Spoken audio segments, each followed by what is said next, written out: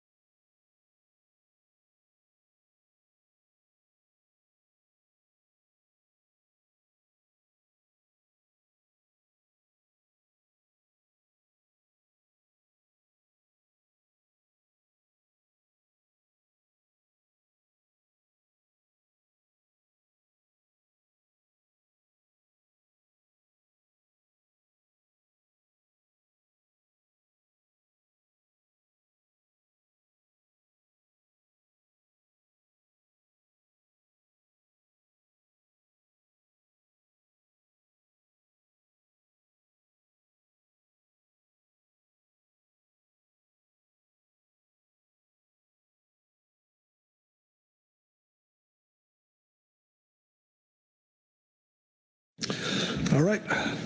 Welcome, everyone. Sorry for the slight delay, but I think we're ready to go now. Before I turn the gavel over to Vice Chair Hassemer, I'll turn to Executive Director Burden for an update on the day's activities. Yes, thank you, Mr. Chairman, and good morning, council members and everyone, and happy Billy Frank Jr. Day. Let's see, just an overview of the agenda today. We will start off this morning finishing out E4 from yesterday. Then we'll proceed to H6, which is Phase 2 stock definitions. We'll proceed from there to H7, which is limited entry fixed gear actions. Move on to H8, which is workload and new management measure priorities for Groundfish. And H9, Groundfish in season. I have not technically indicated that we would pass by E5, but I am inclined to just pass that by. I think it's unrealistic to have another check-in on salmon today. So unless any of you tell me otherwise, I think we'll dispense with that and take up E6 tomorrow rather than trying to push through E5 today and end up with another complicated salmon check-in matter. So that's pausing here to see if there's any objection to that.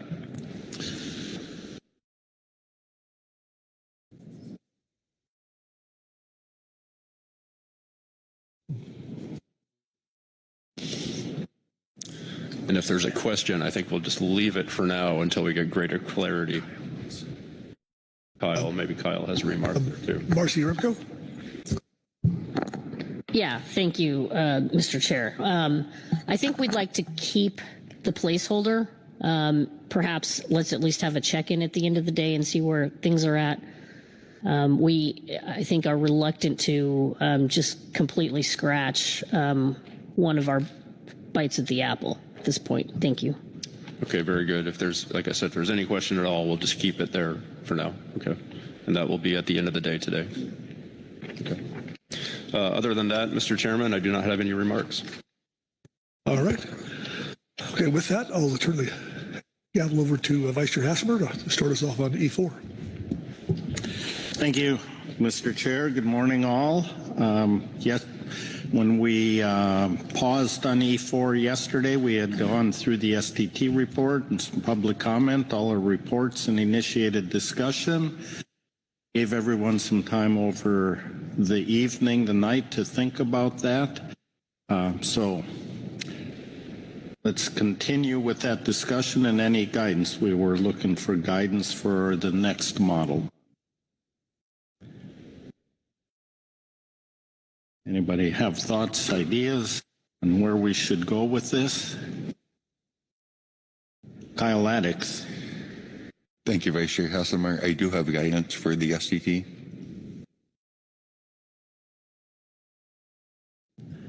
All right, let's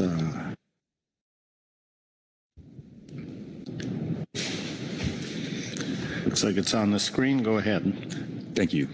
This is guidance in relation to agenda item E4A, yesterday's STT report, March 8th, 2025. Implement the following changes.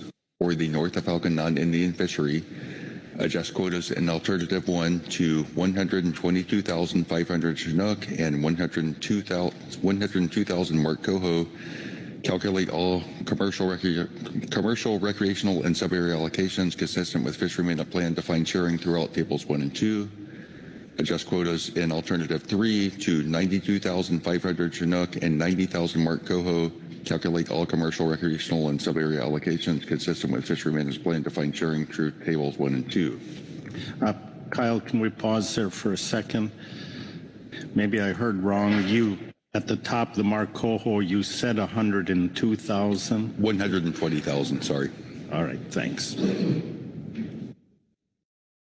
On table 1, the commercial management alternative on page 3, add the following sentence to the paragraph that references vessels fishing. I'm trying to scroll on my own screen. Vessels fishing south of Ledbetter Point. For delivery to points north of Ledbetter Point, vessels must notify WDFW at 360-249-1215 prior to crossing the Ledbetter Point line with area fish total, Chinook, coho, and halibut catch aboard and destination with approximate time of delivery. On Table 2, the recreational management alternatives beginning on page 15. For the Nia Bay sub-area, edit the second sentence of season rules to read all salmon except coho, June 21st to June 30th, 2 salmon per day. For the Cape Alaba to Queets River, La Push sub-area, alternative 1, edit the second sentence of season rules to read all salmon except coho, June 21st through June 30th, 2 salmon per day, and remove the October 7th through 11th season and add the quota for that period back into the sub-area guideline for the main season. And in alternative 2, remove October 1 through 4 fishery and add that quota for that period back into the sub-area guideline for the main season. For the Queets River to Ledbetter Point, Westport sub-area, alternative 1, edit the second sentence of season rules to read all salmon except coho, June 21st through June 27th, 1 salmon per day. And for the Ledbetter Point to Cape Falcon, Columbia River sub-area, alternative 1, edit the second sentence of season to read all salmon except coho, June 21st through June 27th, 1 salmon per day. So a lot of that is just cleaning up some rules. The commercial thing is to put something very obvious in the rules that's already there to make it clear that when you cross that Ledbetter Point line, you have to call in and report what you have. The alternative 1 and alternative 3 quota reductions are to make sure we have alternatives that are in reality for what we have to fix with inside and outside fisheries north of Falcon. That's my guidance for the day. All right, thank you. First thing, I'm used to having Dr. O'Farrell here. I believe we're still filtering this all through him before it gets to the STT. Dr. O'Farrell, do you have any questions on that guidance? No, I don't have any questions this time. All right, thank you very much. Anyone else around the table? Not seeing any. Further guidance? Marcy Remco. Yes, thank you, Mr. Vice Chair.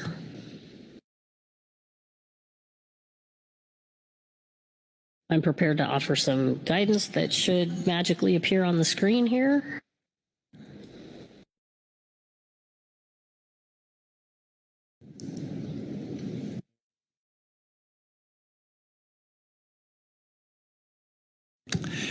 May not have arrived.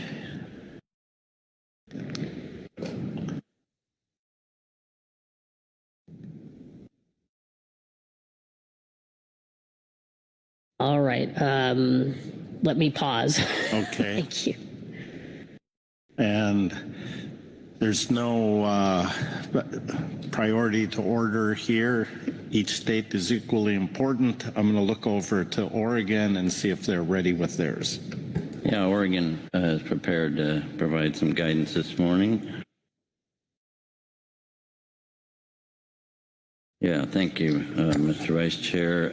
So regarding agenda item E4, supplemental SDT report 1, dated March 8th, 2025, beginning with ODFW commercial management alternatives in table 1, alternative 1 under Cape Falcon, Oregon, California border. Please replace Cape Falcon, Oregon, California border with Cape Falcon to Humbug Mountain. Replace April 15th through May 31 with April 10 through May 31. Under alternative 3, replace Cape Falcon, Oregon, California border with Humbug Mountain to Oregon, California border. And then for Cape Falcon to Hecate Bank line, alternative 3, replace June 1 to 30 with April 15th to 30. And remove July 11 through 31. for Cape Falcon to Humbug Mountain, under Alternative 1, replace 50 coho per vessel with 75 coho per vessel per landing week.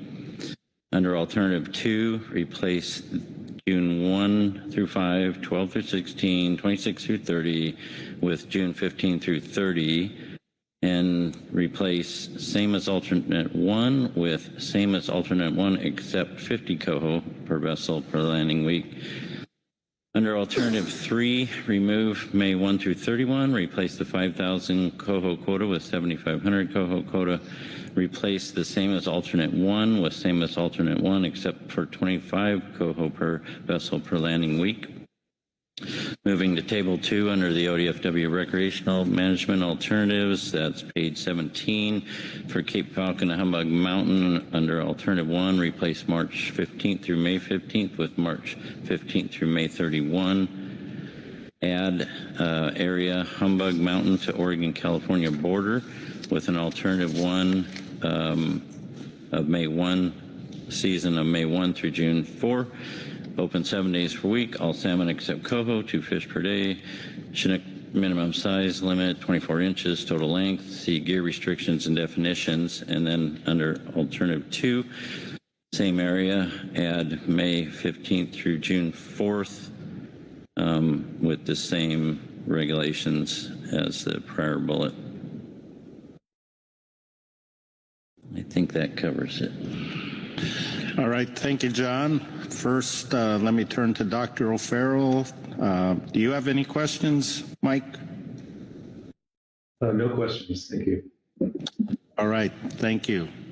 Any questions from anyone else around the table? Marcy Remco. Yeah, thank you, Mr. Vice Chair.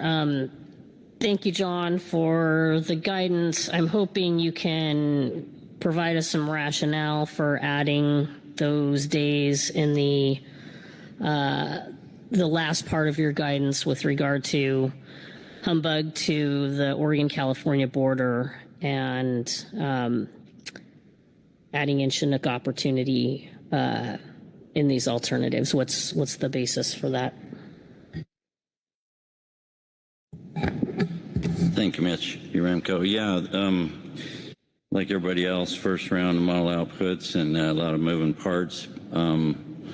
But essentially on this one, very little modeled impact. We're trying to go through the modeling and optimize opportunity and access to other stocks with while minimizing our impact on some of the stocks of concern. And this one, I think, if I recall, penciled out with very little impact. So we were trying to get a little bit of opportunity down on the south coast there. Marcy. Thank you, Mr. Vice Chair. Thank you for your response. Just generally speaking, with regard to your commercial alternatives from Cape Falcon to the Oregon-California border, I'm looking at Alt 1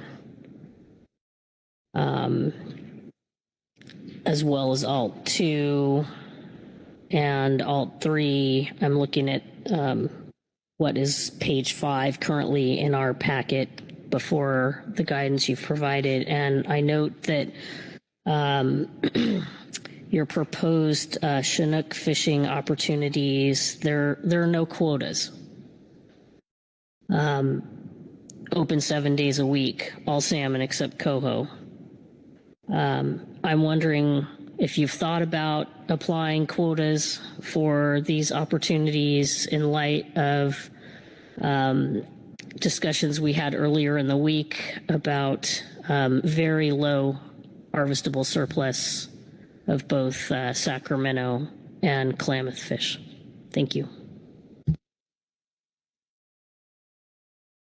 Thank you, Mr. Remco. Yeah, so on all those alternatives, we do have a weekly landing limit, which we've used in the past. We haven't typically used quotas because the fishery isn't generally that powerful. The weekly landing limits have functioned fairly well. And,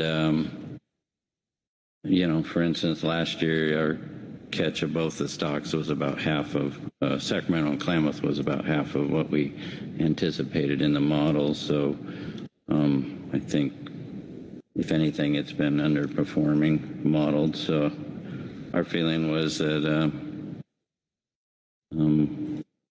we don't need an overall quota on the season right now, but that makes sense. Does that answer your question? It's an answer. Thank you. Any further questions on the Oregon guidance?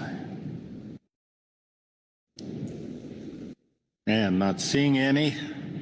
Let's see if Washington guidance has made it there. Or excuse me, California. And there it is. Thank you, Mr. Vice Chair. So looking at agenda item E4A, supplemental STT report 1, dated March 8th, 2025. Implement the following changes. Table 1, the California commercial management alternatives that begin on page 6 for the area from the Oregon-California border to the Humboldt South Jetty or the California KMZ. Alternative 2, replace the 1,000 Chinook quota with 550 Chinook. From 4010 to Port Arena, the Fort Bragg area. Alternative 1, remove May 22 through 31 and replace with May 16 through 20, 23 through 27, and May 30th through 31st. And alternative 2, replace the 4,000 Chinook quota with 2,100 Chinook. For Point Arena to Pigeon Point or the San Francisco management area, alternative 1, remove May 16 through 31st and replace with May 16 through 20, 23 through 27, and 30 through 31. Alternative 2, replace the 4,000 Chinook quota with 4,200 Chinook. In the fall area target zone, remove the September dates and replace with September 1st through 2nd, 5 through 9, 12 through 16, 19 through 23, and 26 through 30. In the fall area target zone, replace the 10 Chinook landing and possession limit with 30 Chinook. And then from Pigeon Point to the U.S.-Mexico border, the Monterey area, alternative 1, remove May 16 through 31st and replace with May 16 through 20, 23 through 27, and 30 through 31. Moving to Table 2, the California recreational management alternatives that begin on page 19. The California-Oregon border to latitude 4010 or the California KMZ. Alternative 1, remove September 1st through October 15th. Alternative 2, add June 5th through 8. 4010, nope, too far. Thank you. 4010 to Point Arena, Fort Bragg area. Alternative 1, remove September 1st through October 15th. Alternative 2, add June 5th through 8. Point Arena to Pigeon Point or San Francisco management area. Alt 1, remove September 1st through October 15th. Replace with September 1st through 8th, 29th through 30, and October 5th, 1 through 5, and 27 through 31. For Alternative 2, add June 5 through 8 and replace August 28th through 31st with August 25th through 31st. For Monterey area, Pigeon Point to U.S.-Mexico border, Alternative 1, remove September 1st through October 15th. Alternative 2, add June 5 through 8, replace August 28th through 31 with August 25th through 31st. And then moving to Table 5, this is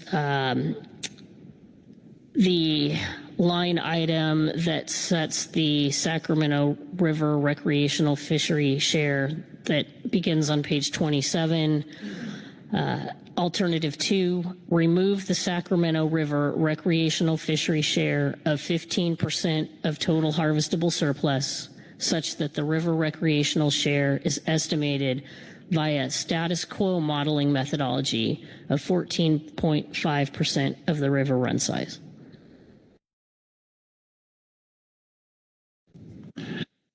Thank you, Marcy. Again, let me check in with Dr. O'Farrell. Do you have any questions regarding this guidance? No questions. All right, thank you. Around the table and see if there are any other questions regarding that. Not seeing any. Thank you very much, Marcy. David Sones, any tribal recommendations here? Thank you, Mr. Vice Chairman. No, we have no further guidance at this time. All right, thank you. I'm going to look to Angela. I believe this wraps up what we need to do under this agenda item then. Yes, thank you, Mr. Vice Chair. This wraps up all of your tasks under agenda item E4, and we will check in on the status of salmon for the rest of the day. All right, thank you very much. So stay tuned this afternoon, see if we have a chance to come back for any updates. And with that, I'll close this agenda item and pass the gavel back to our chair. All right. Thank you, Vice Chair Hassemer, and good work, everyone. With that, we'll pause as folks change seats.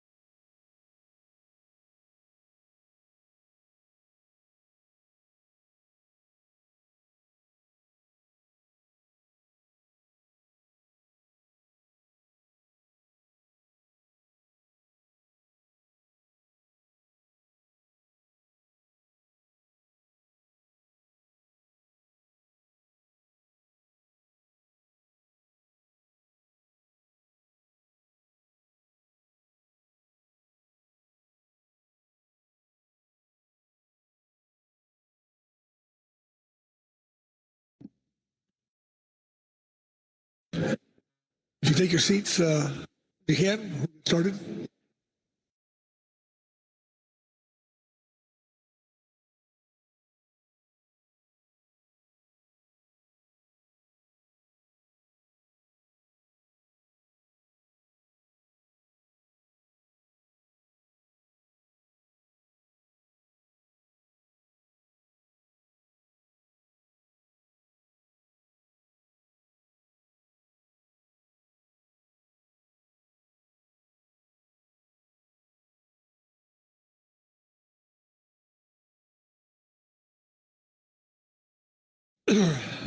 All right. Welcome back, everyone. Before we start here on H6, I'll say that Ryan McKnight in the CDFW and Lynn Mattis in the ODFW seat, Corey Niles, Washington Department of Fish and Wildlife, and Keely Kent for National Fish and Service will be online. So, all right. With that, I'll turn to Todd Phillips to start us off here. Todd? Yes, thank you, Mr. Chair. Good morning, Council. Today, we're starting off with Groundfish. We are going to be talking with Phase 2, stock definitions, which is agenda item H6. Mr. Chair, instead of reading through the situation summary, I do have a PowerPoint presentation prepared that does address most of these items, if that's acceptable. Please. Okay, great. Just to orient the Council, your Council tasks today will be to consider and approve the proposed 25% threshold framework for identifying species principally caught in federal waters as appropriate, to consider and adopt the ROA and identify species to the alternatives where appropriate. For alternative 1 species, adopt preliminary preferred alternative stock definitions where possible, and of course, provide guidance on next steps as appropriate. In your briefing book, you do have several reports. You have the SFC Report 1, the GMT, and the GAP reports. And I'm not sure about public comment at this time. So with that, I'm happy to start my PowerPoint and go from there.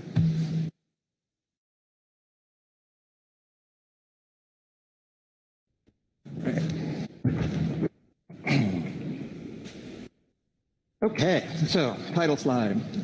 So what we're going to be talking today about in Phase 2 are really 2 large areas of concentration, which is the analysis that I've done, as well as the range of alternatives. In order to get through these or get to those particular topics, I just want to take a step back and discuss a little bit about the process to date, call it a retrospective as I show here on the screen, and then also talk a little bit about the results from the analysis and how they can be used to inform your range of alternatives. I'll note that I do have a couple of, I call them natural breakpoints in this particular presentation, so if there are questions, I'll identify those, and they're a perfect time for those to occur. So the Groundfish, why we're doing Phase 2, and for that matter, why we did Phase 1, was that the Groundfish FMP lists managed species, but not stocks. We had, at the time we initiated Phase 1, we had not defined stocks yet in need of conservation management, and all this essentially is a way of saying that we weren't in concert, we weren't in lock and step or alignment with Magnuson or the national standards. So we initiated Phase 1, and that focused only on what we deemed our priority species, and the priority species were the species to be assessed and the species that had previously been assessed that were going to be taken up under the specs process. Under that particular Phase 1, we did develop a methodology to define stocks, and we were successful in defining 28 stocks for 21 species. In September of just last year, the Council adopted a scope, this process and plan to move forward on this particular item. And the process, as identified, has 3 steps. The first step, of course, is to identify and define stocks in need of conservation and management, and that's what we're focusing on at this particular juncture. Step 2 is to reconsider stock complexes, and the third step would be to consider a delegation of management. And one thing to, focus on here is that the steps we're deciding in this particular, the steps being sequential, is that each step is predicated on the other. So, for example, in order to reconsider stock complexes, we need to have an identified and defined list of those stocks in need of conservation management. So that's why we're starting with this larger scope item at the moment. excuse me.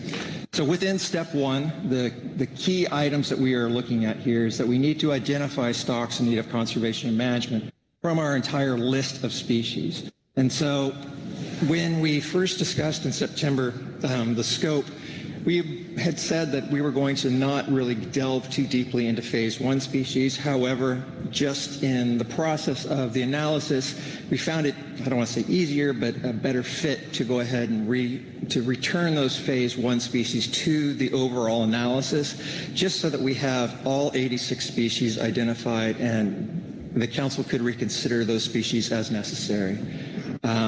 In this process, we are concentrating strictly on the concept that the council can only manage fisheries and thereby fish in federal waters, or the EEZ. And the other key item here is that the process is really concentrated on fishery activity, not biomass, not habitat. So, and that is a reflection of the way Magnuson really works or is integrated into the process, and as well as the FMP. Excuse me. So what we first started with, like most analyses, is we just did a basic data review. So we, pardon me, we investigated recreational commercial mortality data by state and sector. Then we employed the Matson analysis. So this is the NIMS report 1 that you see in your, it's Appendix C to Attachment 1. Sean Matson did an analysis regarding commercial data where he was able to identify proportion of mortality in federal waters and in state waters. And then per SSC recommendations, when we looked at recreational data, we looked at the 5-year, well, it's a 6-year period, but we excluded 2020 between 2018 and 2023.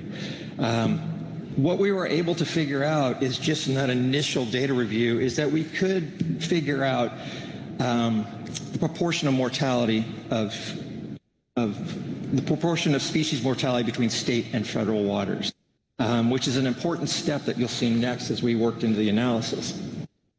To reiterate, when we first started, or when we first began this process back in September, we said we were going to be using this particular section of code, that's 600-305C, for all species.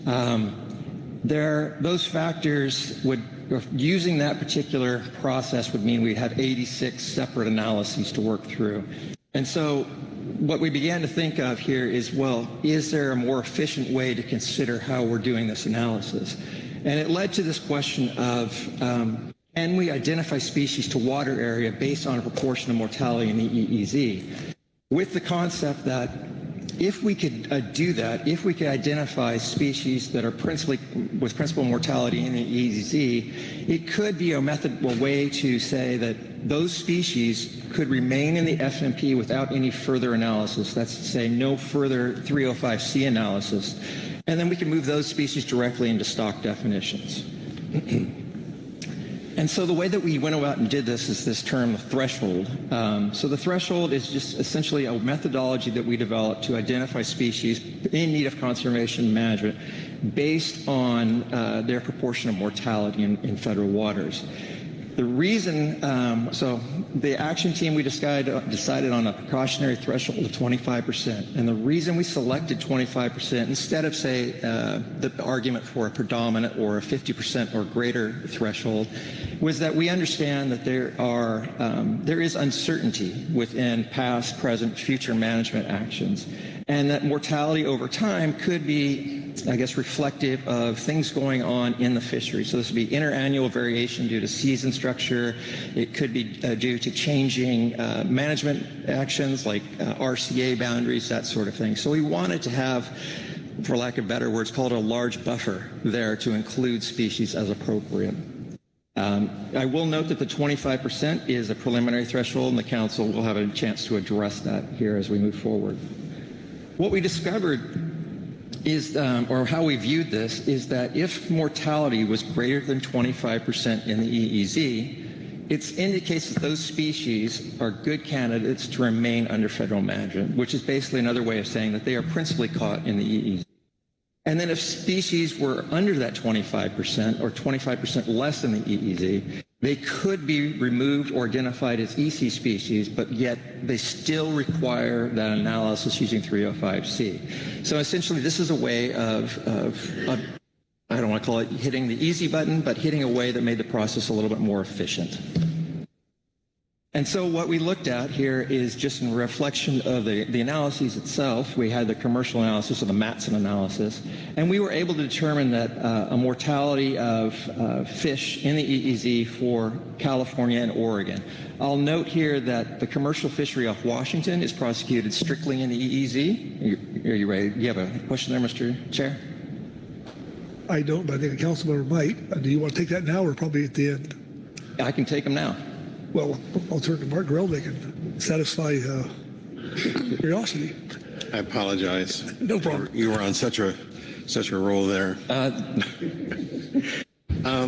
So I'm looking at the regulation and trying to see where the 25%, which it doesn't appear in the regulation, but we're trying to simplify the process. And in the first part of the regulation, before it gets into these non-exclusive factors, refers to stocks that are predominantly caught in federal waters. Yes. So this doesn't apply to those. No. This applies to all of the other stocks where we have these non-exclusive factors. Okay, just wanted to clarify that. Yes.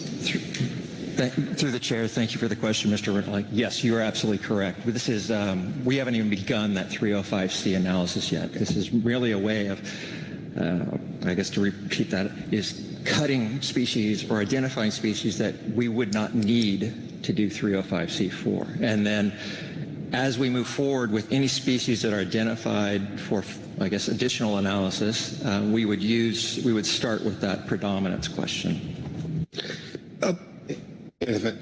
Yes. If I may just follow up. So once we deal with those stocks that are predominantly caught in federal waters, we then move down to those stocks and these non-exclusive factors. So is this 25% threshold meant to, as a substitute for these factors, or an additional non-exclusive factor? Yes, through the chair. Thank you again for the question, Mr. Groenick. It is meant, I guess, in addition to those factors, it's more of a pre-factor analysis.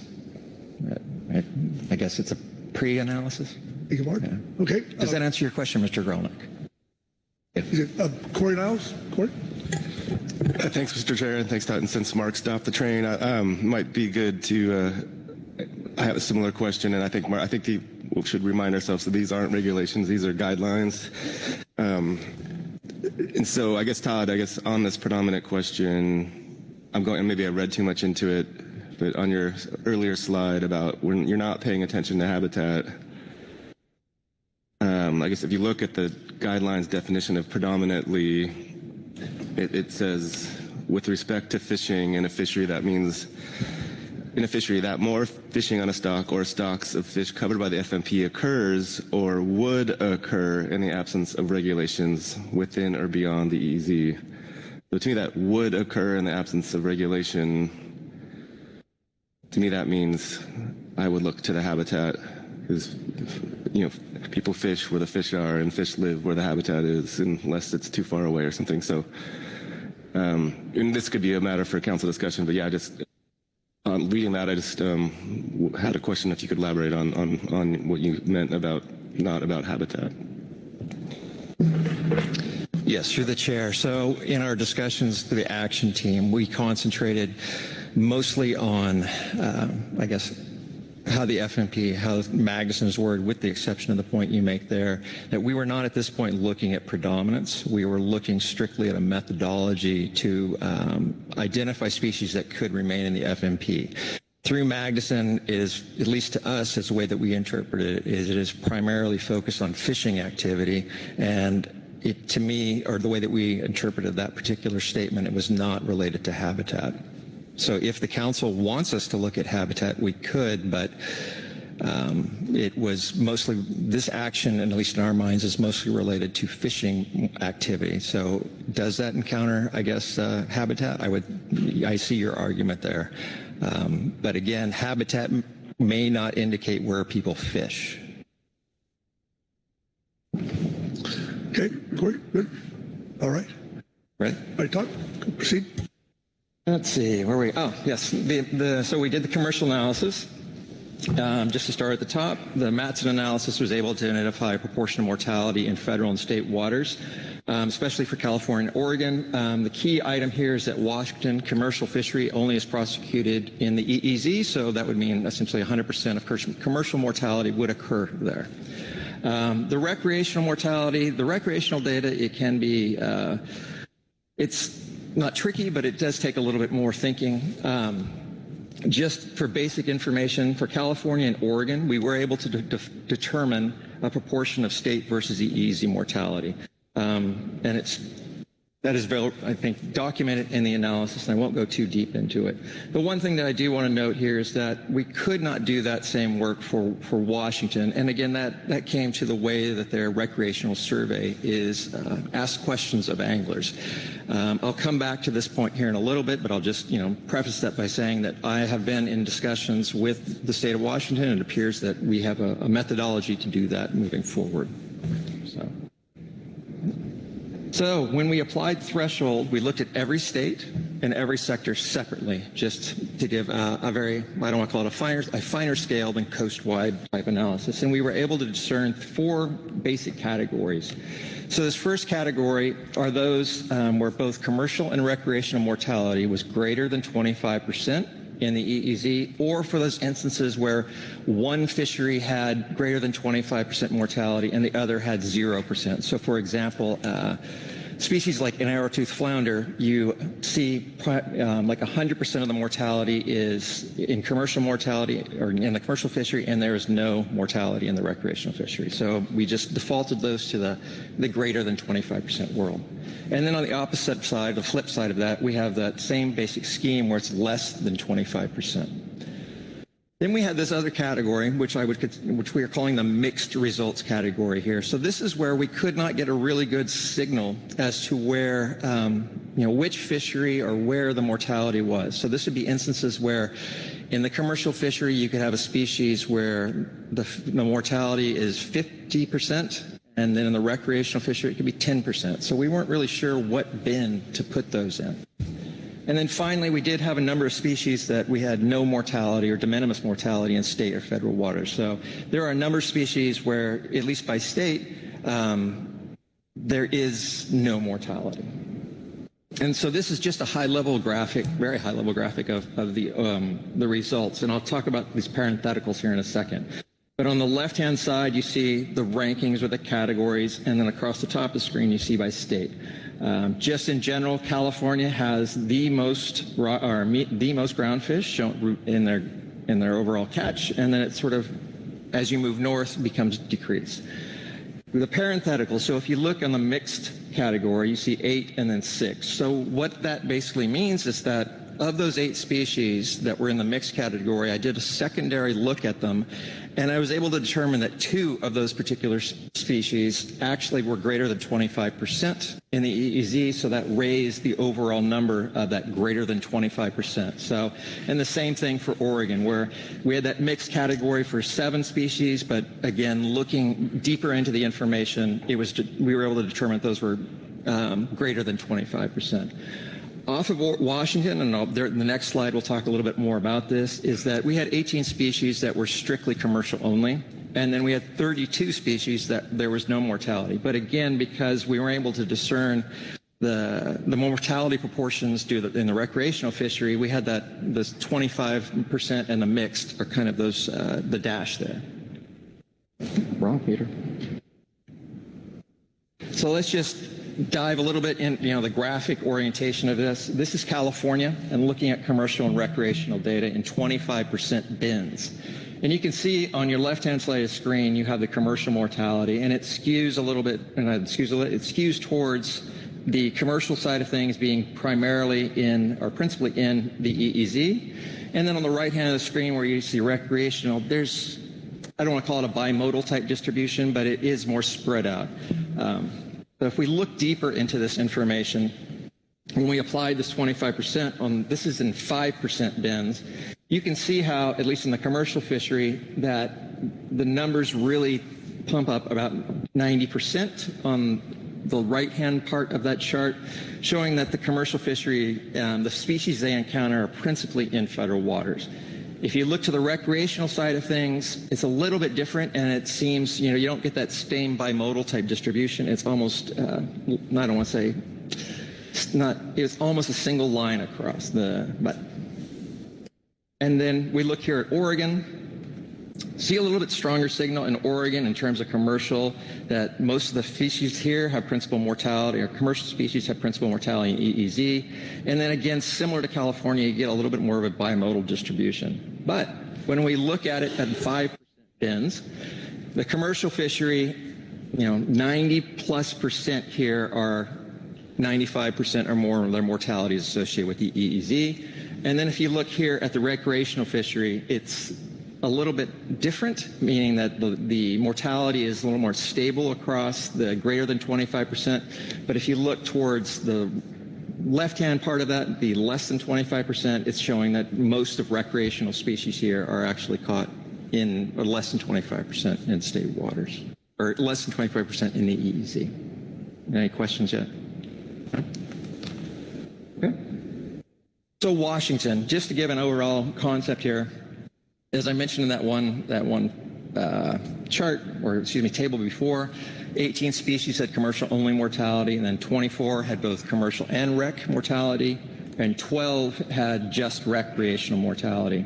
I do have, the proposals we offered in the document. Obviously, the council's aware of those, and WDFW for consideration. We offered the two proposals, which was to use Oregon results as proxy information, or to bookend that all species would stay in the FMP. And again, like I mentioned, and I'm sure Washington will speak to, is that they have developed a methodology for recreational fisheries, which we can employ. So the results showed that we had category 1, so this is the species greater than 25% of mortality in EEZ, that in terms of looking at California and Oregon, is that all of the species off of Oregon that were 25% or greater in the EEZ were also 25% or greater in California. And sort of the same thing for Washington. And then again, when you flip that, when you do the reverse, when you look at the less than 25%, the same species are reflected. And then category 4, we had 2 species that had no mortality in any state, in state waters or in federal waters.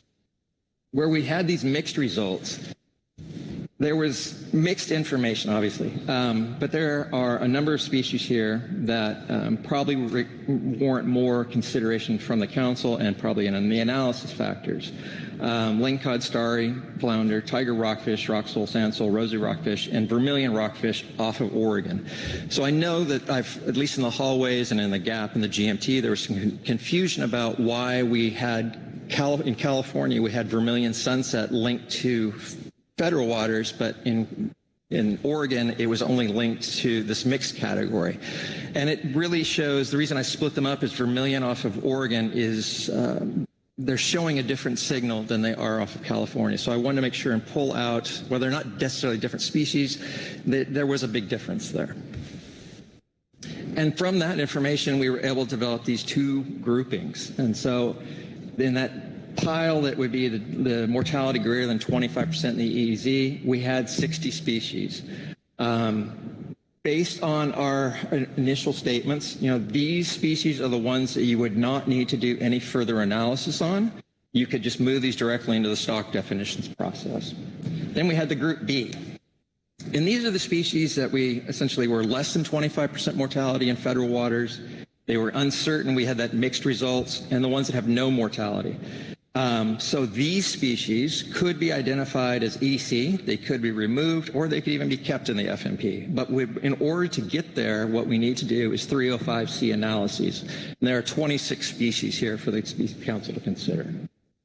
And you probably won't be able to read this, but this is that group A.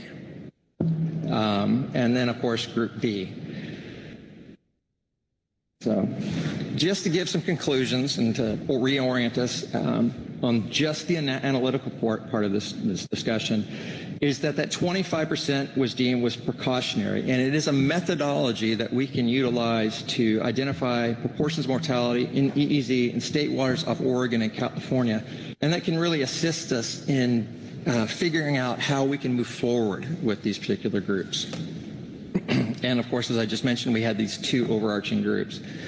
The one thing that I do want to make clear is that this analysis can serve to inform the ROA. There is not in any means saying that you need to adopt all of Group A to stay in the FNP or all of Group B to be removed or determined to be EC species. It's just showing you that we have an ability to identify species to water area.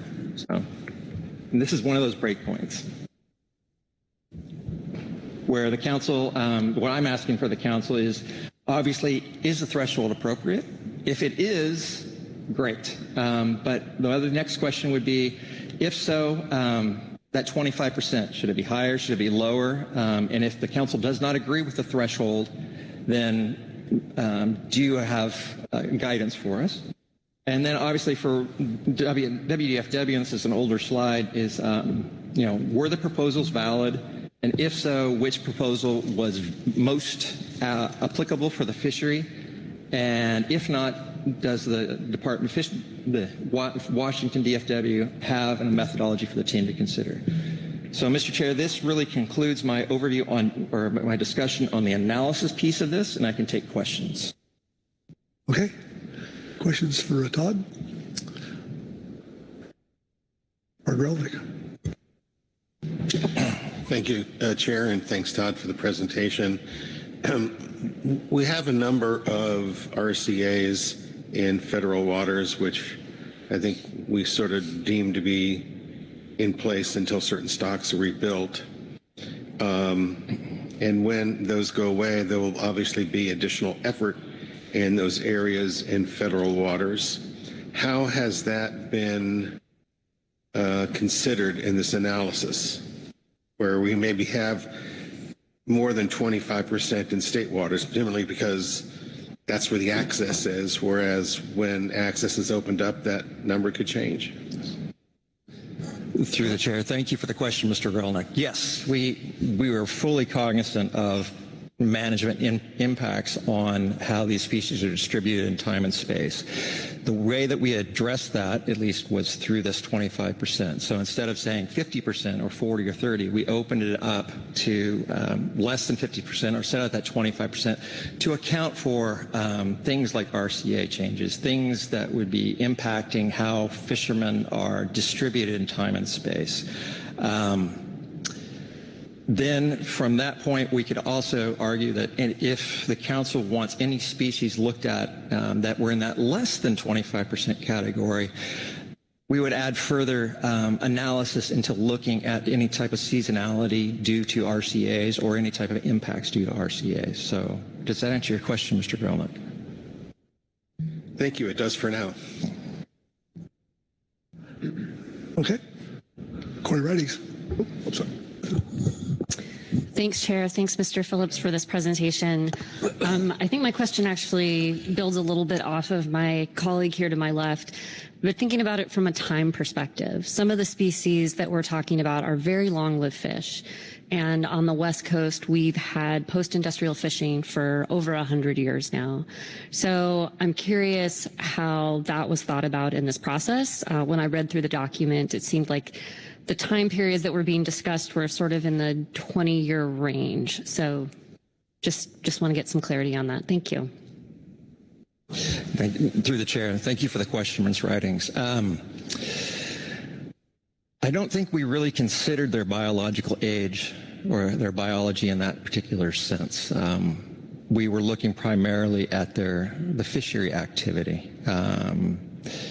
If you want to add in some of the biological issues, like how long-lived these species are, or tracking a longer time period or time series of data, we can. The reason that we essentially, I don't want to say limited, but selected that 5-year period had was primarily due to reflecting the fishery as it is now and not necessarily as how it was in 20, 30 years ago, because those results could drive, could be different, or not different, but could be more biased. So for example, in the 90s when fisheries were, I don't want to say the term wide open, but they were managed quite differently. If we started to add in that data now, or when we were doing this initial analysis, it could not reflect, I don't want to say reality, but activity that is currently being undertaken. Does that answer your question, Ms. Ridings? Thank you. Hey, Corey Niles, and then, Lynn Dennis. Thank you, Chair, and thanks, Corey. Mine's kind of a follow-up to what Ms. Ridings was asking. This process we're conducting right now, it's not a one and done. Once this is done, we're never looking at it again. It's my understanding that 3-4 years down the road, one of these species or one of these stocks is designated to be assessed. We get new genetic information that it should be separated. We could reevaluate and redo if we get new information to inform this. Is that a correct interpretation of how this could move forward? Yes, through the chair. Thank you for the question, Ms. Mattis. You are absolutely correct. So we have baked into COP9 the opportunity for the council to reconsider any species at any time. We would do so, at that point, or if there is something mid-biennium or something like that, we could do it as well. But yes, this is not a one and done thing. We do have, the council has the ability to return any species to the FMP or remove any species from the FMP. We would just need to undertake a 305C analysis at that point. And if it was a stock definition, obviously that would come through the specs process and probably be recommended. Well, the SSC would bring that information forward and the council could recommend it. Thank you, Lynn. Corey Niles. Thanks, Mr. Chair. Thanks, Todd. Sorry, I find it hard to talk to the mic and look at you at the same time. But you mentioned the WDFW. I can speak to that now or council discussion, but I think I'll speak to it now because it gets to a question on your questions here. I guess when Whitney and Lauren, our GMT folks, mentioned this 25% threshold, my gut reaction was there's just no version of the English language where 25% means predominant. And then it was explained further. I think the only way it made more sense, but the only way it makes sense is if on that definition of predominant that I noted just a little bit ago of that, where would the fishery happen if we hadn't been regulating it like we do currently, and kind of variation on Ms. Riding's question about there's a long history here. For example, we pushed a lot of to avoid yellow eye and canary. We pushed fishing shallower, so the fisheries might happen more in state waters than they would if we didn't have to rebuild canary and yellow eye, for example. So that on that rationale, it makes sense. Potentially makes sense for some species, but so speaking. That's in WDFW. We've Lauren has been our main person doing the work here. She's been talking to our valued advisors who've spent their lives in the water and asking them where they in their records and memory where they catch fish. But we also have our marine fish science group in designing our nearshore hook and line survey, did a lot of exploring of the coast and has a decent idea of where groundfish habitats are. So I think our methods are, we still haven't discussed, how to blend those two together, the habitats versus where the fishing currently happens.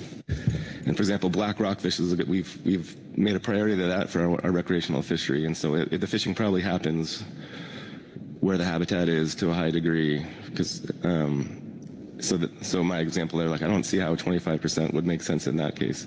So I'm trying to explain what we're thinking about, and kind of just probing you a little bit for response on where the 25% comes from. But yeah, so we do have some the data that Lona's in our stakeholders have helped us with. We also have this survey design information that we're looking to possibly incorporate as well, and also depth contours of, Washington's different than Oregon and California in our bathymetry and where the certain depth ranges are within the state federal waters. So there's various options to look at. So again, two things there, trying to explain what we're thinking about, but then also Todd asking you for more on that reaction on the 25% and where it came from. Yes, through the chair. Thank you for the question, Mr. Niles. So again, we are not at this point dealing with the predominance question. The predominance question has primarily to do with 305C. This 25% is simply a methodology of associating species to water area and the potential for not having to do further analysis. When we go into 305C, that first question, as Mr. Gorelnik indicated, has to do with predominance. And at that time, we would take that into account. Corey? Yeah, I'll save it for discussion, but I don't know that this makes sense to me, but I'll save it for discussion. Okay. All right. Corey Ridings. Thanks, Chair. Thanks again, Mr. Phillips. The question is regarding kind of a little, I think, the scope of the analysis. So the document notes the need for a comprehensive review, and it includes species that we've already talked about under phase 1. And this is looking down the road a little bit, but the range of alternatives includes, a robust discussion about the potential of moving species to ecosystem component. So I'm wondering, why weren't existing ecosystem component species included in this initial analysis? Through the chair, thank you for the question, Ms. Ridings. The answer is we were looking strictly at what was managed at this point. The council did not give us direction to look at EC species. However, if there is or are species that the council wants us to look at that are in that EC category at present, we can. That's the easiest rationale. And Mr. Chair, Ms. Kent, I don't know if you saw it, but she has a question that she'd like to address. All right. Keely, you there?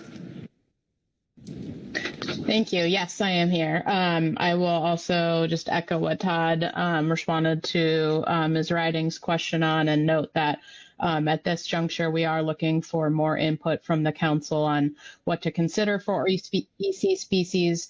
We have the 10-factor analysis that guides us in that analysis, but there's some flexibility of how the council wants to consider the use or designation of EC species. We did not have that, and so thus why we're asking for additional feedback on that. I did want to tack back to just real quick some of the earlier discussion about why we have started here with looking at the spatial distribution of fishing and utilizing the 25% threshold as a proxy for where fishing activity occurs relative to the council's authority and NIMS authority to manage, which does somewhat get at the predominance idea. But I wanted to make sure it's clear to council members that really this exploration is what would constitute factor 2 in the 305C list of factors, and that's the factor that asks us to look at that the stock is caught by the fishery, and being really clear that the fishery in this situation is what occurs in the EEZ. So by doing this analysis, what you have in front of you thus far is what will constitute factor 2, and the regulations of 305C guide the council and NIMS when we're evaluating potential removal to weight the first 3 factors more heavily. And so we thought this was the appropriate starting place to try to, as Todd noted, make the first cut and try to reduce the overall workload by evaluating that factor first. So hopefully that's clear. I thought maybe it was not quite coming across, and I appreciate the opportunity to come back to that. Okay. Thank you, Lee. Corey Niles. Thanks. Sorry, I said I was going to wait for discussion, but maybe since we're talking about it, I'll ask it again because I'm still not matching up. And so maybe a question for Keely. And I'm not saying I'm correct here. I'm just saying I'm confused. So like if we know status stock is not going to be anywhere close to 50% in federal waters, why would we go through the factors to only conclude in the end that it's predominantly in state waters? That's my confusion. And I was trying to listen and didn't quite catch what you were telling us there. Keely? Thanks, and thanks for the question, Mr. Niles. The National Standard 1 guidelines that we've been talking about, they do require us to look through the 10-factor analysis. There's flexibility on how you use the 10 factors, the extent to which, the analysis is qualitative versus quantitative. And of course, you can also bring in other factors, but we don't see a clean way to remove a stock without going through the 10 factors. How much work that is, I think is debatable, and that's what we would be looking at between this meeting and June, is what does that analysis look like. But at the very least, we would want to check the boxes on all those 10 factors before we put forward a stock for removal, because the council has been managing these species, and we want to make sure that we've done it thoroughly. So maybe a middle ground. It's not that we're suggesting that the 10-factor analysis has to, we're definitely not saying it has to be a multi-year process to evaluate that, but we want to do our due diligence. We do need to be consistent with the guidelines that tell us that we need to go through a 10-factor analysis to be able to support removing a species from the FMP. Does that help? Corey? Yeah, I think I'm going to get into discussion, because I would see it more as a flow chart. And why do I go past step one if the answer to step one is no? I don't want to then spend my time answering the next 9 questions because it just got ruled out. But that's more for discussion. Yeah. Thank you, Corey. Director Burton. Yeah, thank you, Mr. Chairman. And I do think we're getting a bit into discussion, but I think this point is an important one to have clarity on before we get to discussion. So I'll take the bait and some of what I think Corey is raising here. The 25%, whether that's the right number or not, I think that's up for debate. But I think the way to think about it is to ask ourselves, how much control over a stock does the council need to have to influence its health? And that number is not 50%. It's something quite a bit less than that. And it would depend on the species. But as one bookend example, say we have an overfish stock that's subject to overfishing and 49% of that stock is in the federal waters, I wouldn't conclude that we shouldn't manage it. We should, of course, manage it. That's an easy example, but I think the question is 25% the right number? I think Todd's analysis is compelling. It's certainly less than 50%. You don't need most of the stock in your waters to control its. And then the 10-factor analysis helps to tease apart the further detail about when and how you manage the stock, if at all. Maybe that was helpful. Okay. All right. Okay, very good. Todd? Yes, thank you, Mr. Chair. Okay, so moving on here, we were segging into the range of alternatives. Just to give you an idea of how to consider the range, is that those analytical results informed how we developed the range. And it's really just the first step in the next step of analyses, meaning as Ms. Mattis indicated, is that this is a continuum process. We're not making any firm and hard decisions necessarily, that nothing that can't be reconsidered. One thing that we did here in the GAP and the GMT and other places was there were confusion over, this group A, group B. To be clear, those groups are just an indication of the 25%. The council can put species or adopt species to alternatives as appropriate. They can be, as it indicates here on the slide, adopted to multiple alternatives. But if there are species that you think are identified appropriately, we can move forward as PPA for those particular species. And the other side of things too, is anything that has been defined in phase 1, we don't plan on evaluating for definitions unless there's new information that would compel such analysis. So as we move forward into the ROA, the first two, of course, no action, and the second one being alternative one. So this is where you would identify species that are in need of conservation and management, and they would remain in the FMP and remain under management, under council management. And then, of course, all these stocks of these species would be defined consistent with the four options shown there, with the exception of the species that had been previously defined. So you have the option number corresponds to the number of stocks. So one stock is under option one, two stocks is under option two, et cetera. Again, based strictly on the analytical results, all of the species in Group A fit into Alternative 1. And the definitions process that we've used in the past through Amendment 31 and the forthcoming Amendment 35 would be used again to define. So as we move forward into any species that are defined, that we would be relying on the literature review, which is provided in Appendix B to the Attachment 1. And yeah, these definitions will be, I guess, analyzed and provided for the council to consider in June. And just to give you an overall concept, or an idea rather, of how Group A fell out is that only 4 species really, at least based on the literature review, could fall under both options 1 and 2. And these tended to be species where you would have like a California-Oregon distribution or an Oregon-Washington distribution. So in those cases, the council could make 2 stocks or it could make a single stock. And then the bulk of them were coast-wide, meaning that they either had very little information in their population structure or no population structure at all, indicated they could be just coast-wide species. And then 8 species, interestingly enough, are essentially just California only, but in the past, the council has identified those to coast-wide. So for example, square spot rockfish is a California-only range, but the council identified that or defined that as coast-wide. Peter. The last 2 alternatives, 2 and 3. So the second one, Alternative 2, species here would not be identified at conservation and management. The stocks would not be defined, and they would be removed from the FMP.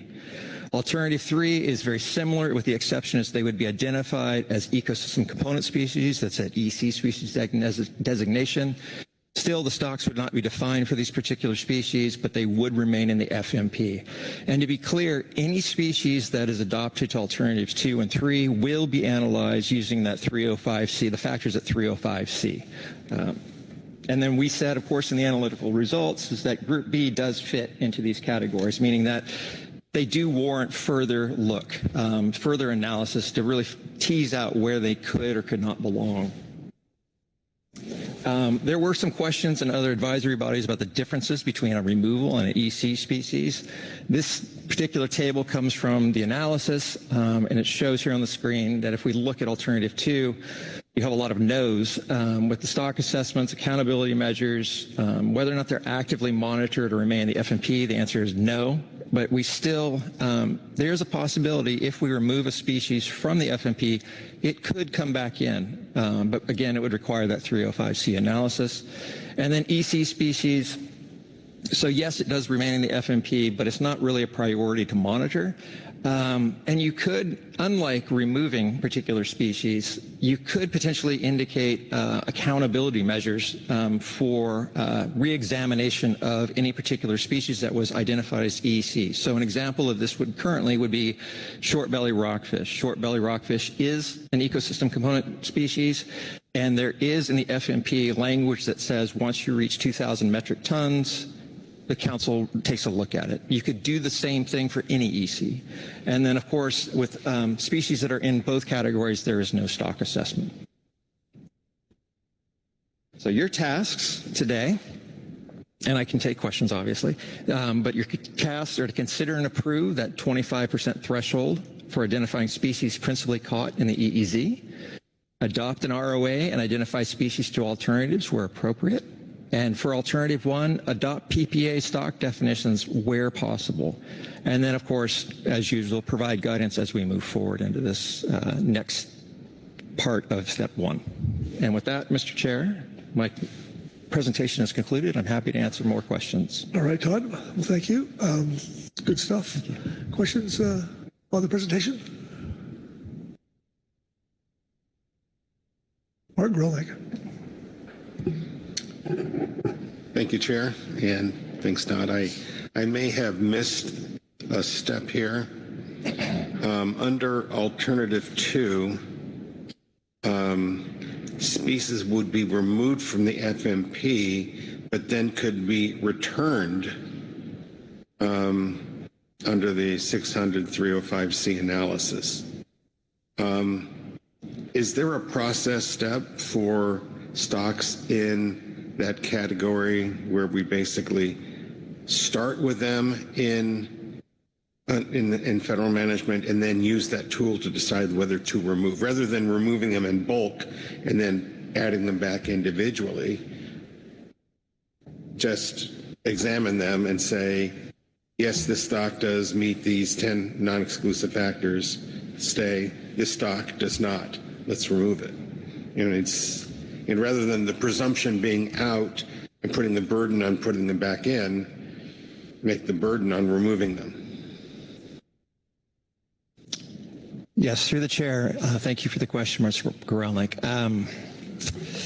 I think what you're asking means, I understand it to mean that in that 305C analysis, we will come back with alternative 2 and 3, and then that should shake out in those 10 factors, at least how I view it. The burden of removing a species from the FMP that has been previously managed, that's a good question that I have not thought about, at least in the last couple of days. I can get back to you on further information of that, if that'd be acceptable.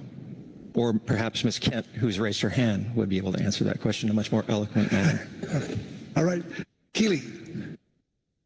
Thanks, and thanks for the question, Mr. Rolnick. I think you're a bit confused on the process. So what we are saying at this juncture is that species that are going to be identified for further evaluation would, at the end of that, so we'd go through the 10-factor analysis. At the end of that, we would determine whether or not they were suited for alternative 2 or alternative 3.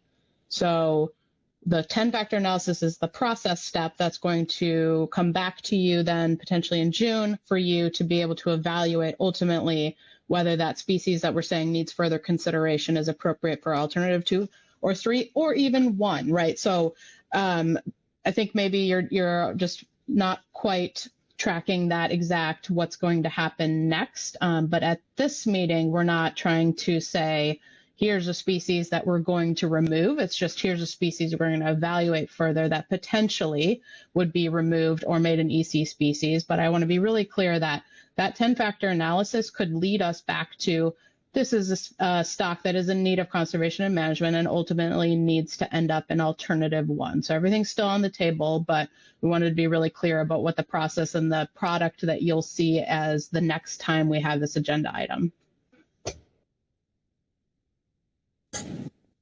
Good, Mark?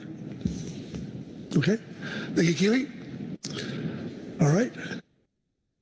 Okay, before we move on, we've been at here about an hour and a half, so we're going to take a 10-minute break, and we'll come back with the GMT report.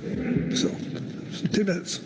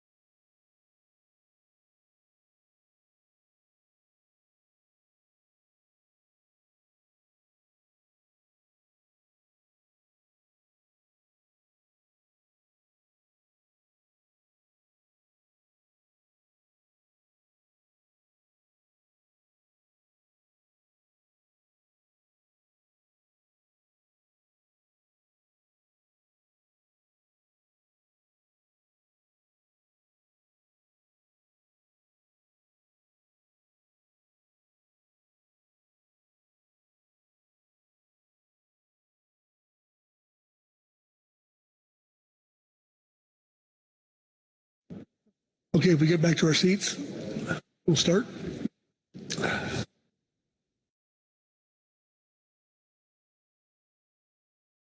Hello. His mom had a heart issue.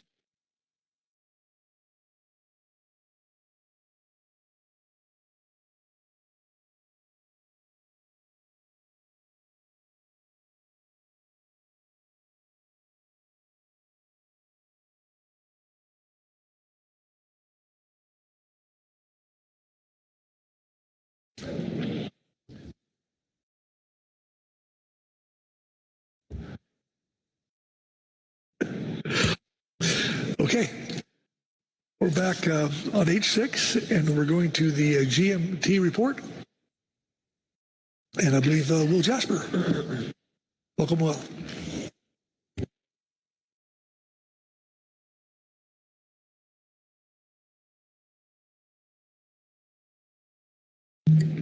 Good morning, members of the Council and Vice Chair Bettinger.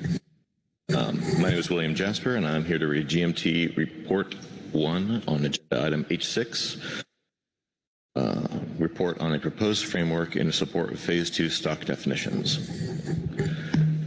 The GMT supports the threshold framework used in Agenda Item H6, Supplemental Revised Attachment 1, March 2025, as a logical and efficient approach to evaluate the large number of species in the Pacific Coast Groundfish Fishery Management Plan. The GMT also agrees that the application of 25% is a reasonable proxy to determine the proportion of fishing-related mortality, i.e. total mortality, occurring in federal waters that could impact stock status. The GMT discussed using a proxy other than 25% and did not identify a better value based on the analysis provided to date. Setting the proxy at 25% would be setting the proxy at 25% for distinguishing between a species principally caught in federal versus state waters should not be considered as a precedent for future action, nor should it be considered binding or deterministic. The numeric value is a policy determination and is intended to provide a first pass at creating a more manageable subset of the current FMP species that are in need of further analysis. Thus, the Council could consider using another value in any future analysis if information suggested a different proxy would be more appropriate. The GMT endorses the current range of alternatives for management alternatives and the stock definition options laid out in Attachment 1, with the refinements recommended by the Scientific and Statistical Committee. The GMT reviewed the list of species present in Table 30, Group A, and Table 31, Group B, of Attachment 1, and provides recommendation to the Council consideration. The Group E and Group B binning helped guide initial discussions, but was not considered a limiting or deterministic factor in sorting species based on whether or not they need further review. The GMT understands that Group A and Group B were simply intended to reflect the analysis outcomes and do not need to be carried forward in any future actions. The GMT recommendations draw from both groups to 1. Identify species with sufficient information at this time to recommend a preliminary preferred alternative, or PPA, where possible, and 2. Identify species for which further review is warranted. The GMT has identified 46 species as aligning with Alternative 1 at this time. This is Table 1, left column in the GMT report. After reviewing the material provided and in consideration of the history of management, the GMT recommends selecting Alternative 1 as PPA to continue managing them in the FMP with harvest specifications. These Alternative 1 species include mostly Group A species, but also include lingcod and vermilion rockfish for Oregon and Washington, which are included in Table 31, or Group B, of Attachment 1. The GMT does not see a need for further review of these Groups B species under Alternatives 2 and 3 for the same reasons detailed in the SOC Report 1. GMT also proposes species for further analysis within the factors outlined in the 600-305C. These include species found within Table 30, Group A, and Table 31, Group B, of Attachment 1, and that is the right column in Table 1 of the GMT report. The GMT is not recommending an alternative for these species to allow consideration of Alternatives 1 through 3, as well as full stock definitions options 1 through 4 under Alternative 1. And then the next page is the list of species, which I am not going to read. For the species the team recommends for Alternative 1, The analysis in Attachment 1 includes 4 options to define species to stocks. Of the 46 species identified in Table 1 left column, 18 have already defined stocks in Amendment 31 and 35, and the GMT does not see a need to change the stock definition for these species at this time. Of the remaining 28, only 4 have information available that can provide a rationale for a stock definition different from Option 1, that is to say coastwide. The rationale for cowcod and harlequin rockfish can be found in Attachment 1, and the rationale for green-spotted and dark-blotched rockfishes can be found in SSC Report 1. For the remaining 24 species, the GMT recommends selecting Option 1, i.e. coastwide, as PPA for stock definitions. And then Table 2 speaks to those specific recommendations. A comprehensive set of recommendations, identification of species to Alternative 1 with stock definitions and species in need of further review, organized by the original Group A, Group B format, can be found in Appendix 1. Addressing the Washington recreational fishery. Analysis in Attachment 1 differed for the Washington recreational fishery because data to attribute mortality spatially to state or federal waters are not available. Presently, 2 methods to address recreational species are proposed for Washington. Proposal 1, which uses Oregon findings as a proxy, or Proposal 2, which would retain all species with Washington mortality in the FMP. At this meeting, WDFW staff shared a third approach to address the lack of spatial data for the recreational fishery, which relies on interviews of charter skippers and anglers with extensive experience and expertise to determine where species are principally caught. In character, this is not unlike some information underlying the Oregon and California recreational analysis that relies on sampling program angler interviews to determine if catch occurred in state or federal waters. Washington also conducts a coastwide rockfish survey that may provide information on rockfish species distribution. The GMT understands that WDFW will bring forward data and analysis it is conducting for evaluation and to inform the process consistent with Council action on this agenda item for June. Therefore, the GMT does not see a need for the Council to select either Proposal 1 or 2 at this time. 600-305C considerations. Regarding the forthcoming analysis and the factors outlined in 600-305C, the GMT recommends the analysis of catch be extended to include more historical data to the extent that available data streams are found to be appropriate and are reliable by analytical staff. As highlighted in SSC Report 1, historical catch of some species flagged for additional analysis is dramatically different from what is currently seen in the fishery. The inclusion of this data may help address concerns surrounding the effective management on the current proportionality of catch, as well as consideration of potential ecosystem component species. Additionally, the team sees merit in providing a review of available ecosystem literature appropriate to those species where currently included information is not informative on the need for conservation and management. When considering Factor 5 regarding importance to commercial, recreational, and subsistence users, the team requests that the analysis look at more than only revenue data and include other aspects of importance, such as ecosystem value. Finally, the Council staff conducting initial analysis should provide the states and tribes with an opportunity for direct input under relevant factors for those species which they deem of importance and have been flagged for additional analysis. And with that, I will take any questions. All right. Questions for Will on the GMT report?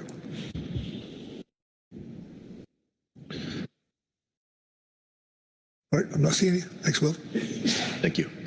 Okay, that will take us to Merritt McRae and the GAP report. Merritt.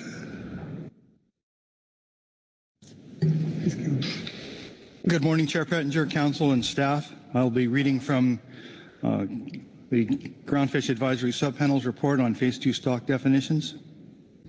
The Groundfish Advisory Panel was briefed on the Pacific Fishery Management Council's stock definitions Phase 2 process by Mr. Todd Phillips.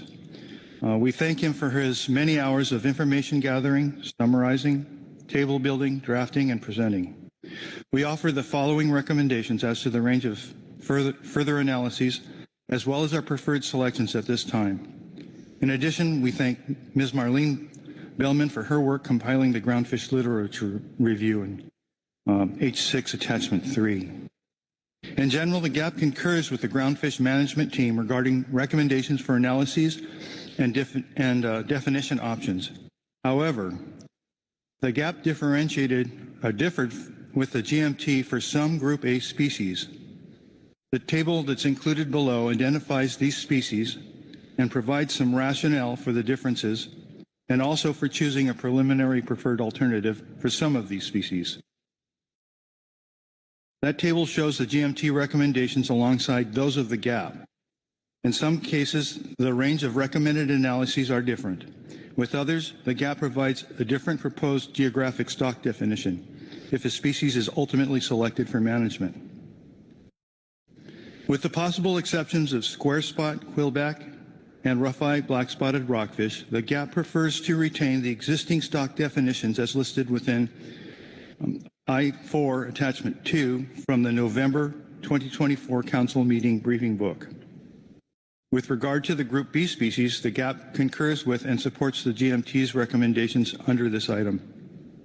Additionally, the GAP supports the Washington Department of Fish and Wildlife's ongoing efforts to determine the primary location of groundfish species off the Washington coast relative to the exclusive economic zone nearshore boundary. We understand that the Washington Department of Fish and Wildlife is using a variety of data to make the determination, including groundfish habitat, catch data, and the location of recreational fishing activity. Interviews with stakeholders, including charter boat captains who have local knowledge of these factors to inform these species list, and determination of whether the species is primarily within the EEZ or state waters. We look forward to reviewing the results of the analyses when they become available. In general, the GAP prefers the Council to actively manage only those species that are important to the fishery. These fish species are the species the GAP sees as in need of conservation and management for their sustainability and yield. Thank you, and I'd be glad to take any questions. All right. Thank you, Mayor. Questions on the GAP report?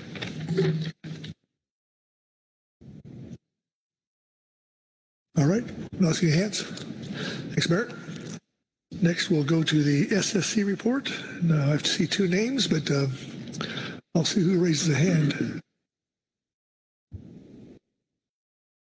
Chair Pettinger, this is Cheryl Barnes. I don't see the hand raise function. My apologies, but I will be reading the SSA statement. Please, welcome. Great. Thank you so much. So the Scientific and Statistical Committee reviewed the proposed framework and analysis in support of a range of alternatives for the Phase 2 stock definitions process. Todd Phillips provided an overview of the Phase 1 and Phase 2 processes, results of the analysis in Attachment 1, and the range of alternatives to define stocks for the species listed in Group A. The first step in Phase 2 is to identify which of the 86 species currently listed in the Pacific Coast Groundfish Fishery Management Plan belong in Group A.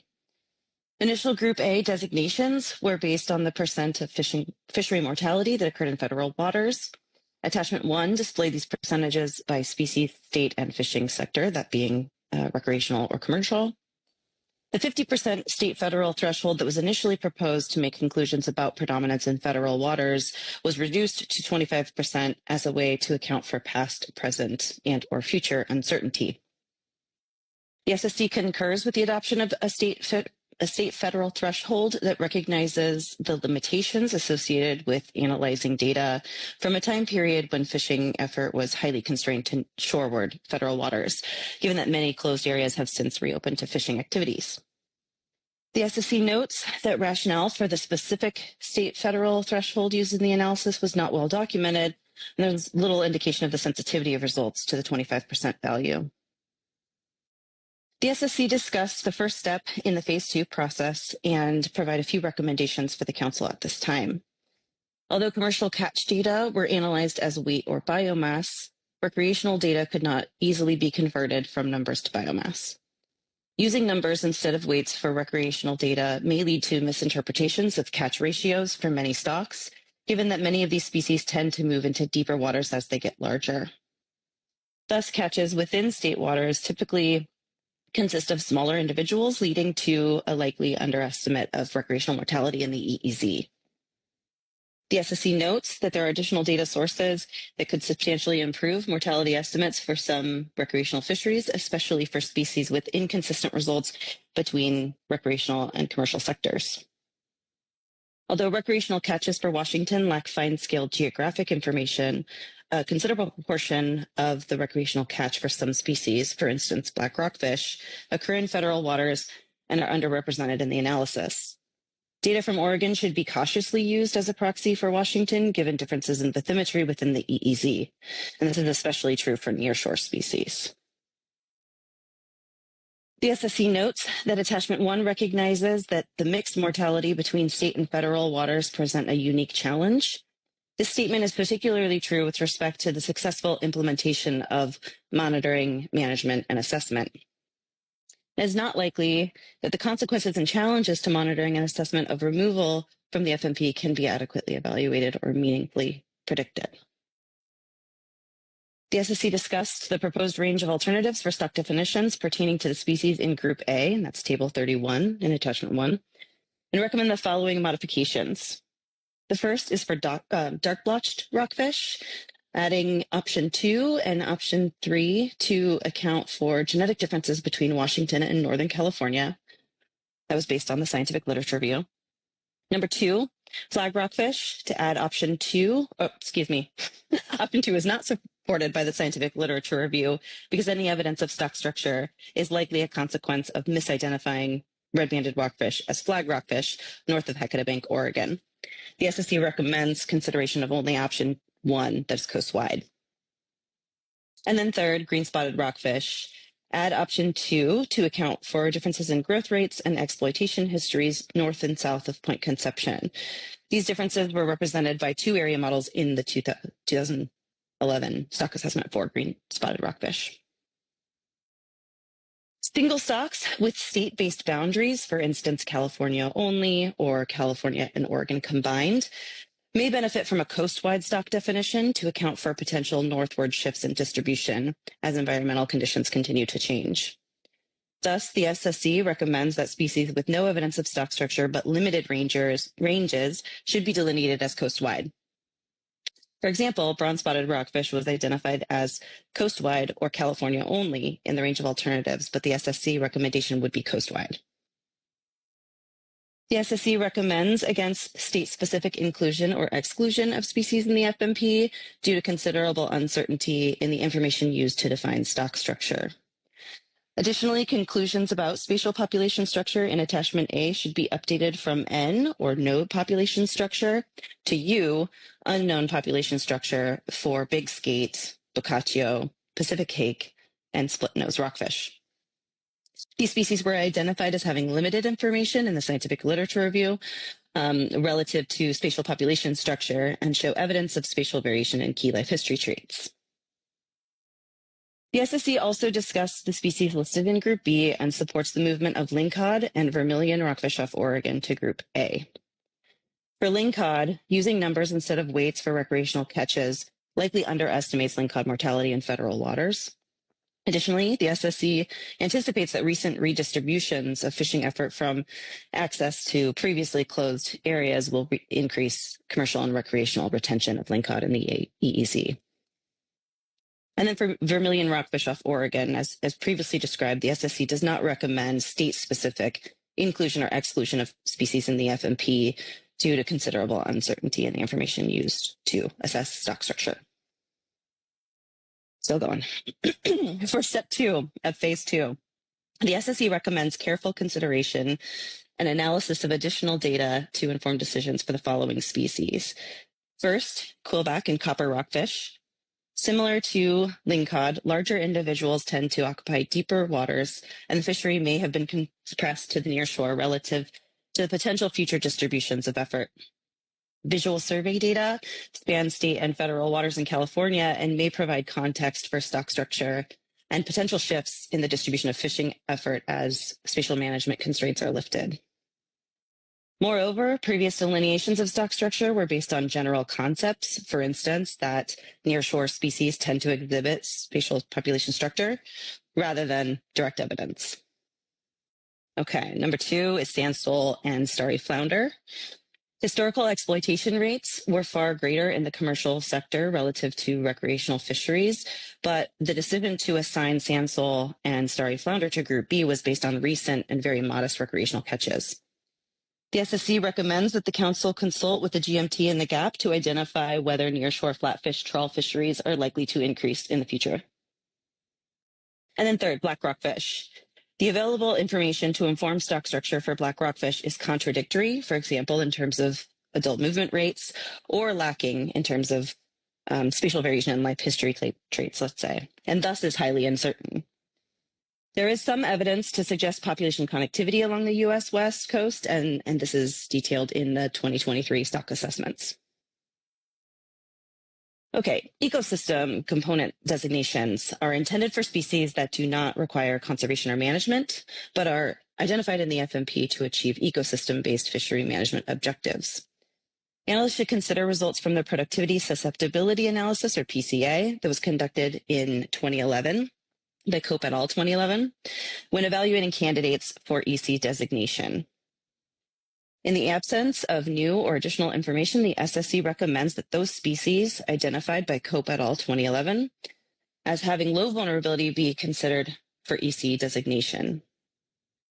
The SSC recommends that none of the species identified as having high vulnerability be considered for EC designation. In some cases, de minimis landings for more vulnerable species may be a consequence of historical fishing pressure.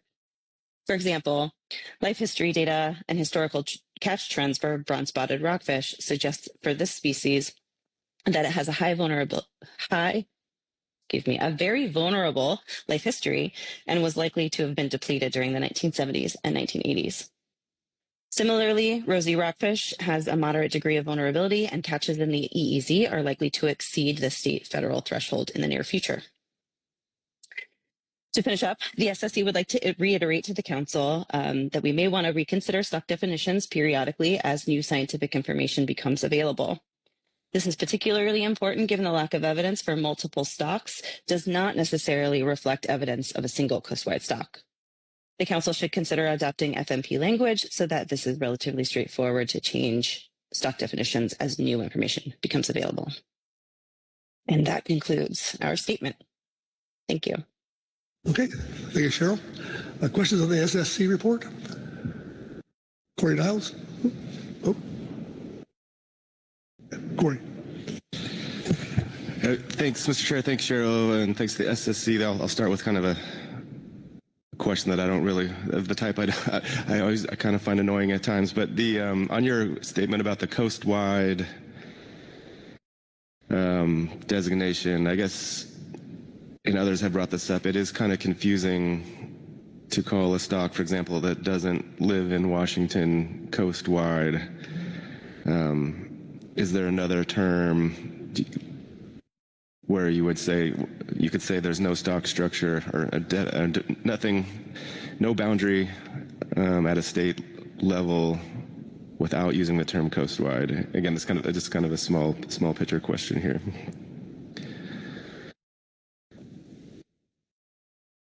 Sure. Thank you for that question. I do not have the answer to that. I think that might be part of your discussion among the council members.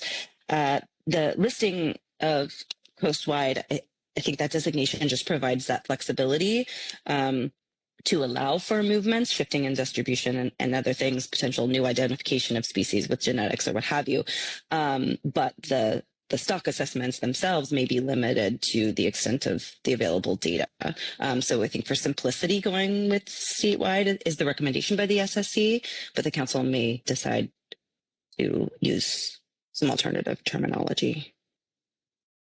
Hey, Corey, Keely Kent. Thank you, and thank you for the report, Dr. Barnes. I have two questions. The first of which is about the recommendation that's about middle of the page on page 2, which is the SSC recommendation against state-specific inclusion or exclusion of species in the FMP relative to stock structure.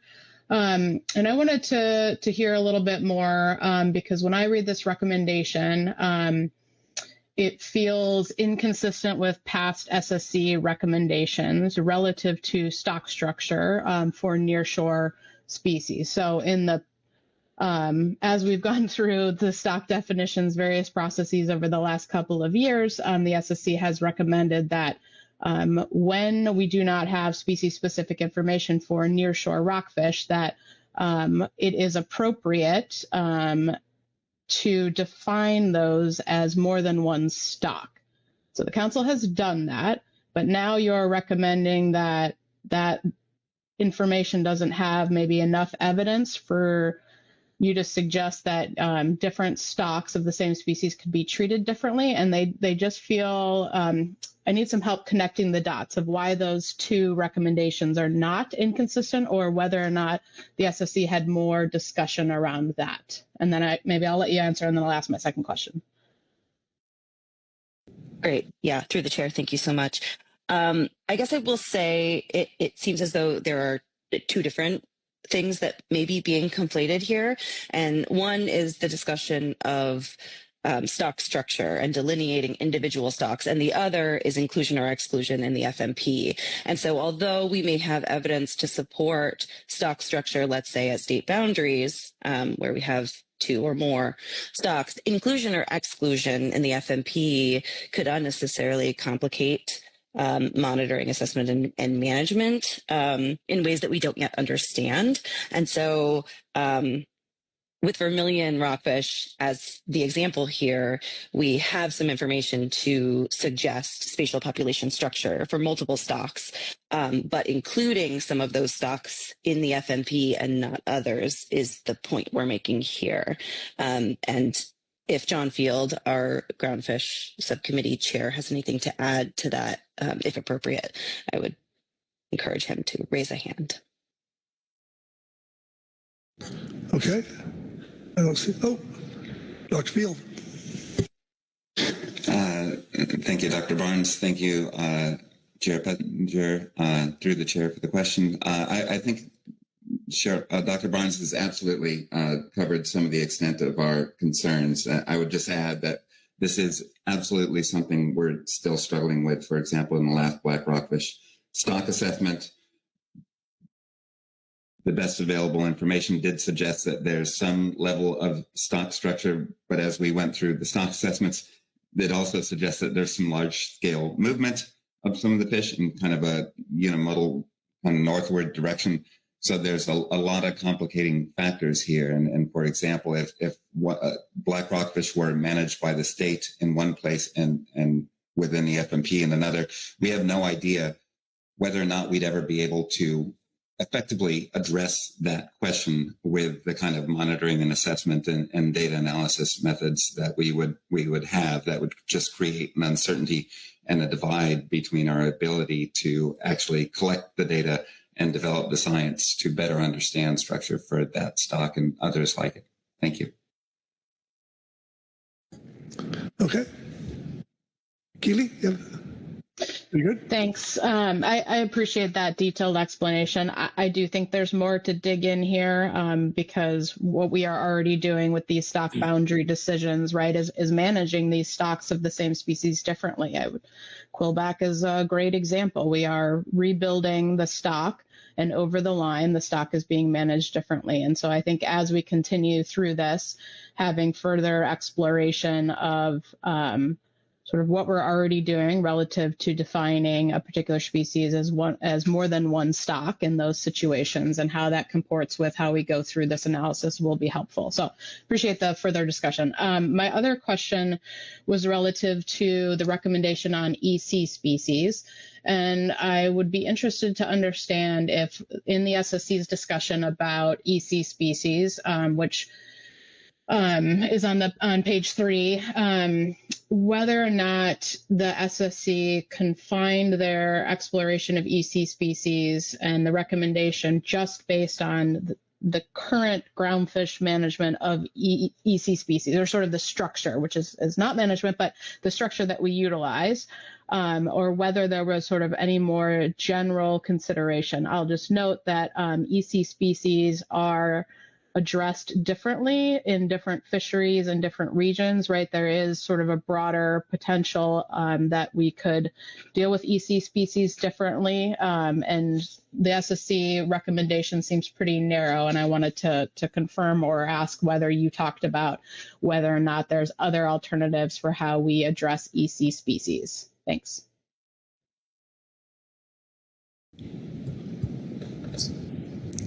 Great. Through the chair, thank you so much for that question.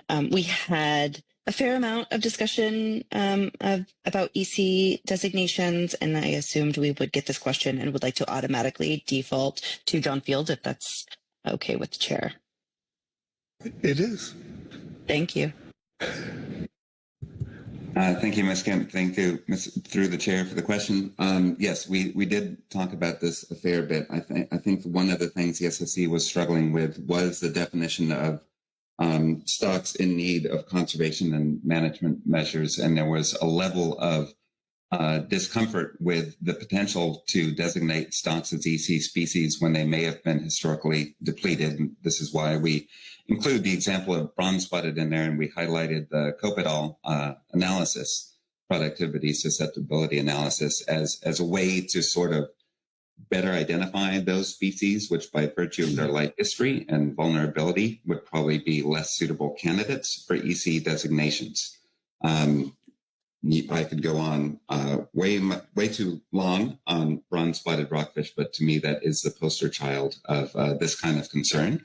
With respect to alternatives, I note that, Ms. Kent, in some of your earlier presentations, it was highlighted that the future of the phase 2 process will include kind of a reconsideration of the species complexes and a better utilization of indicator species within those complexes, and that's where I don't think we spoke to it as much as we could have in the statement, but I think the sense of the SSC is that would provide an opportunity to better think about how to effectively manage some of these species that are not likely to have sufficient information for assessment into the future without an EC designation. For example, again, bronze-spotted in the analysis we did conduct are very similar in life history and similar in habitat association and co-occur most frequently with cowcod. So the idea would be that at least in the near term, until more information were available, and in the near term for a species like that has very low turnover, is likely to be in the decades, but management measures could be linked to a species that is assessed, such as cowcod. Okay. Thank you, Dr. Fields. Keely, anything else? I was just going to say thank you for that response and for reminding me that we have many journeys ahead of us in phase 2 stock definitions. I appreciate that response, and I think under council discussion, it would be helpful to discuss a little bit more sort of what the options with EC species might be. I think that's what the SSC was starting to get at, and I will hold that for then. Thank you. Okay, thank you. Caroline McKnight. Thank you, Mr. Chair. Thank you for the report, Dr. Barnes. I did have a question kind of building off of what Ms. Kent just asked, which is specific to the green-spotted rockfish recommendation for adding option 2. I just want to make sure I understand that the suggestion here is that based on some growth differences or exploitation histories north or south of conception, that would necessitate an exploration of 2 stock definitions.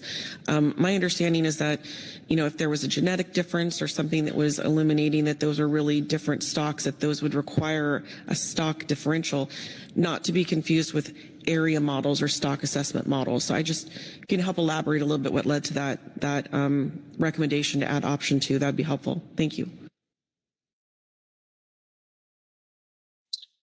Through the chair, thank you for that question. I am actually revisiting the scientific literature review to try to provide a useful answer to you.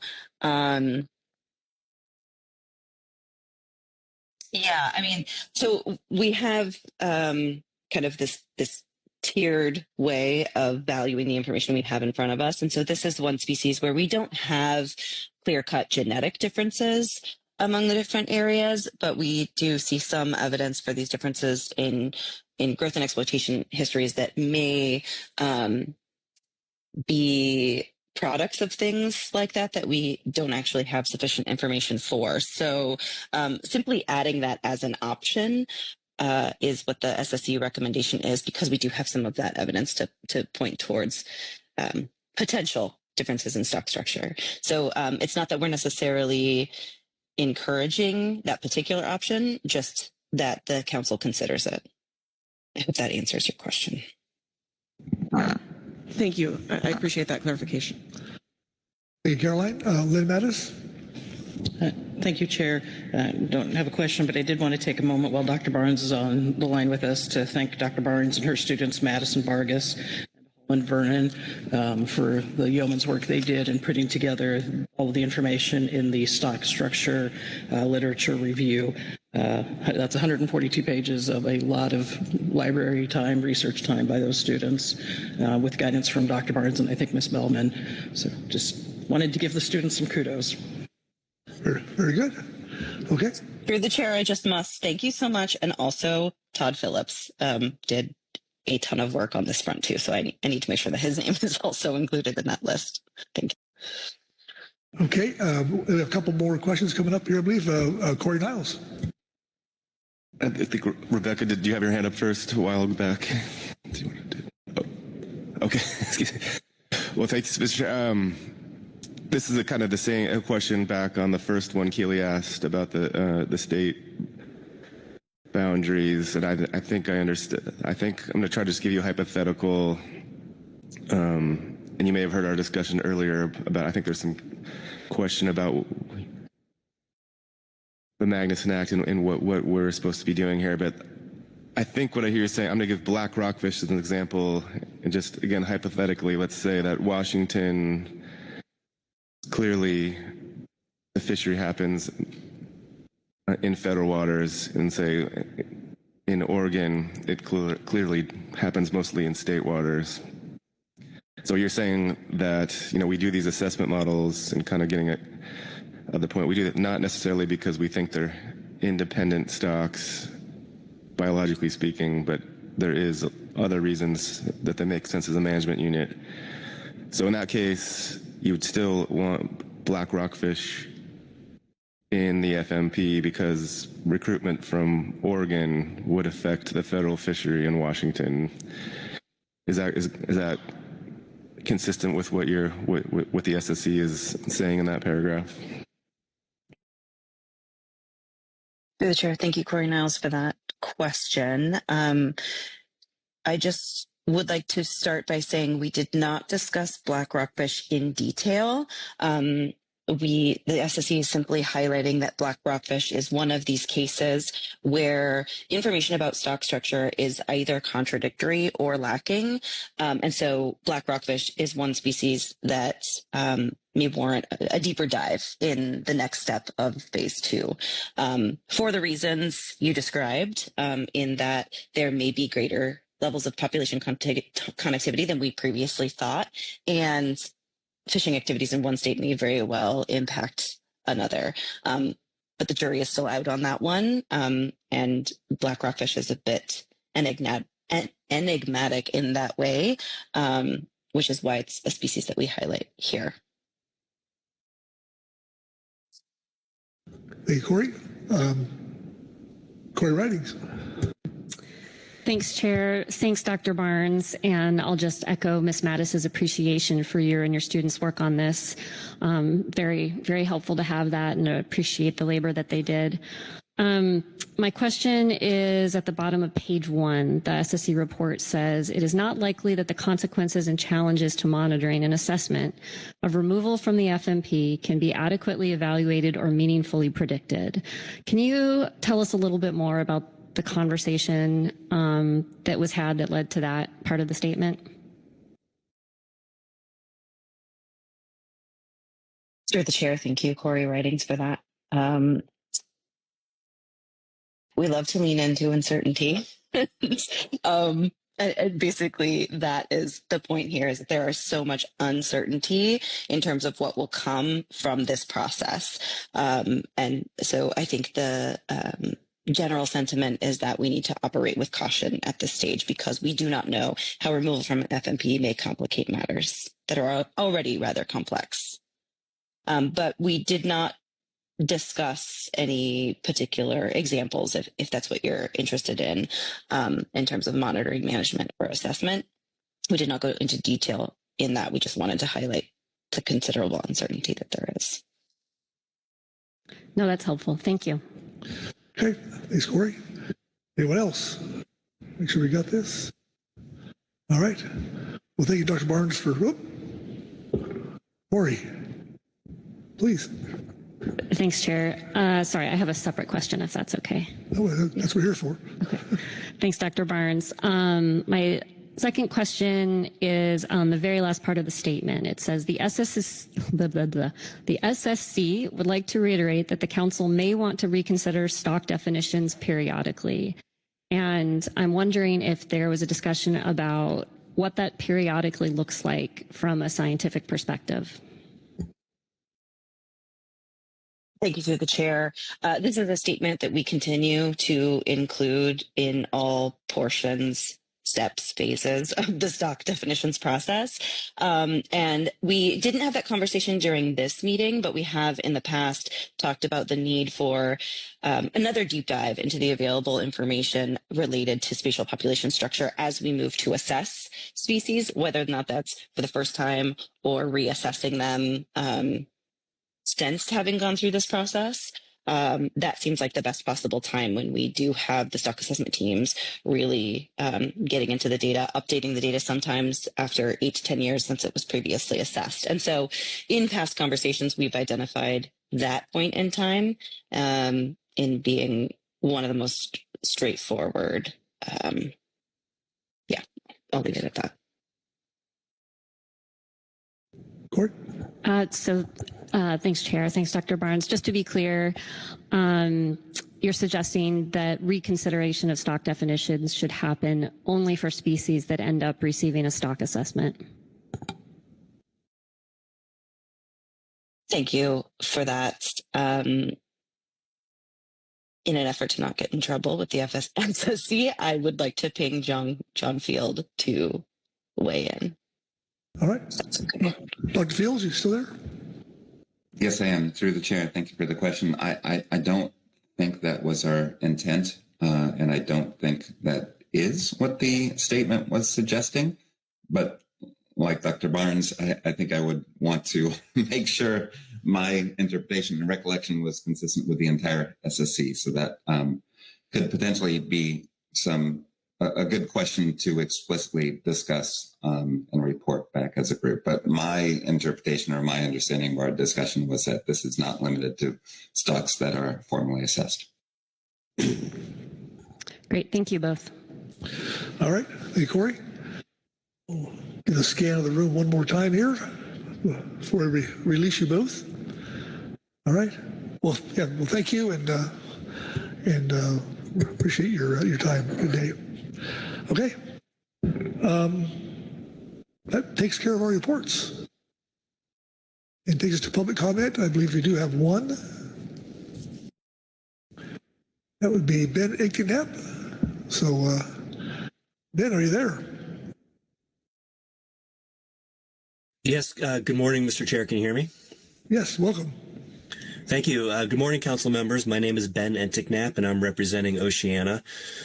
We submitted written comments during scoping last September, along with Earth Justice, Ocean Conservancy, and Wild Oceans, and those written comments still stand and still hold true at this stage. We would like to acknowledge that there are challenges for managing a large number of fish species in the Groundfish FMP in this highly diverse, large, and productive ocean ecosystem. But we have some real serious concerns about where we're at with this process. We're concerned that this process may exclude stocks from management in a manner that's not consistent with the language, purpose, and context of the Magnuson-Stevens Act. And importantly, we are concerned that excluding stocks from federal management would ultimately harm their conservation. So to be clear, we recommend that the council retain management of all species currently in the FMP and manage these fish stocks to ensure that overfishing can be detected and avoided, and that the status of stocks can be reasonably determined. So this means we support alternative 1 in the range of alternatives for all species under consideration. It's important to note that the predominantly prong that we've been discussing here are part of the National Standard 1 guidelines. They're not in the statute. The Act does not say only to manage a fishery if it's predominantly in the EEZ. The criteria here, as I think people are realizing, the criteria being used are arbitrary and not supported by the Act.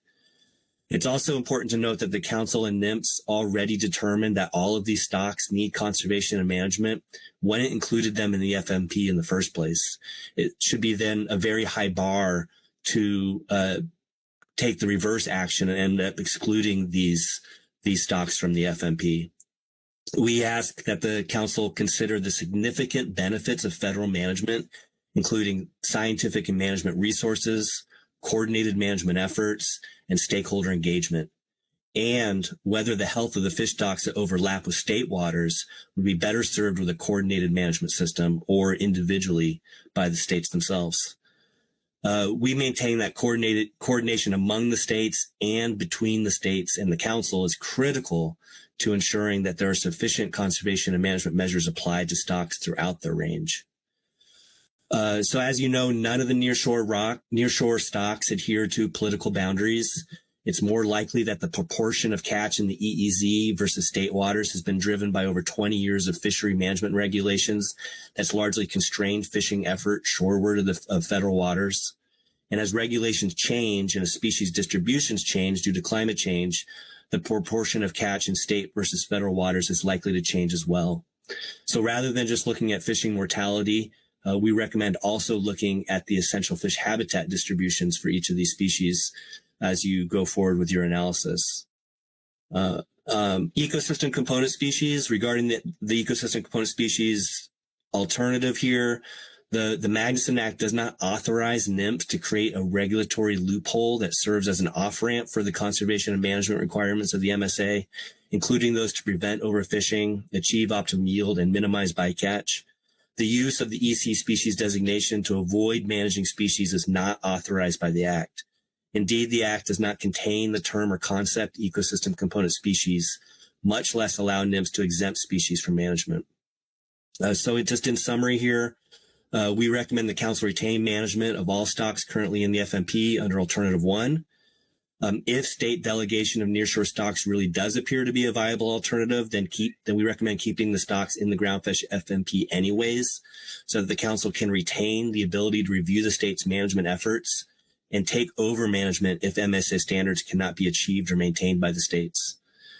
And we do not support Alternative 3 for any of these managed species. Only use the EC species designation if you are bringing new species into an FMP and with management measures on what would otherwise be an unmanaged species, but not as a means to remove species from the FMP and remove them from management.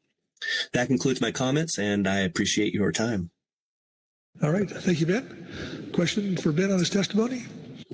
Corey Niles.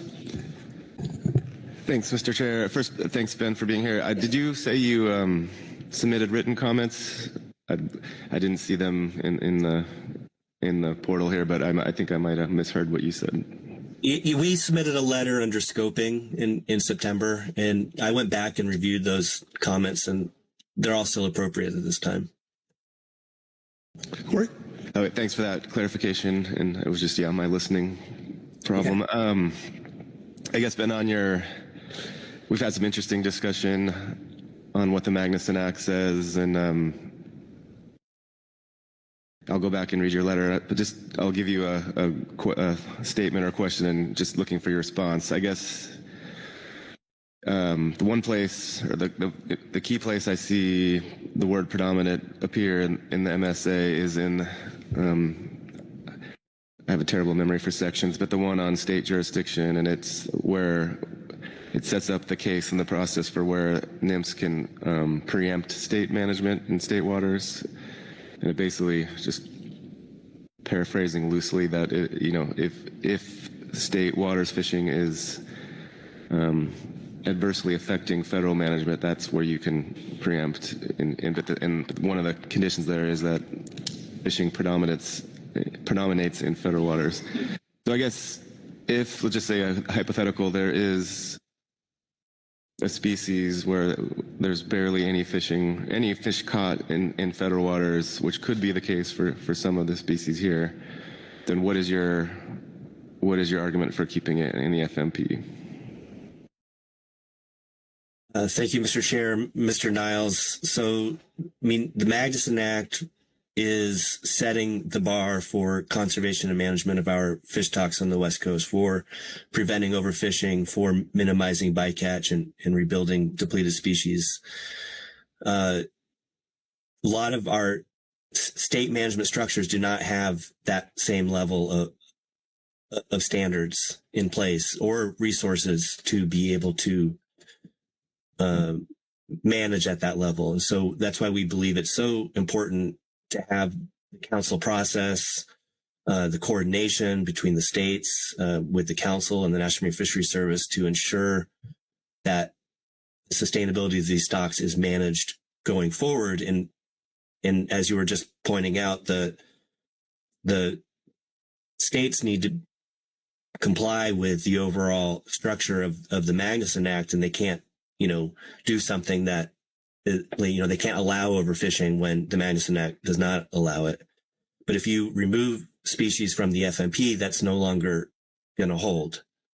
And so we will no longer have those requirements in place. And so that's why we had that last recommendation that if, you are going to decide that the state should have management, still keep them in the FMP so that, if the states are not meeting Magnuson-Stevens Act standards, the federal government can step in and make sure that those are achieved.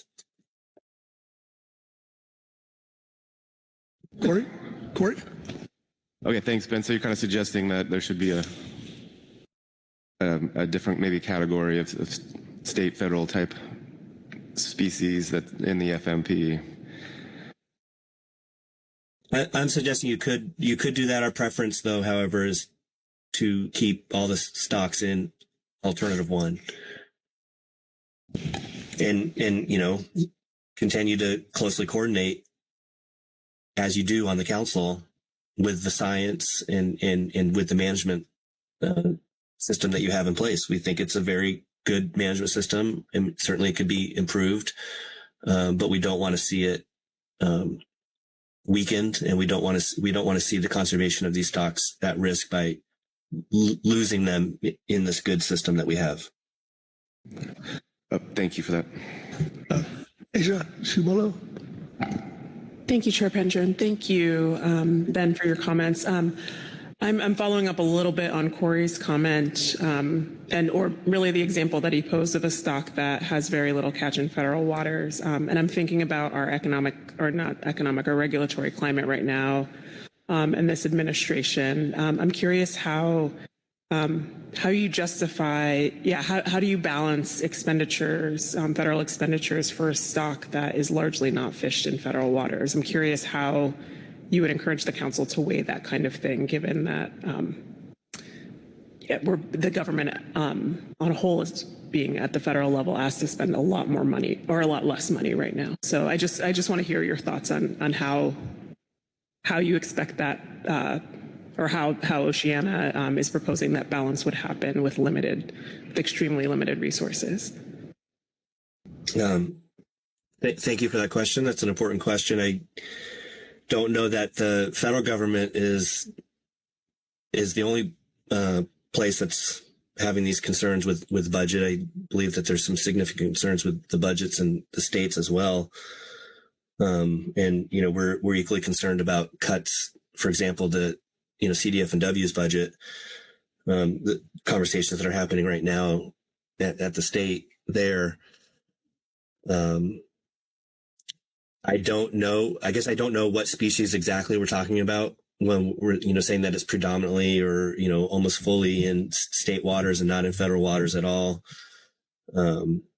It seems, most are also caught in federal waters, and a lot of these, rockfish species as they mature, move into deeper waters. So we know that they're there in being fished in federal waters. It's because it's kind of tough to respond just to the hypothetical, but I'd say as far as the budgets go, that's going to be a concern with states and federal government. But the Magnuson Act, I think, is the best place to ensure the conservation of these stocks. And ultimately, that's our biggest concern. We want to make sure that the conservation of these stocks is maintained. And to do that, we're going to have a better chance if it's retained in the Groundfish FMP. Okay. Thank you, Asia. All right. Anyone else? All right, Ben, we're going to set you free. Thank you. Okay. You bet. Have a great day. All right, you too.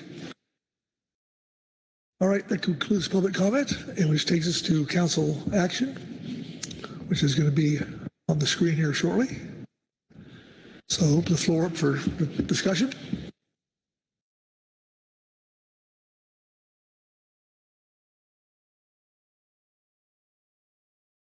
Asia?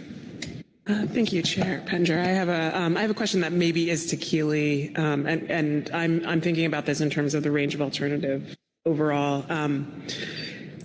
So for moving a lot of the discussion, or as part of the discussion that Todd gave earlier, there was some reference to the potential for changing this decision later. So say we move something out of the FMP and need to bring it back in. And I'll say this is a process question more than anything else, but right now, is an amendment required to ultimately move a stock back into the FMP later on? Keely?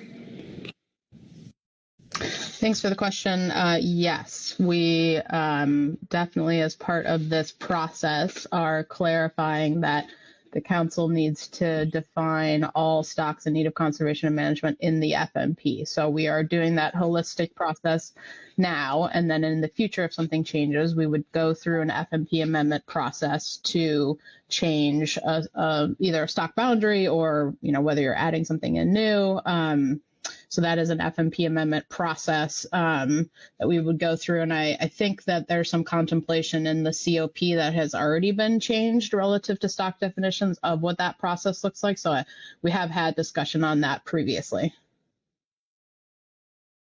Thank you for that, Keely. Yeah, I'm thinking about my time in New England and their use of framework adjustments. So in that situation, or there's a regulatory structure that they build that shortens or constrains the council process a little bit around making decisions that we've already discussed thoroughly elsewhere in the council process.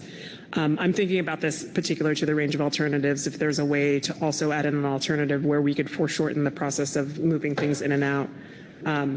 And so, yeah, I don't have a specific idea yet, but since we're talking about the range, I wanted to consider if this is a place to build in some kind of consideration around process to make this simpler. Now that we've done this very thorough, tortured look, to never have to do it with this length and intensity again. Okay, thanks, Asia. And Keely, you had your hand up, I believe. Was that for just to speak? I did want to make some other remarks, but if I can follow up on Asia's last remark as well. Please. An FMP amendment process is the appropriate vehicle in this particular type of issue. The process that we're going through right now is holistic, and we're looking at a lot of species and addressing things and issues that have been around and unresolved for 20, 30 years.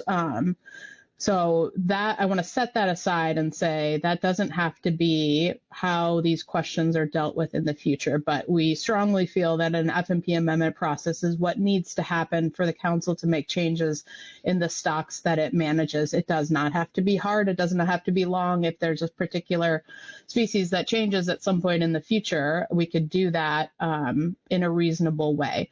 I think we wouldn't necessarily drive, what the council process has to look like. That is certainly a question for council staff. And like I mentioned, I think the COP that was revised just in the last year or two really already contemplated that. But from the regulatory action pathway, an FMP amendment is appropriate, and it does not have to be torturous. And it could happen in a reasonable amount of time, if that helps.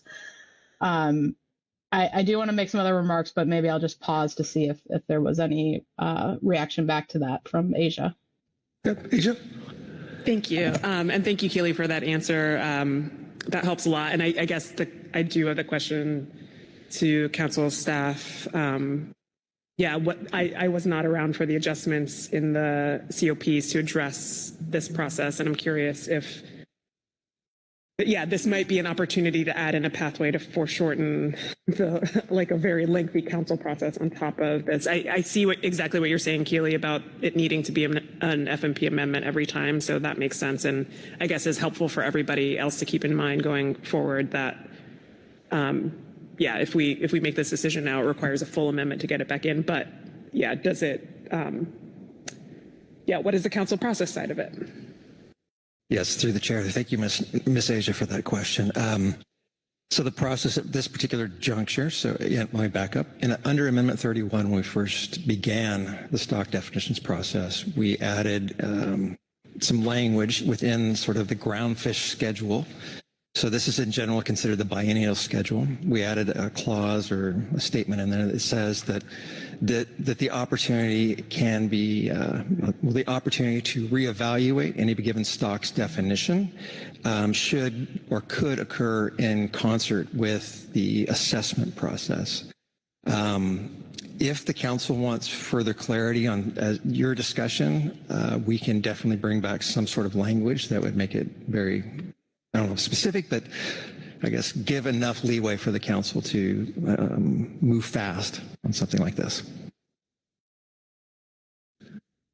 All right, thank you. Keely, would you have more?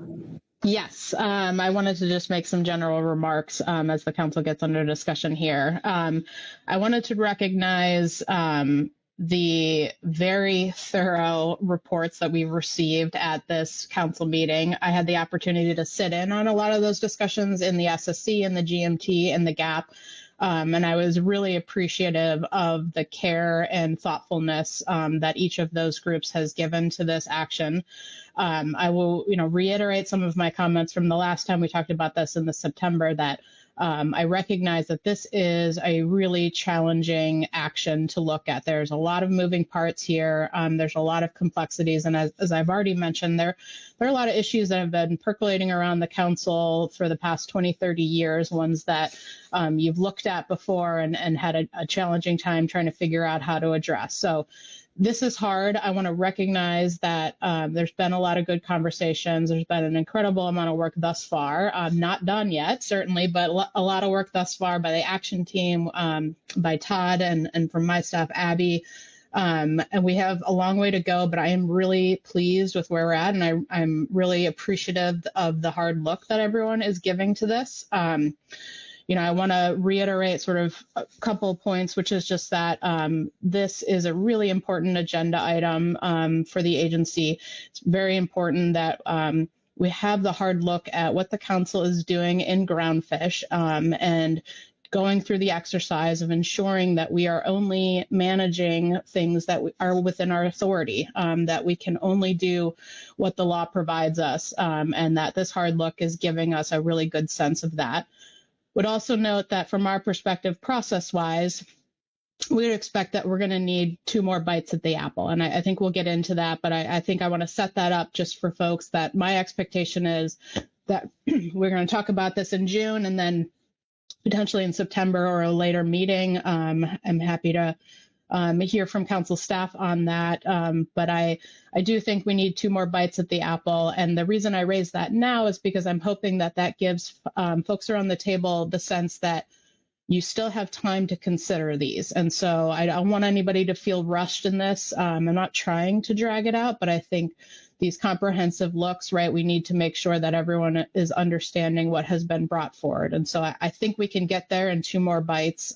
Certainly happy to hear from council staff leadership on whether they support that. But that leads us into the expectation that there's a lot of work to be done between March and June. I think we can help bring forward the next round of the package that will lay a lot of things out. And I'm hopeful that we can continue to think outside of the box. I raised on the SSC question about the fact that I think there's more to explore on EC species and the way that they are dealt with in our FMP. And I see some of the concerns about species that may never be able to be targeted again, but that currently we have prohibitions on retention of, and that's something we could explore, whether that's something that would be appropriate for an EC species. And so I would encourage the council not to get stuck at this point based on the things that we have done before as limiting what we could do as we go forward. And I think that's something that we would commit to working with council staff between now and the next meeting to try to flesh out further if the council would like that exploration. So thank you for the moment to give some opening remarks. I really appreciate it. Okay, thank you, Keely. Very good. Okay. Lynn Mattis. Thank you, Chair. And my question may be somewhat for Ms. Kent and either Mr. Phillips or Executive Director Burden is, throughout this meeting, we've been talking about workload and capacity issues. And, unfortunately, I think things are going to change again at the end of this next week. There's likely changes. Where does this fall in the current priorities of things that are in the hopper for work on? I thought I heard earlier in the week that maybe we might not have this in June. Are we making enough progress on this that if it's slowed down or other things got prioritized? I think it would just be helpful to have a little bit of that discussion about where this falls with workload and our limited resources compared to other things we have going on. Let's go to Keely first. Keely? Thanks for the question, Ms. Mattis. For the West Coast region, in particular the Groundfish branch, this action is our highest priority. The reason being is that it has a mix of things. One is that we have already identified to the council that there are a number of the issues that we are chipping away at in this action, where we've identified that this fishery is not consistent with the MSA and the NS1 regulations. We need to resolve that. We need to keep chipping away at that and make progress on that. So that is part of why it continues to be a high priority.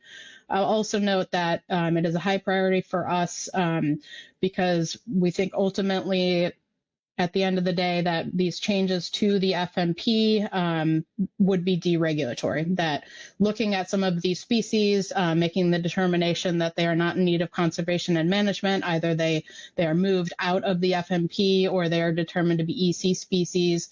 Later on in the process, we're going to look at the question of delegating management authority to the states. All of these things are deregulatory, which will certainly benefit us in the current situation, as well as have the potential to reduce the amount of resources needed to better match what you have already heard from the resource limitations from the center about assessments and things like that. So I think even though when we started all of this process, all of those factors that I just listed through weren't necessarily on the table, it's become an action that is, it is good that is already in progress because it's able to meet a lot of emerging needs in addition to the original needs that we identified that we started on this. So we will continue to prioritize our work on this action over other actions. Certainly as we get into the next specs process, that would be sort of the other driver. But in terms of other actions that are going on, we will continue to have this be our top. Thanks. All right. Thank you, Keely. Executive Director Burton.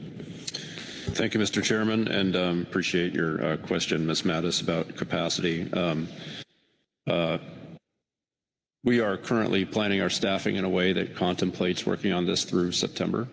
So the way we have outlined it in our planning is potentially taking final on some species in June and then the rest of the final in September. And right now our workload contemplates that setup. Of course, we don't know what we don't know. So if something major happens, we might have to reevaluate it. But that is right now, that is one of our core groundfish priorities. In terms of other priorities, I would just encourage us to think about that on our day last.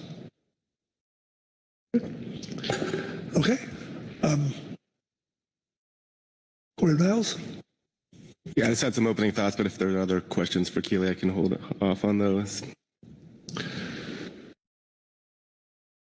don't see any hands, so Keely has her hand down, so I think you're up. Thanks, Mr. Chair.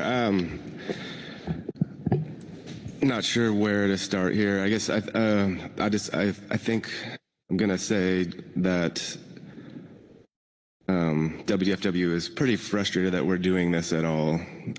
This is not the best use of the council's time, and maybe we'll get that to the later in the workload planning item.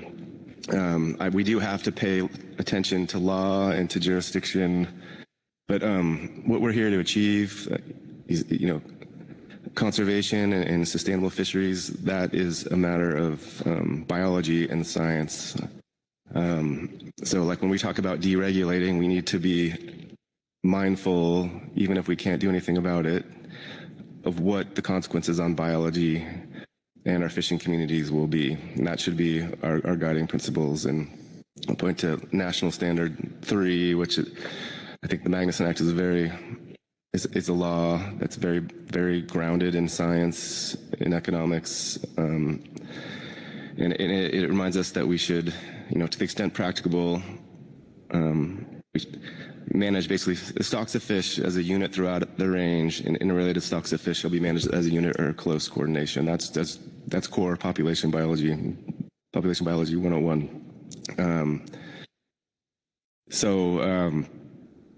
Also, and Ms. Kent mentioned that this is a priority. Again, I'm not seeing why this. The one thing that's pretty clear in the Magnuson Act, except in very extremely limited cases, the councils don't have regulatory authority in state waters. And at least in WWF's case, we've recognized that for a long time, and we're not asking the council to regulate in state waters. For us, the only fishery where we really is relevant is our recreational fishery. We don't have commercial groundfish fisheries in federal and state waters, so we have been using state authority to manage that fishery, consistent with the federal FMP, by discretion through state authority.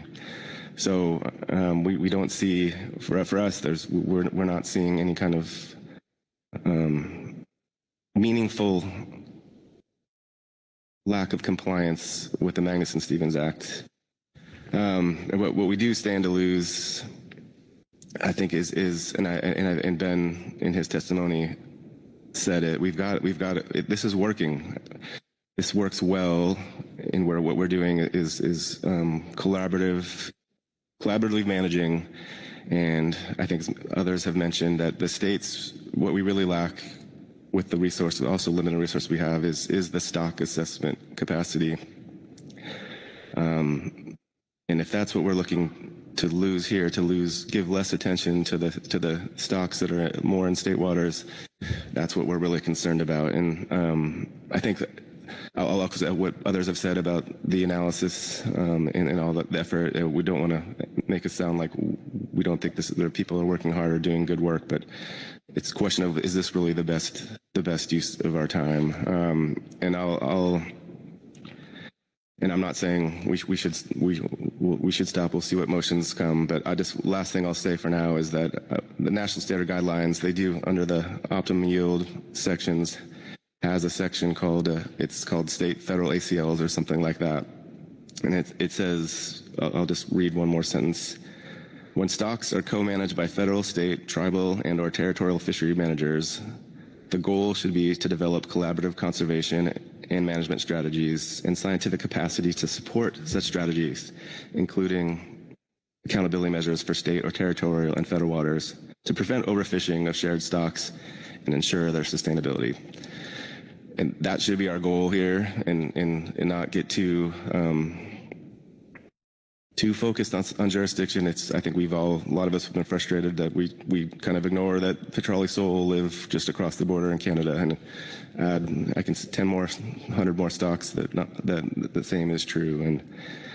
And just how we got here to this current effort is we had the stock assessment come out for quillback rockfish in California, and it was on that unit of that stock looked like it was overfished by our policies. And we recommended it based on our conservation policies that we should go into rebuilding. And then NIMS came back and said, well, California quillback isn't in your FMP, only coast-wide quillback is. And so again, was that really a conservation reason, or was that something different? And yeah, I can't miss my opportunity to say that I don't think that the California quillback stock goes from B 12% to B 40%. As soon as you hit the California-Oregon border, there's biology at play and connectivity. And so, yeah, I just really hope, yeah, we have to pay attention to the rule of law. I hope we continue to pay attention to the rule of law, and that I hope we keep our eye on that, our idea on that goal that's in the National Standard 1 guidelines of this collaborative state, federal management, and tribal management of our shared stocks. Thanks, Corey. David Sons. Oh, yes, thank you, Mr. Chairman. I just wanted to confirm that the staff has been working with the tribes on this issue, and one of the concerns is I keep hearing there's no commercial fishery in Washington in the 3 miles. We do have regulations where we have China rock, green kelpling, and black sea bass, and interest has come and gone on live fish fishing, and those were probably going to take place inside of 3 miles. I know Washington doesn't allow that, but the tribes have had some interest in that, so I wanted to make sure that got out, that there's concern if we're not looking at some of those stocks and what impacts those fisheries may have. But that was a question for Todd. Yes, through the chair. Thank you, Mr. Stones. We have had discussions. I'm sure Ms. Kent will have some discussion about this as well, but I have discussed phase 2 with the tribes, and we are still in that particular phase. We only looked at non-tribal commercial data, mostly in respect to the nations, because it is your data. In those discussions with the tribes, there was some understanding of their data that they needed to go through, and there was not, they have not yet, I guess, come to a consensus of how to present that information. Thank you. Thanks, Todd. Corey? Thanks. That's what I hope, Dave. I don't know that you meant it, but when I said commercial fisheries, I was only referring to the non-tribal. I didn't need to suggest that we didn't recognize the macaw and the tribes are able to fish what we might think of a commercial fishery in state waters. So apologies for that oversight if I made it. All right. All good. All right. Discussion? Caroline McKnight. Thank you, Mr. Chair. I think I'll jump into some meat here and share some comments relative to our task number 1. I just want to say thank you to Mr. Phillips and the NIP staff and the analytical team that have contributed to this. You've been asked to land a 757 on the sidewalk.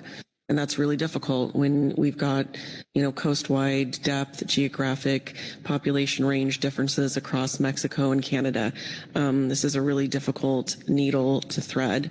So relative to the 25%, after listening to the staff presentation, I feel that's an appropriate approach given the circumstances and noting that the precision is not going to be perfect for every species.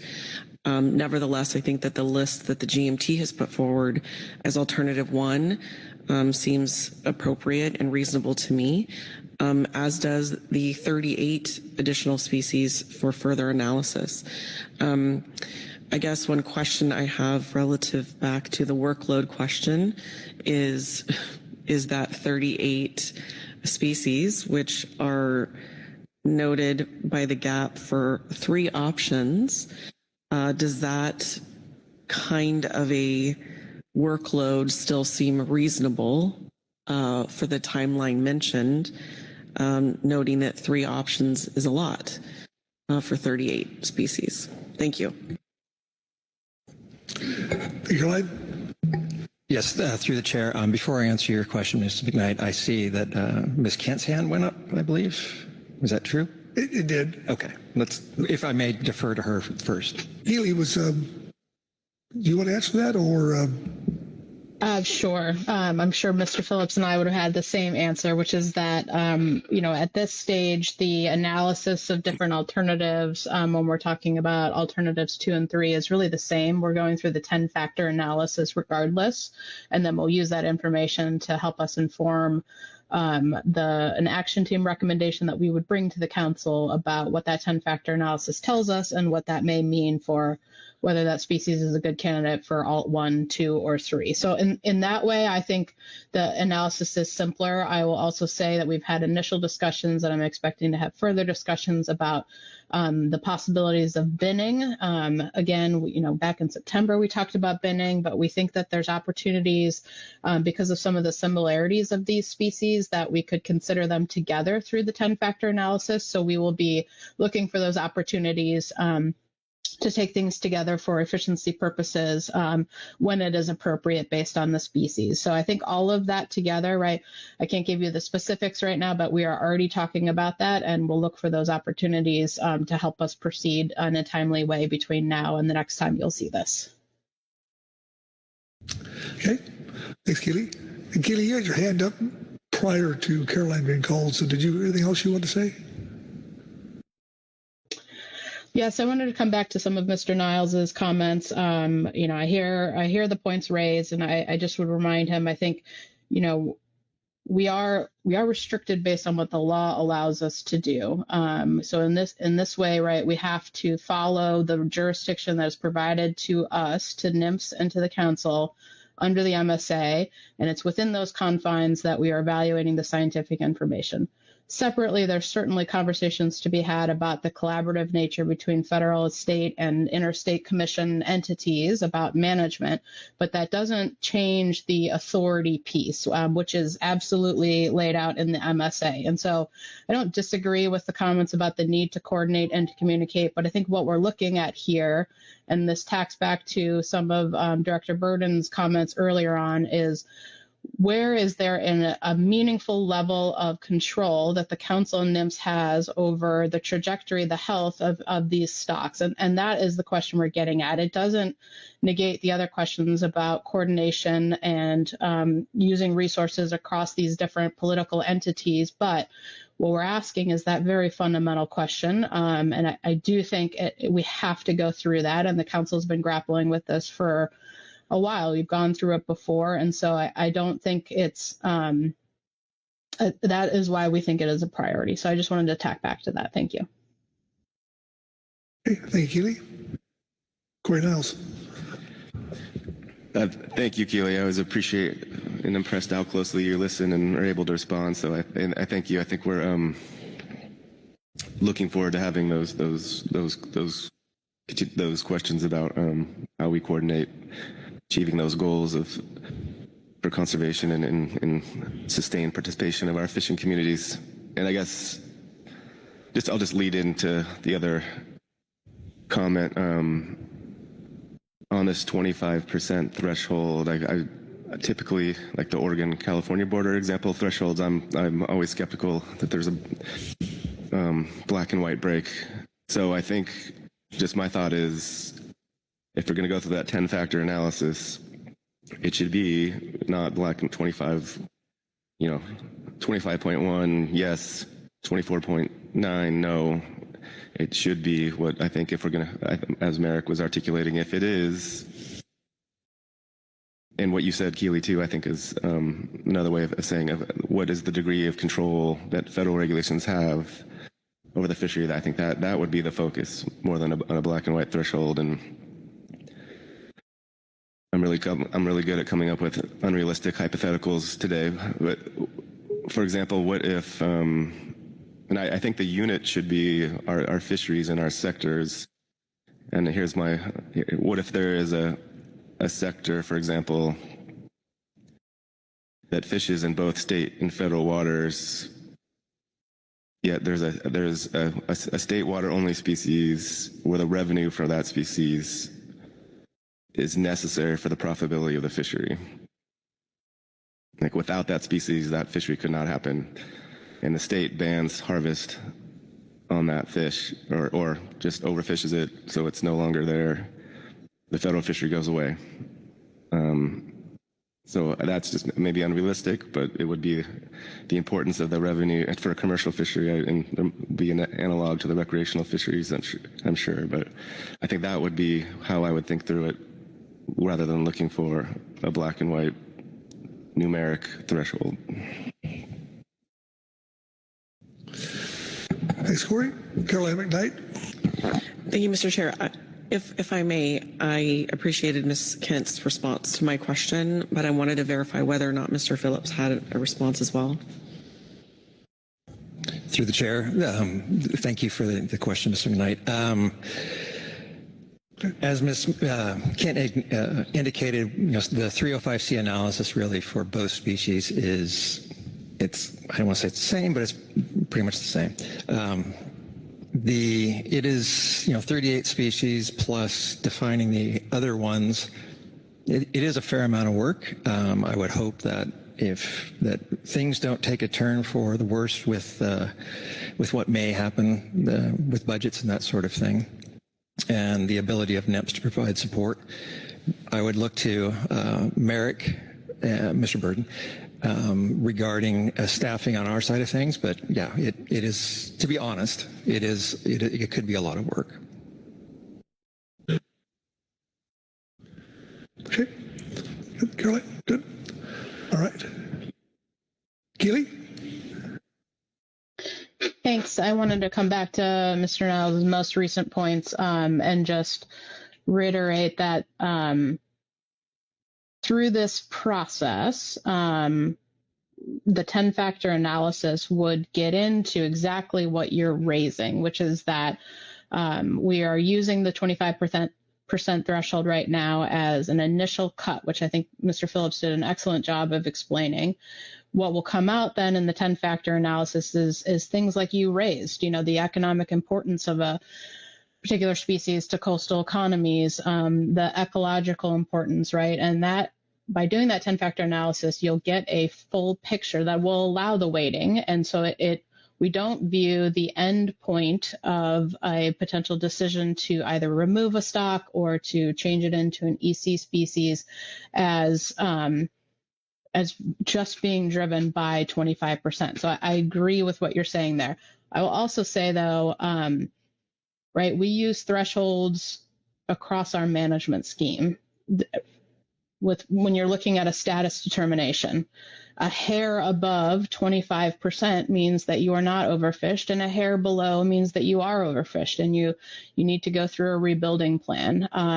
So there's certainly a conversation there, but I would just say it's not unusual that we often have to draw these lines in the sand to be able to go through our work. But how we view the next stage of this analysis is allowing an opportunity to get into the meat of what may be missing from that initial cut. What else do we need to consider?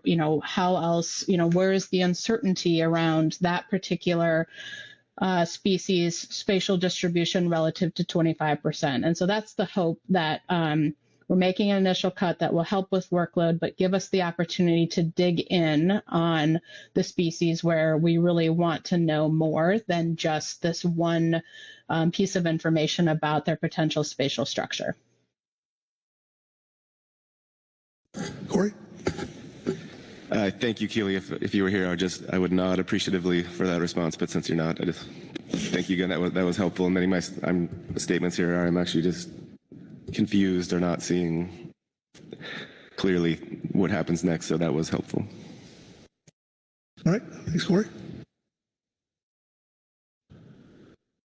This is the part where I look for some of the motion, I think, maybe, since I'm hands. So, Len Mattis. Thank you, Chair. I was just kind of waiting for some of the discussion to take place. I do agree with a number of the points Mr. Niles has made about why are we taking this up? How does this directly benefit our fisheries, our fishing communities? Conservation is uncertain. Regardless of those thoughts, we're here and we have to move forward. I do have some motions ready. Keely used multiple bites of the apple. I use a different metaphor. I have a cartoon sitting next to my desk that says, how do you eat an elephant? Take it one bite at a time. So I have 3 bites at the elephant broken out to try to be strategic in how we move forward. Excuse me. And when we're ready, the Tower of Power does have those motions to try to move us forward with what we are being requested to do today.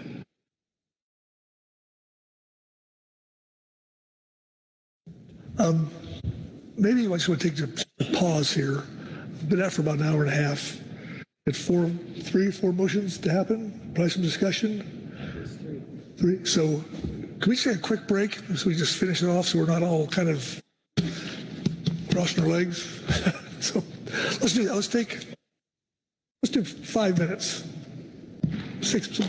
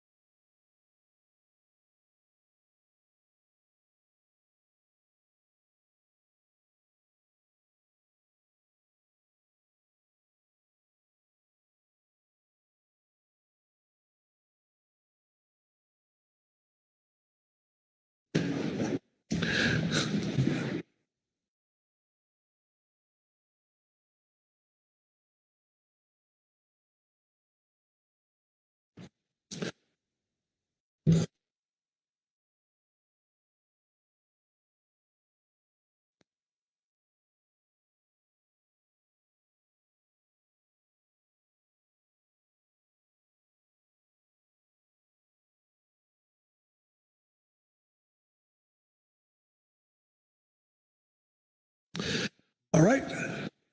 We are now back in session on H6, and I believe we had some motions forthcoming. So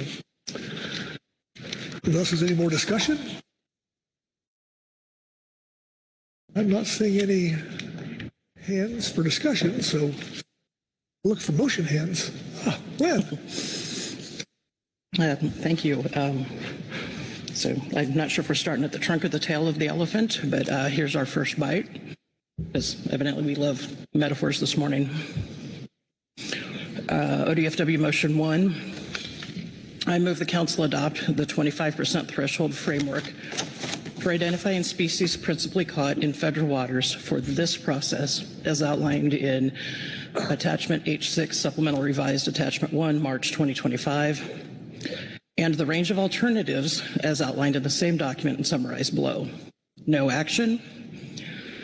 Alternative 1, identify species in need of conservation and management, which will be defined as one or more stocks and will remain in the Pacific Coast Groundfish Fishery Management Plan, or FMP. Alternative 2, identify species as not in need of conservation and management that could be removed from the Groundfish FMP. And alternative 3, identify species as ecosystem or EC species for which stocks will not be defined, though the species will remain in the FMP. All right, thank you, Len. Is the language on the screen accurate? It appears so. Very good. For a second. Second by Asia Shunillo. All right, please speak to your motion. Thank you, Chair Pettinger. I think the GMT did a good job to describe the 25% threshold and some of the concerns, and we've had some discussion about it.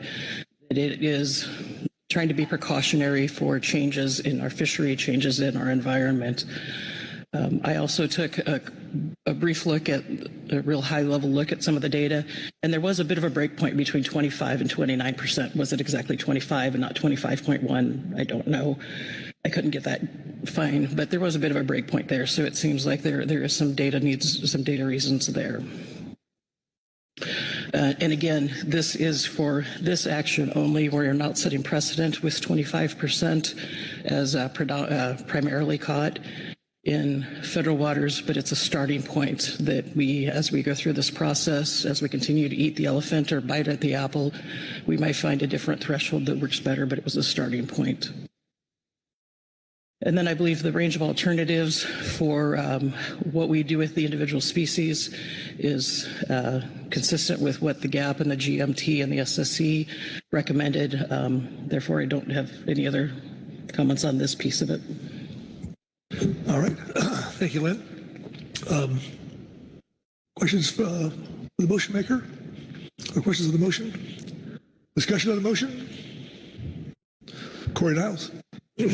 Yeah, thanks, Lynn, for the motion. Just briefly, I think I will support it, based on the discussion and what Ms. Kent said about this being a start, and as Lynn spoke to, but the further analysis will look closer. And I think having the discussion today, I think rather than mortality, it would have been some measure of what's the importance to the fishery. For example, you can have pretty low catches, as we've seen, of certain species that really have a bigger outsized effect on the fishery. But for now, I think this it's a reasonable next step. So thank you, Lynn, for the motion. All right. Thank you, Corey. Anyone else? Fairly cut and dried here. So, all right. I don't see any hands, so I'll call for the question. All those in favor signify by saying aye.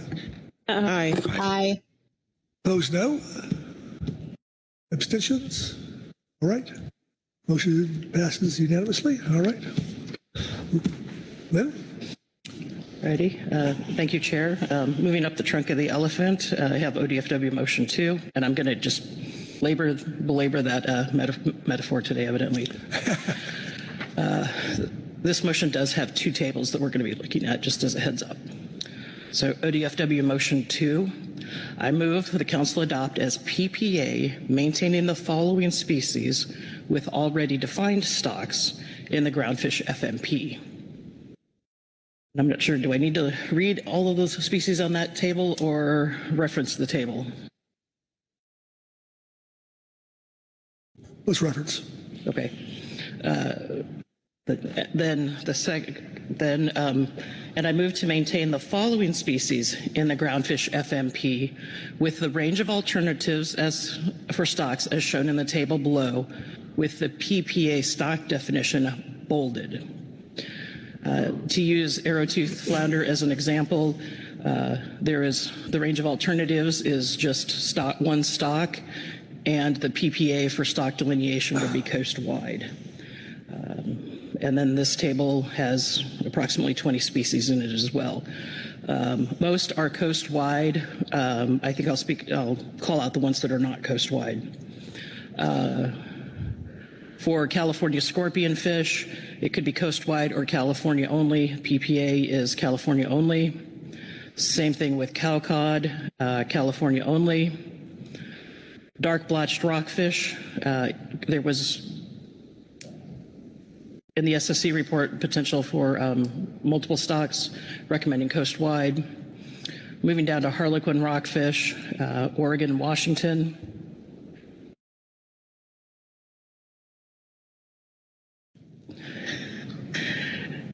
And then the majority of the rest, until we get down to starry rockfish, are coast-wide, and starry rockfish recommending California only.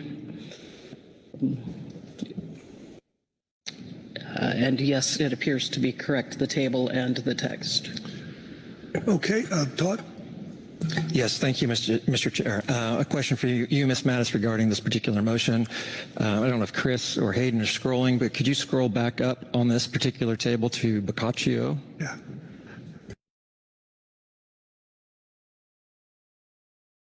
Yes, right there. So, Ms. Mattis, you noted that if it was emboldened, it was the PPA, and it seems like both categories are emboldened. Is there...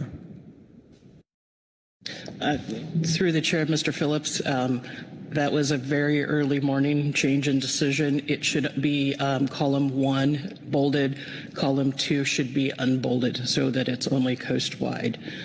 Thank you for catching my early morning mistake. Okay. Thank you, Todd. All right.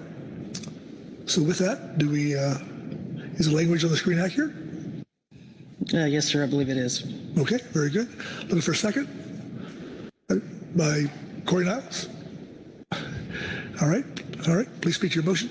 Thank you, Chair. The first table, those are species we've already gone through the stock definition process. Those are species that were assessed last cycle or are in the process of this cycle being assessed, and I believe were recommended also by the in the analytical document and as well as the GMT. Then the species in the remainder of the table, that is based on a combination of GMT and SSC recommendations. I do want to note that I added that second recommendation for Boccaccio rockfish.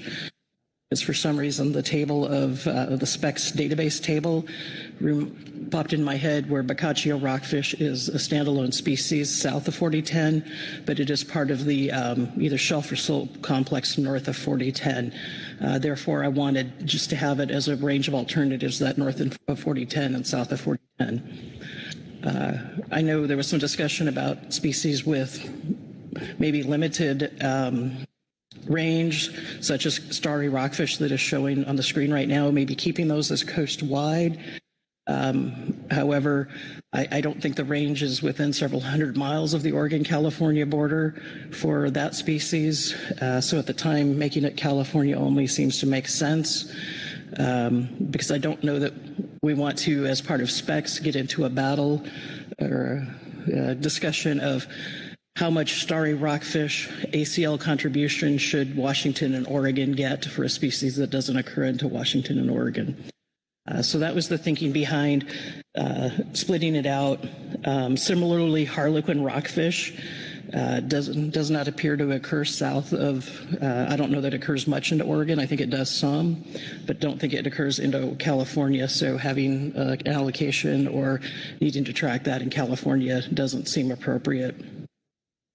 Similarly with cowcod and California scorpionfish, those are stocks that don't really occur into Oregon and Washington. Therefore, it seems to be cleaner to limit their range or their delineation to California only. So hopefully that works for a discussion on the motion. Very good. So, all right. Questions for the motion maker? Discussion? Caroline McKnight? Thank you, Mr. Chair, and thank you, Ms. Mattis, for the motion. I'll be supporting, and I just wanted to speak just for a moment to the distinction in adding some of these area specifics for the stock definitions that are, I think, very reasonable. We wouldn't necessarily want to say that California scorpion fish is anywhere other than California. The only one that caught my eye that made me pause just a bit, and I made a comment on this during the SSC report, is green spotted being listed as coastwide or north and south of Point Conception, and that seems relatively limited. I think, if I'm understanding where we're at in process right now, if the SSC comes back in June or whenever we talk about this again and they feel differently and they want to just call it California, I think we can still do that. Or is it one or the other? That's my only sort of question point relative to these two tables. Thank you. Okay. Not sure if that's a question for myself or Mr. Phillips, but I'll take the first crack at it. I believe we can make changes between PPA and FPA if we get new information. I did not know enough about that species and was too tired just go looking up information on it. But I believe if there is something like that, we could make a change. The FPA could be different than the PPA. But maybe Mr. Phillips can confirm that. I see his head nodding. Yes, through the chair. Thank you, Ms. Mattis and Ms. McKnight, for that question. Ms. Mattis is absolutely correct. We can go back and revise these. Since I've lived with stock definitions for so long, you probably don't recall, but square spot rockfish was under the same type of, I guess, consideration where we laid out an option 1 for that particular stock, but also had as California and coastwide both as single stock options. So in the analysis, I'll just bring that forward for further review. But yes, you can change. Okay, thank you, Todd. All right, anyone else? Corey Niles? Well, not a question, but just supporting the motion. But this discussion makes me think that I don't think we should put too much stock into what these definitions now. I think it's really when the stock is assessed or when you are allocating things, we should worry about it in the future. But Boccaccio, for example, I did listen to the SSC discussion on my drive down here and was reminded that there's a population center kind of off of California, Southern California, and then it doesn't like Oregon, and there's a gap in it, and then there's a population center off of Vancouver Island, which dips down into Washington. Is that one population, or is it two? And if your memory serves, the Canadians knocked that one down to something less than B10%. So I would support this, but at this, I don't think we're having the thorough discussions we would have when a stock is up for assessment. But just kind of a point of emphasis for the future. Thank you, Corey. All right. Keely. Thanks. On that last point, I think there's probably a nuance in that, and I will tack back again to the COP about redefining stocks, which does contemplate that new information can be brought forward in a stock assessment process, but regrounding us in that we are trying to change the order of operations, that we need to have stocks defined first, and then we have assessments for those defined stocks. So I think the nuance is that we know that we could get new information in the future that would suggest a change, and that oftentimes we aren't looking at these questions until and unless there's a stock assessment, but we do need to define them with their areas before we seek to assess them and make sure that we are not having these decisions be in a post hoc manner. Okay. Oh, thank you, Lee. Corey?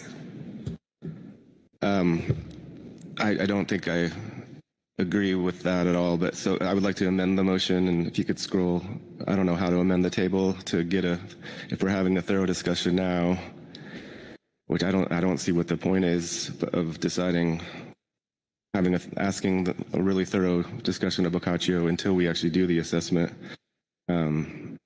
But I guess I will just leave it for the next round, and like Lynn said, we could change it at the next stage. But what Ms. Kent said there is not. I wasn't comfortable with what she said, but I think I can support that today, and we can think about it for the next time this comes up. Okay. Keely. Yep, and I apologize if I confused you, Mr. Niles. What I meant was sort of when we finish this full process, but I agree with Ms. Mattis that I forget which bite of the elephant we are taking today, but we do have time. This is not FPA for these stock definitions on Alt 1 yet. What we would have the opportunity is for more analysis. But by the end of this entire agenda item, phase 2, potentially in September, we do want to have defined stocks. We have a process then where if new information in an assessment comes forward suggesting different stock boundaries, that we could address it then. So I will hopefully strike the middle ground on that, and apologies for adding more confusion if I did. All right. Thank you, Keely. Okay. Any more discussion? Okay, I'm not seeing any, so I'm going to call the question. All those in favor signify by saying aye. Aye. Aye. Opposed, no. Abstentions? All right. Motion passes unanimously. All right, thank you. And then Lynn. Thank you, Chair. I've got one more motion on this to try to address the rest of our lunch on the elephant today. So ODFW motion 3. I move the council advance the following species forward for evaluation consistent with the full range of alternatives outlined in agenda item H6 supplemental revised attachment 1 March 2025, and request the analytical team bring back additional information to support choosing a PPA for those species at a later date. And then there's a list of the 38 species that were in the GMT report. Okay.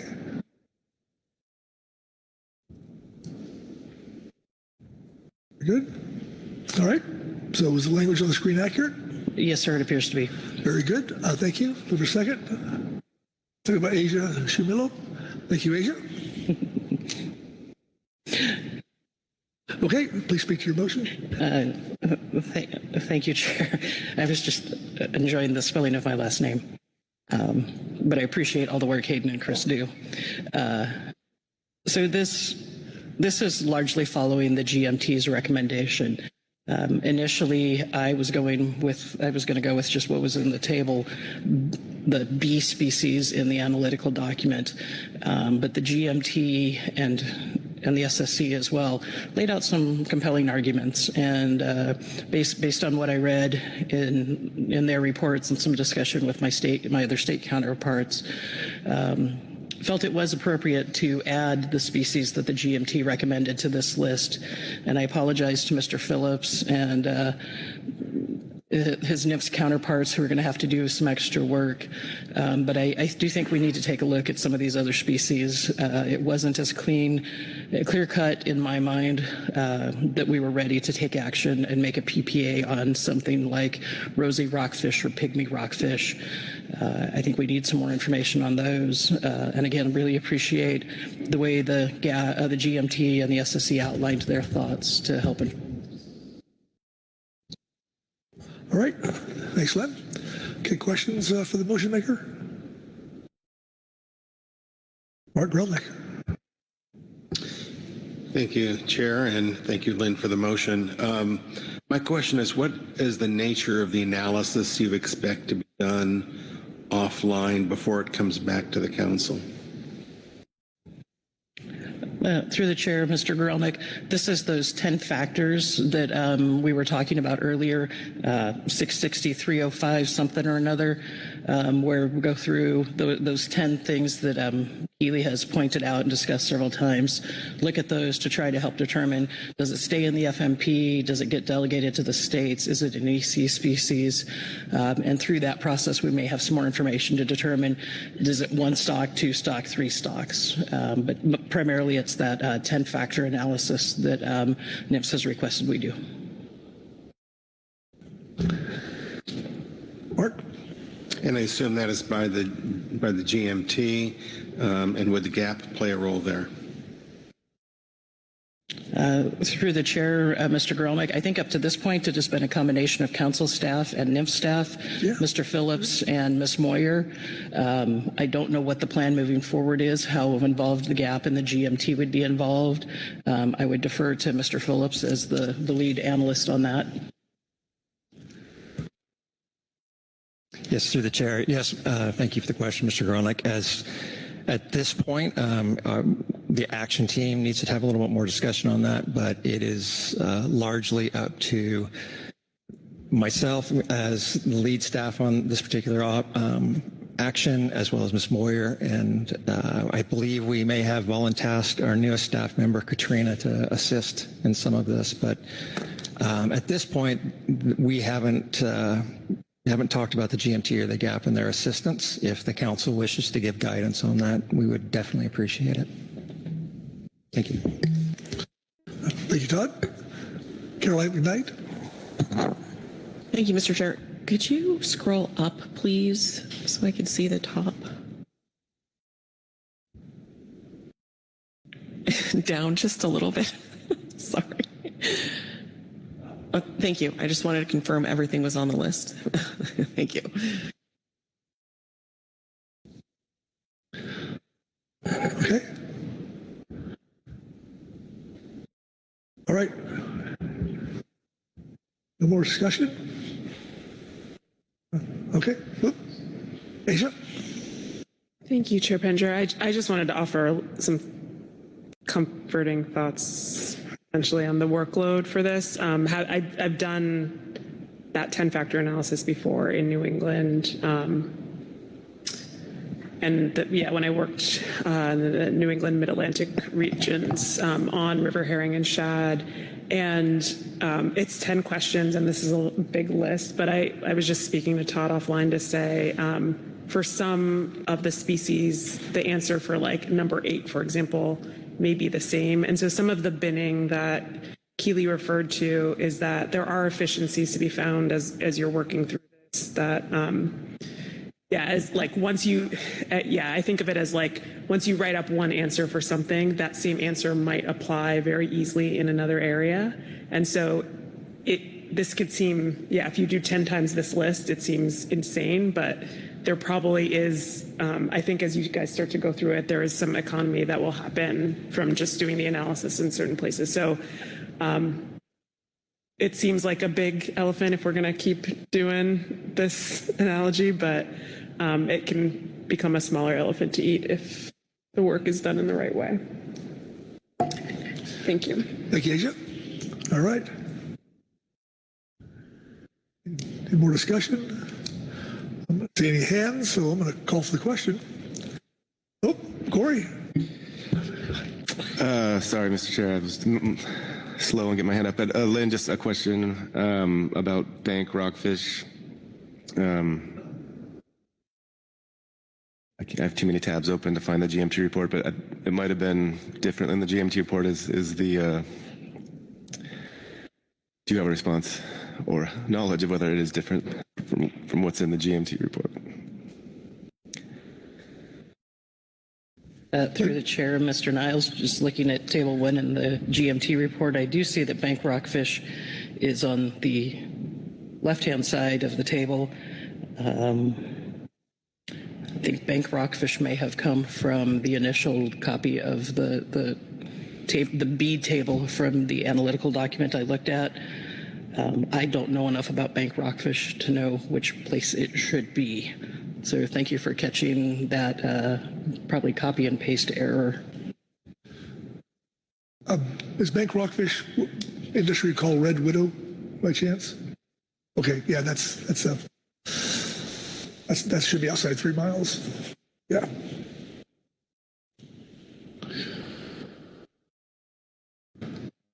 That's called the troll fishery. So, good catch, Corey. Corey?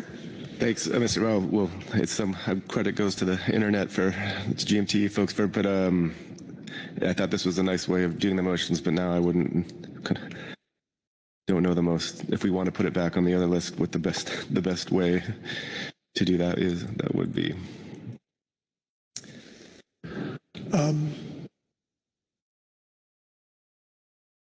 I guess it's not in the other one, right? So it's not in both.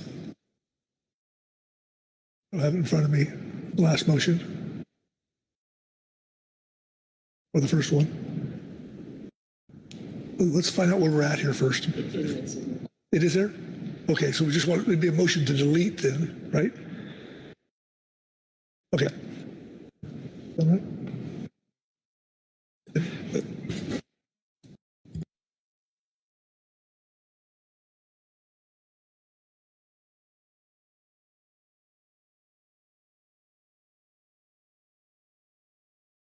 Yeah, so I think what we do is basically amend this motion to remove bank rockfish.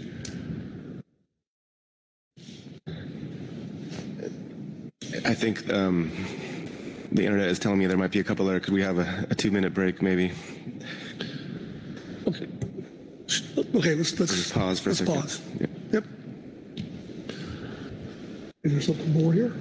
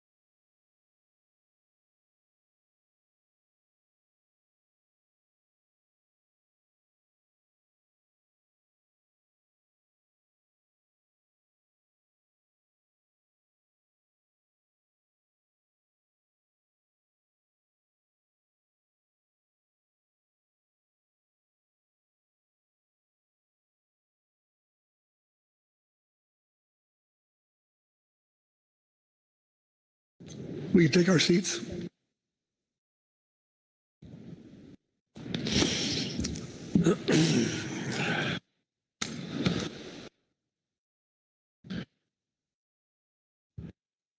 All right. Well, I think we have it figured out. So with that, I'm going to turn to Krista Svensson to lay out the next moves. Yeah, thank you, Mr. Chair. So firstly, I'd like to make an amendment to this motion, and then I will speak briefly to it. And followed by that, I am likely to make a motion to reconsider, but we cannot do that until we have business on the floor. So with that, in terms of the amendment, I would like to strike bank rockfish from the table above.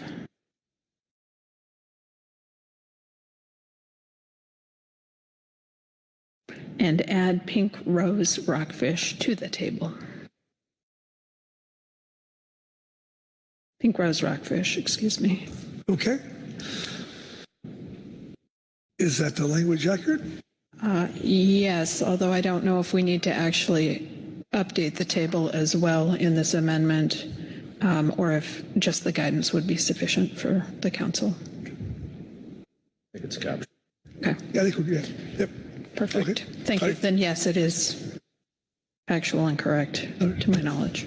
All right. So I speak your motion is appropriate. So yes, we have had a number of our management team members and our council members who have noted that we have. Yeah, sure. Can I get a second? Corey. Okay, now we're good. Thank you. And actually, if you'd let it roll, it would have gone anyway. That's the beautiful thing about not having a second. If people don't act on it and you still vote on it, you're fine. But with regard to this, we had a number of rockfish that were looked at, reviewed, and we noticed that there was an error in the table or a couple of changes to the table. So the intention of this amendment is to have a list that everybody who's been deeply involved with this are in agreement upon. All right, very good. So, all right, any discussion or questions? Okay, it's pretty self-explanatory. So, all right, I'll call for the question. All those in favor signify by saying aye. Aye. Aye. Opposed, no. Abstentions? All right, motion passes unanimously. Very good. That takes us to to amended motion on the floor. Whoops, no, Krista? No. All right, so any discussion on the amended motion? All right, I'll call for the question. All those in favor signify by saying aye. Aye. Aye. Opposed, no. Abstentions? All right, the amended motion passes unanimously. So, Krista Svensson. All right, thank you. I got my hand up a little early a moment ago. I would like to make a motion to reconsider the second motion that was made previously.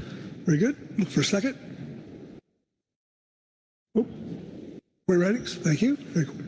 Please speak to your amended motion. Well, actually, we need to vote on the motion to reconsider, and then I will make the motion. Motion to consider. Yes, I'm sorry.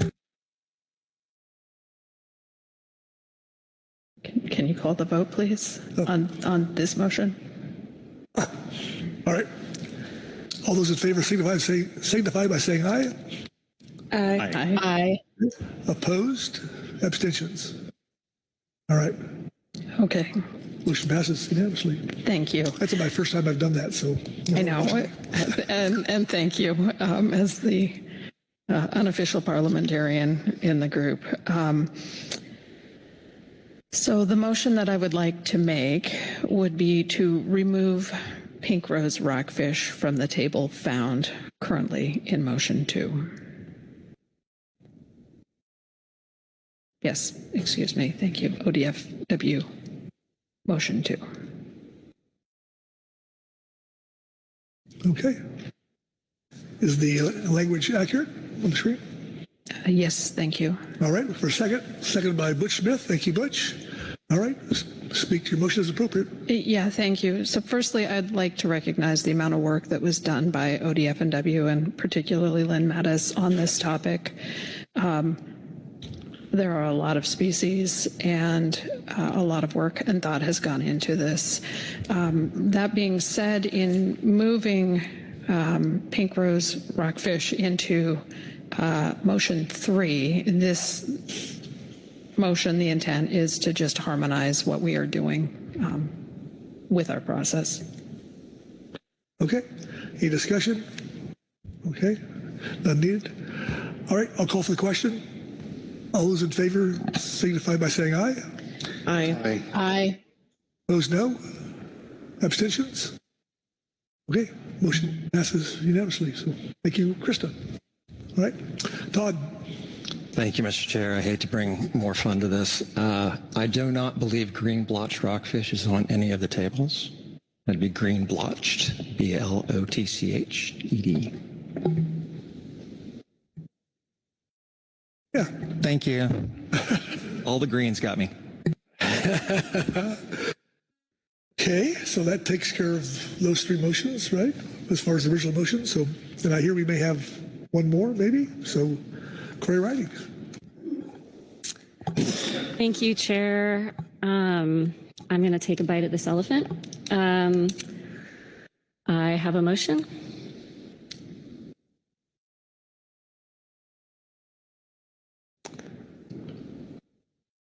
I move to include groundfish species designated as ecosystem component species as identified in the Groundfish Fishery Management Plan, Table 3-3, for analysis and consideration under the range of alternatives. Okay, is the language on the screen accurate, Corey? It is. We'll go for a second. Second by Krista Svensson. Thank you, Krista. Please speak to your motion. Thank you, Chair. During discussion today and reading the excellent document that Mr. Phillips and NIMS pulled together, it became clear that the intent is really to do a full and comprehensive analysis. So as the process moves forward, I think it makes a lot of sense to include the ecosystem component species that we already have in our FMP because we are considering moving species to E-species as part of this larger process. So in the spirit of that consistency and wanting to be thorough with this opportunity to do this fuller analysis, it makes sense to me to include those species. Fortunately, we have a very convenient list of them in our FMP, which is what I'm pulling from here. Okay. Hey, Corey, questions on the motion? Discussion on the motion? Oh, Lynn Mattis. Thank you, Chair. Be quick because I think I'm between us and eating elephant for lunch. I appreciate Ms. Ridings bringing this up. It wasn't included in the previous motions as an oversight. It wasn't deliberate. It wasn't strategic. It was just a pure oversight. So thank you for correcting that. Thank you, Lynn. All right. Caroline McKnight. Thank you, Mr. Chair. Thank you, Ms. Ridings, for the motion. Just help me in the sea of tables we've been looking at. Could you point me to that quickly, or at least give me an approximate how many species are currently EC that would need additional review on top of those we've already tasked council staff with? Thank you. Todd? Yes, thank you, Mr. Chair. Ms. McKnight, strangely enough, I have this table open. We have a total of 12, I don't want to call them species, but some of those, there are at least 12 species, but we also have groups. So there's one called all other skates, which is all this group of fish, or skates rather. So there's at least 12 entries there. But then there are those that are like, as I mentioned, that are groups. So all grenadiers, all skates. Yeah, and that. Does that make sense, Ms. McKnight? Good. Okay. All right. Further discussion? I'm not seeing any. Oh, Keely? Thanks. I don't feel like I've had enough time to consider this, especially just in the very brief looking at the list and realizing that even some of the language in Table 3-3, it doesn't even tell us how many species. So right? So some of that language just says all other grenadiers. That I have no idea how many species that is. And so from a workload perspective, I feel unprepared to be able to comment on this. And so from this time, I would probably abstain from voting and would just suggest that more time to evaluate the workload implications of this with council staff would benefit NIMS. So apologies, I'm a little, wasn't prepared for this. So sorry about that. Okay, thank you. Caroline McKnight, oh. Please. Unless Corey, you want to? Corey. Thanks, Chair. Thanks, Keely, for that. I guess I could speak to it a little bit more in the sense, and I don't know if it's appropriate with the motion as written, but certainly the intent would be to take the spirit and intention behind these species in Table 3.3 and defer to your and Mr. Phillips' expertise on sort of the depth on what sort of all other grenadiers or all other skates actually means. Certainly when I looked at this, I saw the number 12 and didn't think that that was an overly burdensome additional workload, especially after what we've heard today on the floor. So if that helps at all, that is my intention. Thank you, Corey. All right. Caroline? Thank you, Mr. Chair. Thank you, Ms. Ridings. I am I am hesitant only because I'm not sure I'm understanding what this motion is asking. The species that we've already moved and recommended today have gone through a framework and through a heavy analytical burden to get to a place of then further consideration. And so I guess my question is, we're assuming these are EC species, so is it to go back to the framework first of the 25% or historical fishing mortality and then come back to be considered for further, or is this sort of skipping that framework and jumping right to the three options? So thank you for clarification there. Corey? Chair Caroline, yes, my intent was to sort of skip that first part and just move them into the range of analysis as we're moving forward from this point forward. You know, going back in time, maybe it should have been added when we took the very first bite at the elephant, I'm not sure, but upon reviewing materials that we looked at today, it seemed most appropriate at this point to add them in here. Again, I would defer to the expertise of NIMS and Mr. Phillips in terms of the appropriateness and application to that range. Okay, Keely? Thanks, and thanks, Ms. Ridings, for the further discussion on this. I think what you're saying sounds fine to me, but the language of the motion seems a bit constraining for not having had any opportunity to explore this yet. So I'm wondering if you would be open to softening it a bit to, and I agree with you. I certainly have said holistic examination a number of times, but I don't think this is just 12 species. It says all skates in the endemic species, right? And so I just want some more time. So if you would be amenable to just softening the request, I think we could work with council staff on bringing back more information about the existing EC species, but putting them into the framework right now on top of what I see as already a substantial workload between March and June without having done any of this initial exploration of these species feels a bit off, but I'm not disagreeing with the point of reviewing these, just sort of maybe suggesting a slightly softer pathway that we could bring back more information in the interim that isn't necessarily the full consideration under the three alternatives, and wondering whether that would meet your immediate needs. Corey? Thank you, Chair. Thank you, Keely. I am amenable to softening. I will confess I'm not entirely sure what that means in this current moment of this motion. Looking at it right now, maybe there could be a friendly amendment to take out the word consideration and leave it for analysis, if that would perhaps meet that need for softening. Keely? I'm also, I said it, but I apologize. I'm not sure in this moment, especially not being in the room with you. I don't have much language I could try on the fly. It would feel very painful for you all in the room to try to come up with something.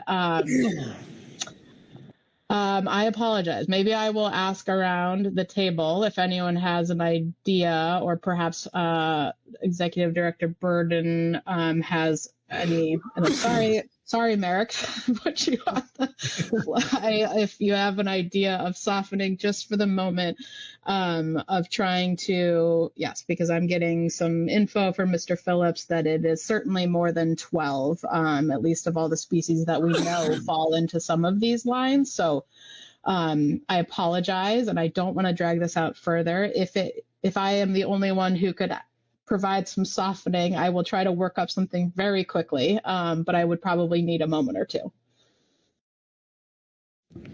Executive Director Burton. Yeah, thank you, Mr. Chairman. And yeah, Ms. Kent, my hand went up before you volunteered me, so no problem. I don't think an amendment here would be necessary if we get on the same page, because the language is sufficiently general that we should just have an understanding about what we do. And so as I am sitting here communicating with Mr. Phillips, and I'll ask him if he wants to step in at any time to do so, but as I'm communicating with Mr. Phillips, I think if we think of the range of alternatives as there's several layers in the analysis, and Todd, walk through that, starting with the 25% factor, and then there's the multi-factor analysis and all that stuff. If we want to soften this a bit and look at it with respect to the first layer, the 25% analysis, that might be what Keeley is getting at. Let's look at that, and maybe that tells us something more and tells us how much further we want to go. I do think if we proceeded with the 10-factor analysis after that, we're looking at potentially quite a bit more work. But I do think the 25% threshold is pretty illuminating in the data that we've seen. And so if that starts to provide enough of a sense about whether you want to continue to proceed and continue to analyze these EC species after that point, we can do that. But I would say let's start there and then come back in June and see if you want to dig any deeper on them. Todd, would you add anything to that? Through the chair, yes, Mr. Burden, I agree with what you're saying. I think if that 25%, or at least the process that we've established, indicates something different than EC species, then we can move forward. Otherwise, it would just, in theory, revert to being EC stock, and there'd be no reason to reanalyze it. Does that make sense? Okay. Keeley, do you have a response to that? I am okay with that if Director Burden is okay with that, and I think we would follow up with council staff after this. And I appreciate the acknowledgement that there's flexibility intended in this, and just want to be clear on the expectation setting, which it sounds like we are. So I appreciate all of that discussion, and I apologize for dragging this out a bit more. Okay. Corey Niles. I'm just confused. So thanks, Mr. I was, and others were on the GMT when we did this first cut at this following the national standard guideline revisions back in whenever that was, 2009. If the question of whether these stocks are in 25% in federal waters, I can tell you right now, all the answer is yes to all of those. Those where they came from was, and this opportunity to, we don't do it often enough, recognize the extraordinary data collection that we have through the observer programs, both the at-sea whiting and the West Coast Groundfish Observer Program. And so where those came from was just taking every species you see in the bottom trawl fishery is the one that gets these, other than in short bellies, maybe the exception, you see it in the whiting. That's where these came from their bottom trawl catches, where they're speciated by the observers, and they appeared in the data. And all of their grenadiers might just be the ones they couldn't species 8, and maybe the FMP was another cut at this, but I think I saw Lynn nod her head. These would all be bottom trawl caught fish. And yes, they're all 25% in federal waters, because that's that's where they're seeing them. Grenadiers are deep, but I don't think any of these species are going to rise to the level of catch where we think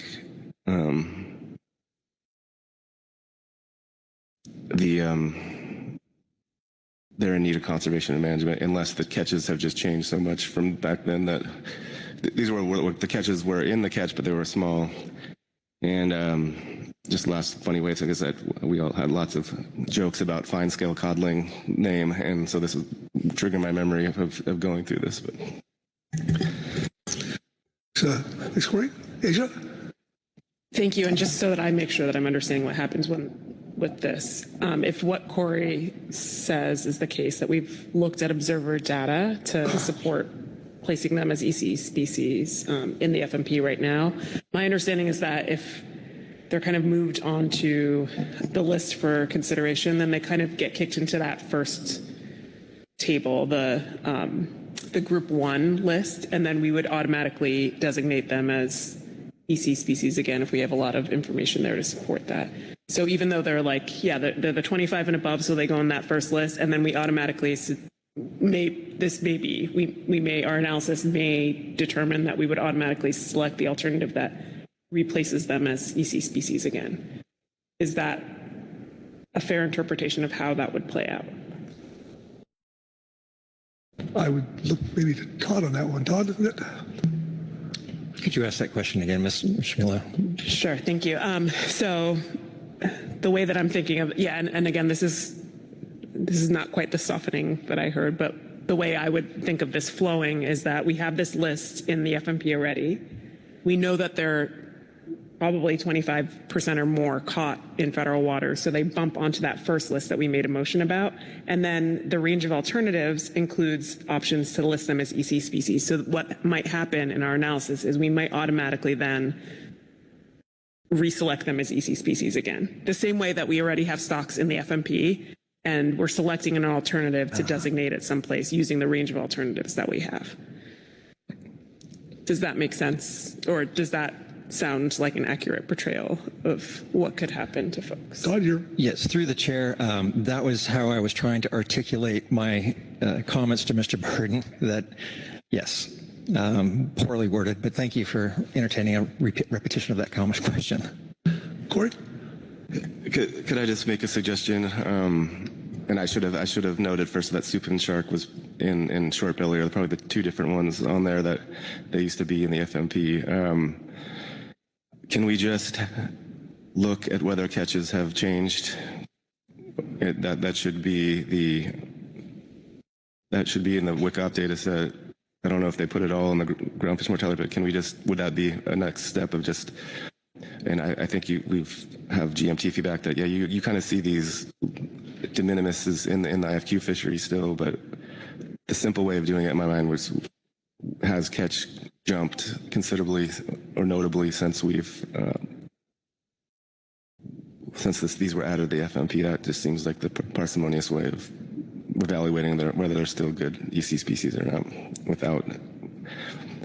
and that's really just not to diminish the work, but it's working with the WIPCOP data when a time series of catch since 2009, 10. So if I just clarify, so if we vote on this with that consideration, that basically this would just trigger people to look at those species to see if anything's changed, and if they go beyond that. Is that what we're kind of saying here? Director Burden? Thank you, Mr. Chairman, and thank you, Mr. Niles. I would just point out, as someone who's not doing the analysis, it's easy for me to wax poetic, but I would just point out that other councils look at EC species in this way, so if there is a change in the trajectory of the catch, that will trigger a review of whether that species should be left in that bucket. So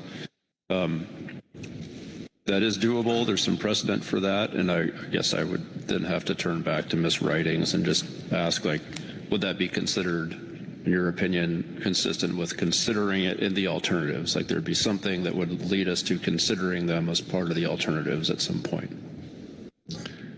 Corey?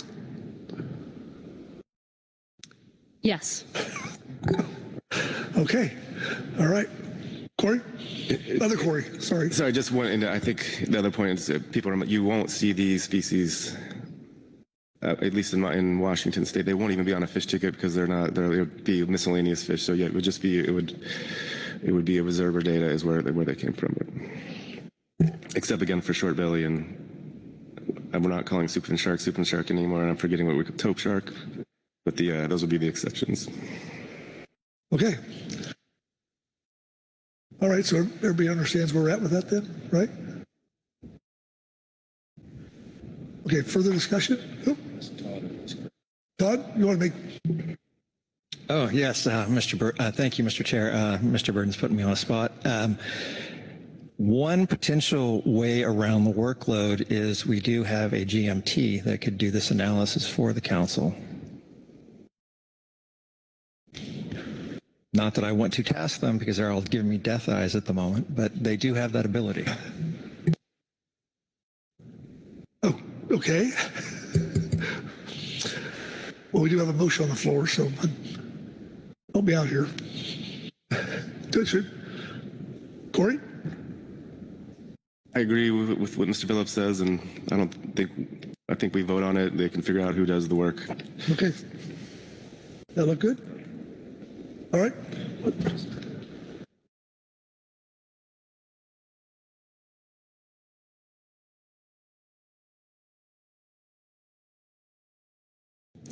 Dr. Burden? Okay, just since this did result in a bit of a conversation, the chair and I just want to make sure everyone's clear what this results in. So with this language, there would be an analysis that is focusing on changes in the catch trajectory of EC species. There's a question about who does that. I don't think we have to deal with that now. But then that would then lead to some further consideration in June about whether to continue on with incorporating any of those within the range of alternatives. That's how I see this happening. So if there's any question about that process, I'm happy to elaborate, but that's where I believe we are. Okay. All right. Corey? Niles? One last, I think short belly will be spoken about or is on the list for the workload management measures later today. So we can talk about that one there. Very good. Okay. I'm going to call for the question. All those in favor signify by saying aye. Aye. Opposed, no. Abstentions? All right. Motion passes unanimously, and that takes us to Todd. How we're doing here? Yes, thank you, Mr. Chair. In looking at your action here, your council tasks, so the council did, through motion, approve the proposed 25% and have adopted the ROA to species 2 alternatives and have identified many species as PPA, given their stock definitions. And regarding the EC species, you have given guidance, which Mr. Burden just went through, which is essentially to look at changes in direction of catch compared to when it was first determined to be EC or identified as EC. To who that work goes to, I guess it's still a bit of discussion or consideration rather. Long way of saying, I believe we have enough to move forward with this action and bring it back in June. Thank you. All right, very good. Thank you all. And with that, we'll break for lunch and we'll return in an hour. Try to be back here in an hour on H7.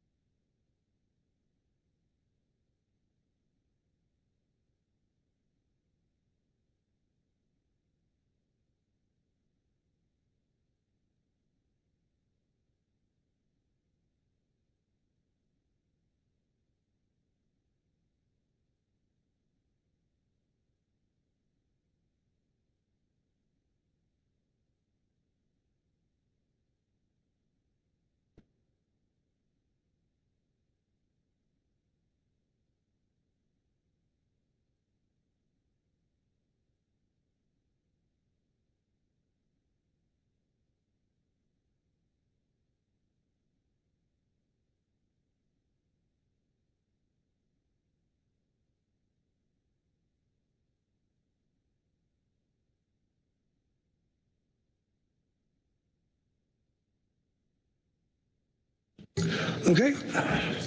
Welcome back, everyone. Starting the afternoon here on H7. Look to Jesse Waller to get us going. Jesse.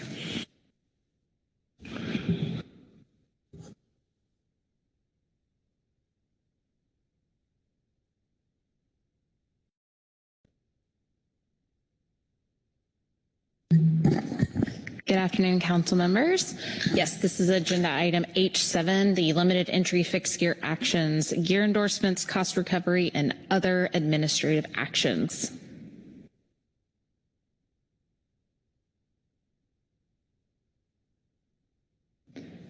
So before we get into all the analysis and the alternatives, I think it is important to understand why the LE Fixed Gear program is the way it is. And to do that, we need to start all the way back in the late 1980s.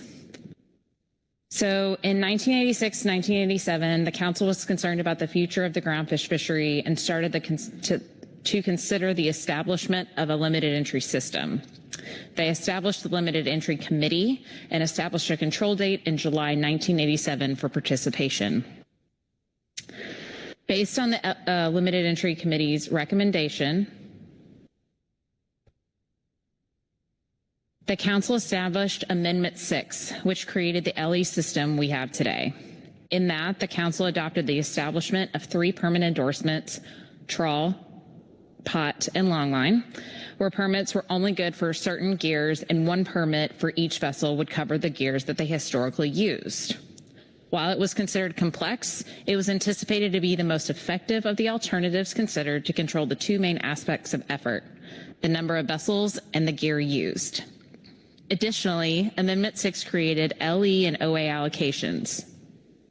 For species with high attainment, allocations were established, including those for open access, or what were known as exempted gears at the time.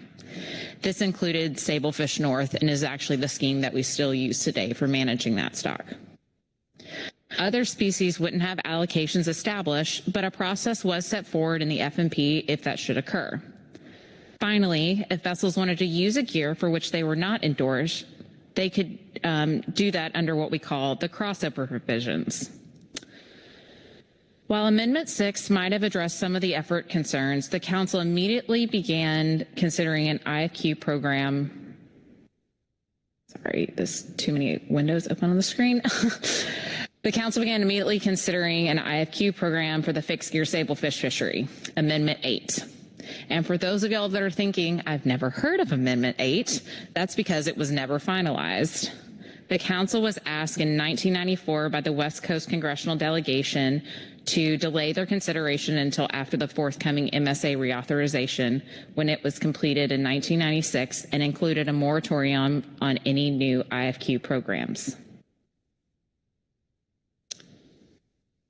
While the council was working on Amendment 8, the fixed gear sablefish fishery had dropped from a year-round fishery to just 5 days in 1996. While the license limitation program limited the number of vessels which may participate in the groundfish fishery, there was still a substantial opportunity for vessels to move from a non-sablefish segment of the LE fishery to the sablefish fishery. So the council worked on Amendment 9, which established the sablefish endorsement to address those concerns of expanding participation into the fixed gear sablefish fishery.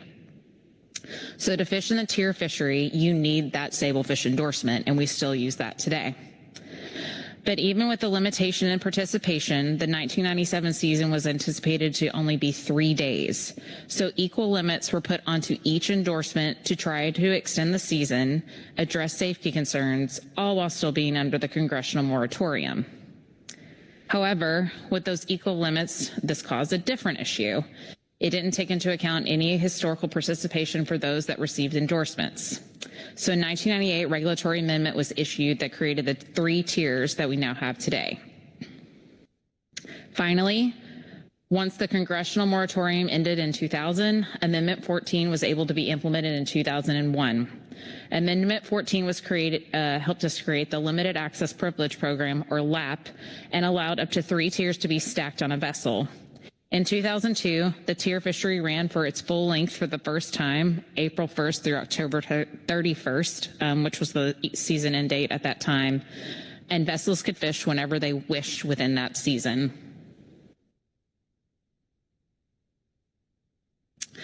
Okay, so this is the last slide on history, because while the origins of Amendment 14 and the LE fixed gear and tier programs is crucial, there are more recent actions that are tied to what we're considering today.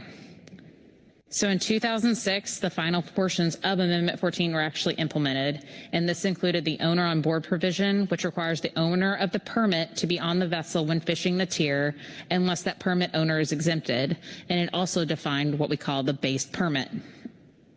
In 2014, we began the first review of the LE fixed gear programs. As some of y'all may know, that laps are required to be reviewed on a periodic basis, and we do ours every 6-ish years. In 2016, recommendations from that review were implemented, including the requirement for electronic fish tickets, exemptions from the 3 permit own and control limit for certain permit holders, and the allowance of joint registration of a trawl and fixed gear limited entry permit on a single vessel. In 2002, we concluded our second program review, and we'll get a little bit more into that in a couple of slides and how that relates to our action items. In 2023, we permanently extended the tier season to December 31st through the harvest specifications process after 2 emergency rules in 2020 and 2021 that extended the season. And then finally, in 2024, we implemented Amendment 32, and as a part of that action, we allowed limited entry fixed gear vessels to use non-bottom contact gears to fish up to their LE fixed gear trip limits.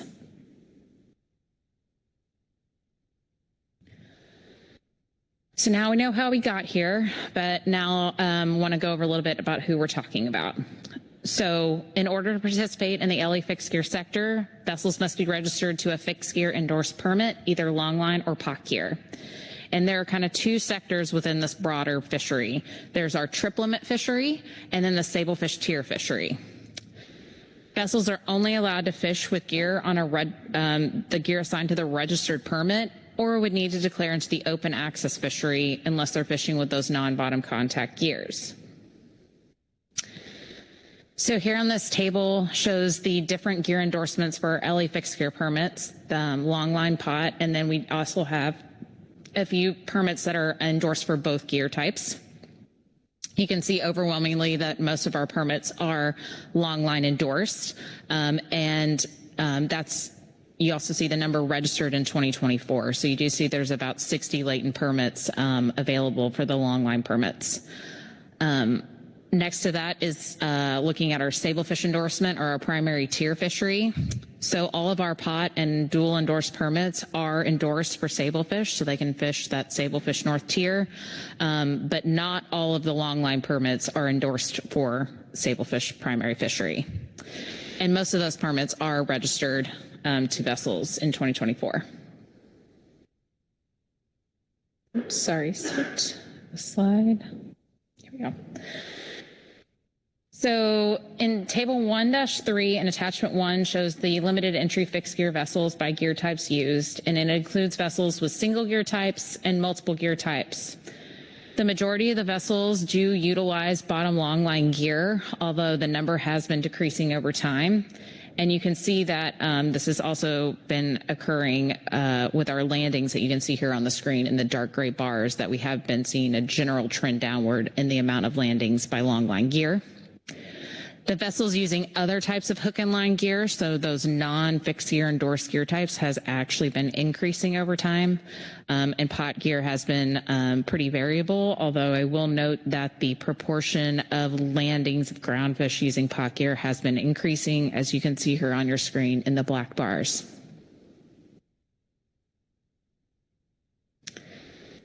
And here's just a snapshot about how we got here after we finished the second review in 2022. We've been working on this now for a few years, and we are tentatively scheduled to take final action in June. So your council action for today is to consider any revisions to the range of alternatives, adopt a PPA if possible, and provide guidance on next steps.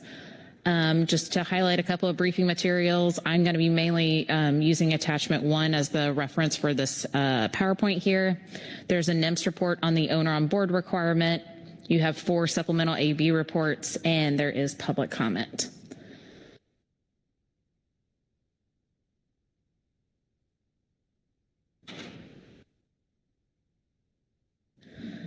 So I did want to highlight the purpose and need that was adopted back in 2023, and specifically some of this bolded text you can see here. So this action is needed to provide flexibility to all LE fixed gear participants to utilize their quota in the most efficient way possible and encourage new participation. And it's needed to provide increased flexibility to LE fixed gear participants while reducing administrative burdens. Purpose is also develop a cost recovery program, which is needed to meet the MSA requirements for lapse.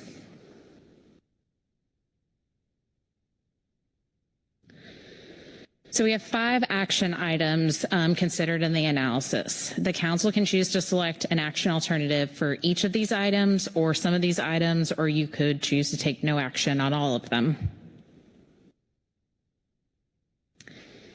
And first up is the gear endorsements, and I'm just going to note that this is going to be our longest section, so I actually might stop here and see if there's any questions in the beginning of the overview before we get into the details.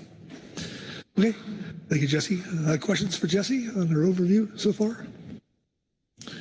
Rebecca Lent. Thank you very much, Jesse. Are you going to go over the cost recovery in more detail later on? Should I just wait? Thank you. Thanks, Rebecca. Okay, I think you're good to go. Okay.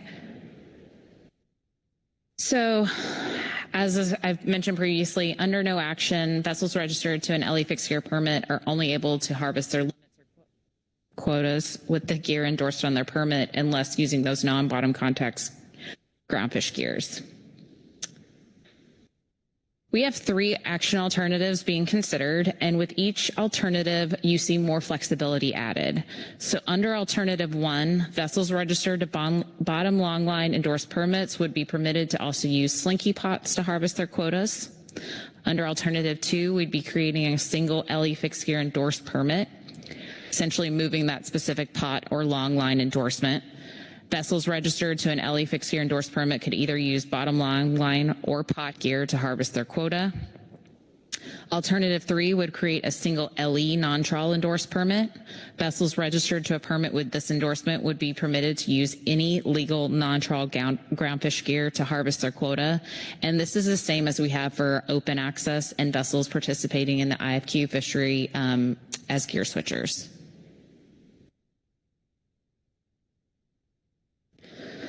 There are 5 key elements that were analyzed with regard to the gear endorsement alternatives, and so we're going to just walk through each of these. So when you have about 200 plus permits and 100 and something vessels, it is kind of difficult to say how many people are going to do what, given the opportunity. And so I went with a scenario-based approach to provide bookends to the analysis. So under scenario 1, there would be no shift in activity. This would essentially what would be occurring under no action. Under scenario 2, all bottom longline vessels would shift to slinky pots. This could occur under any of the action alternatives. Under scenario 3, all bottom longline vessels would shift to a mix of what I'm calling traditional and slinky pots based on size. So vessels greater than 50 feet length overall, or LOA, which would shift to using those more traditional or those heavier pots. This could occur under alternatives 2 and 3. And I'll note that under alternative 3, you could also see increases in other hook and line gear types with that allowance to use any legal non-trawl gear. None of the scenarios looked at the shift from pot to longline gear as given the number of permits that are available to access for longline gear that could happen now. So we didn't include that in the scenarios. We mainly just I looked at vessels shifting from longline to pot gear because that's kind of been of what's been considered here. Overall, it's likely that we're going to see some combination of any of these 3 scenarios. And these are really just used as bookends to look at like what's the maximum that could happen under any of these scenarios and alternatives.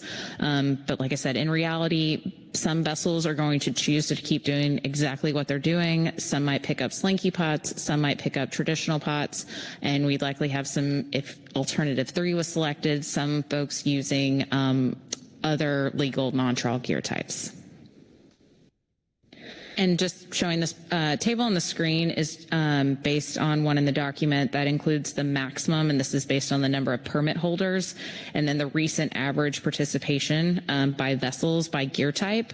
So you can see the number of participants, again, these maximum hypothetical scenarios on scenarios 1, 2, and 3, and how many vessels would potentially be using different gear types. Oop. So next up is marine mammals, and you got a briefing the other day from Dan Lawson of Protected Resources Division in depth on the BIOP, which was used a lot. That analysis was used a lot in this action. So I'm not going to repeat that, but I did want to drop in a couple of key reminders. So our analysis in the document really focused on the two distinct population segments, DPS of humpback whales, the Mexico and Central American stocks. We do have that third one off our coast, the Hawaii DPS, but it's not ESA listed. There's been 3 observed takes of humpbacks in the non-trawl fishery since 2002, one by the Ellie Sablefish pot fishery in 2014, OA pot in 2016, and then in 2023 there was a observed take in a combination Pacific halibut longline and sablefish slinky pot. So that 2024 BIOP used a predictive species distribution model and a co-occurrence of fishing effort in their analysis. And just some key stats to throw out here. September and October tend to be the highest rate of co-occurrence for the Ellie fixed gear fishery, whether pot or longline gear or hook and line gears. And in terms of spatial overlap, for Ellie pot, about 3/4 of that occurs off of California and Oregon, and Ellie hook and line gears were similar in that regard. Assumptions for the analysis that goes through, so this is under the marine mammal part, but this is going to kind of apply to any of the analysis we're looking at. We are assuming that we are operating under the fixed gear marking and entanglement risk reduction measures package that you took final action on in June of last year. And particularly within that, the voluntary allowance of a single vertical line, it's likely that that allowance will be utilized by pot vessels, and so you'll see that talked about within the analysis. There were some key analytics I looked at. So we looked at soak time of gear, selectivity, and catch per unit effort, or CPUE of that gear, and then really focusing in here when it comes to entanglements on the number of vertical lines and the effort happening.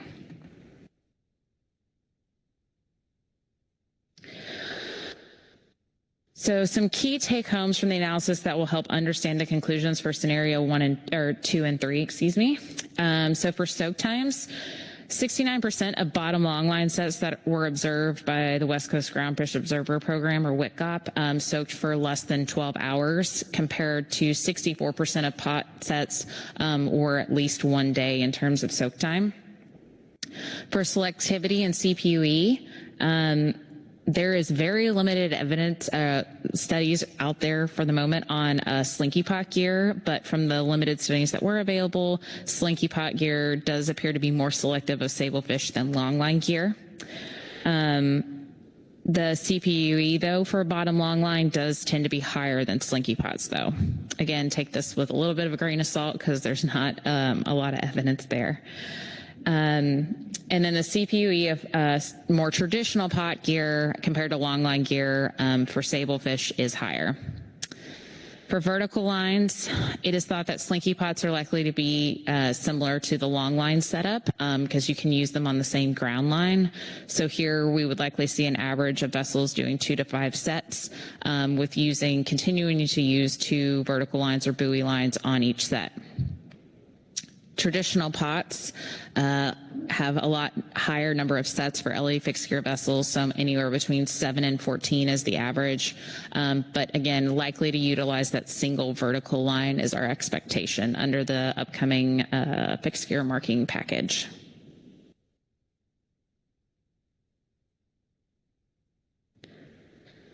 So impacts of scenario 2, again, that's where all of our vessels shift to using slinky pots, and it applies to any of our action alternatives. So there is potential adverse impacts to prey availability to marine mammals, but it's not certain. Several studies from Alaska were on the depredation on hook and line gears, and the North Pacific Council actually implemented allowances for slinky pots in their sablefish and turbot fisheries to reduce occurrences. It worked really well for a few seasons, but the whales have actually now figured out how to shred those pots. So I've been hearing folks actually going back to hook and line gears. Orcas are very smart. In terms of entanglement risk impacts, it's really an unknown risk of slinky pots compared to traditional pots. I did highlight that in 2023, we do have that known entanglement with a slinky pot. But again, we're looking that slinky pots are likely to be fished similarly to longline gear in terms of soak time, the number of vertical lines, and number of sets. However, did want to make it clear that slinky pots could not be on the same ground line as bottom longline gear via the gear marking regulations. They would still need to be marked as either pot gear or longline gear, so couldn't use both on the same. And slinky pots would also still be subject to the same regulations as pot gear in terms of like tending or any of that actions, because they are a defined pot gear. Overall, the analysis shows that the impacts to marine mammals under scenario 2 are likely to be neutral. There would be expected to be no changes in vessels that are using that traditional pot gear under scenario 2. And if vessels shifting to slinky pots do move northward, which is following some of the pot trends we saw in the biological opinion in terms of fishing effort, there could actually be lower risk to listed DPS stocks, as the Hawaii stock is actually primarily found off of Washington. So there could be that shift in effects on DPS. Moving on to scenario 3, which only applies to alternatives 2 and 3. Again, this is where we have bottom longline vessels shift to a mix of slinky pots or standard pots, depending on the size. Overall, it's pretty similar to alternative or scenario 2. We might see those potential adverse impacts related to prey availability, with pot gear having lower rates of depredation compared to longline gear.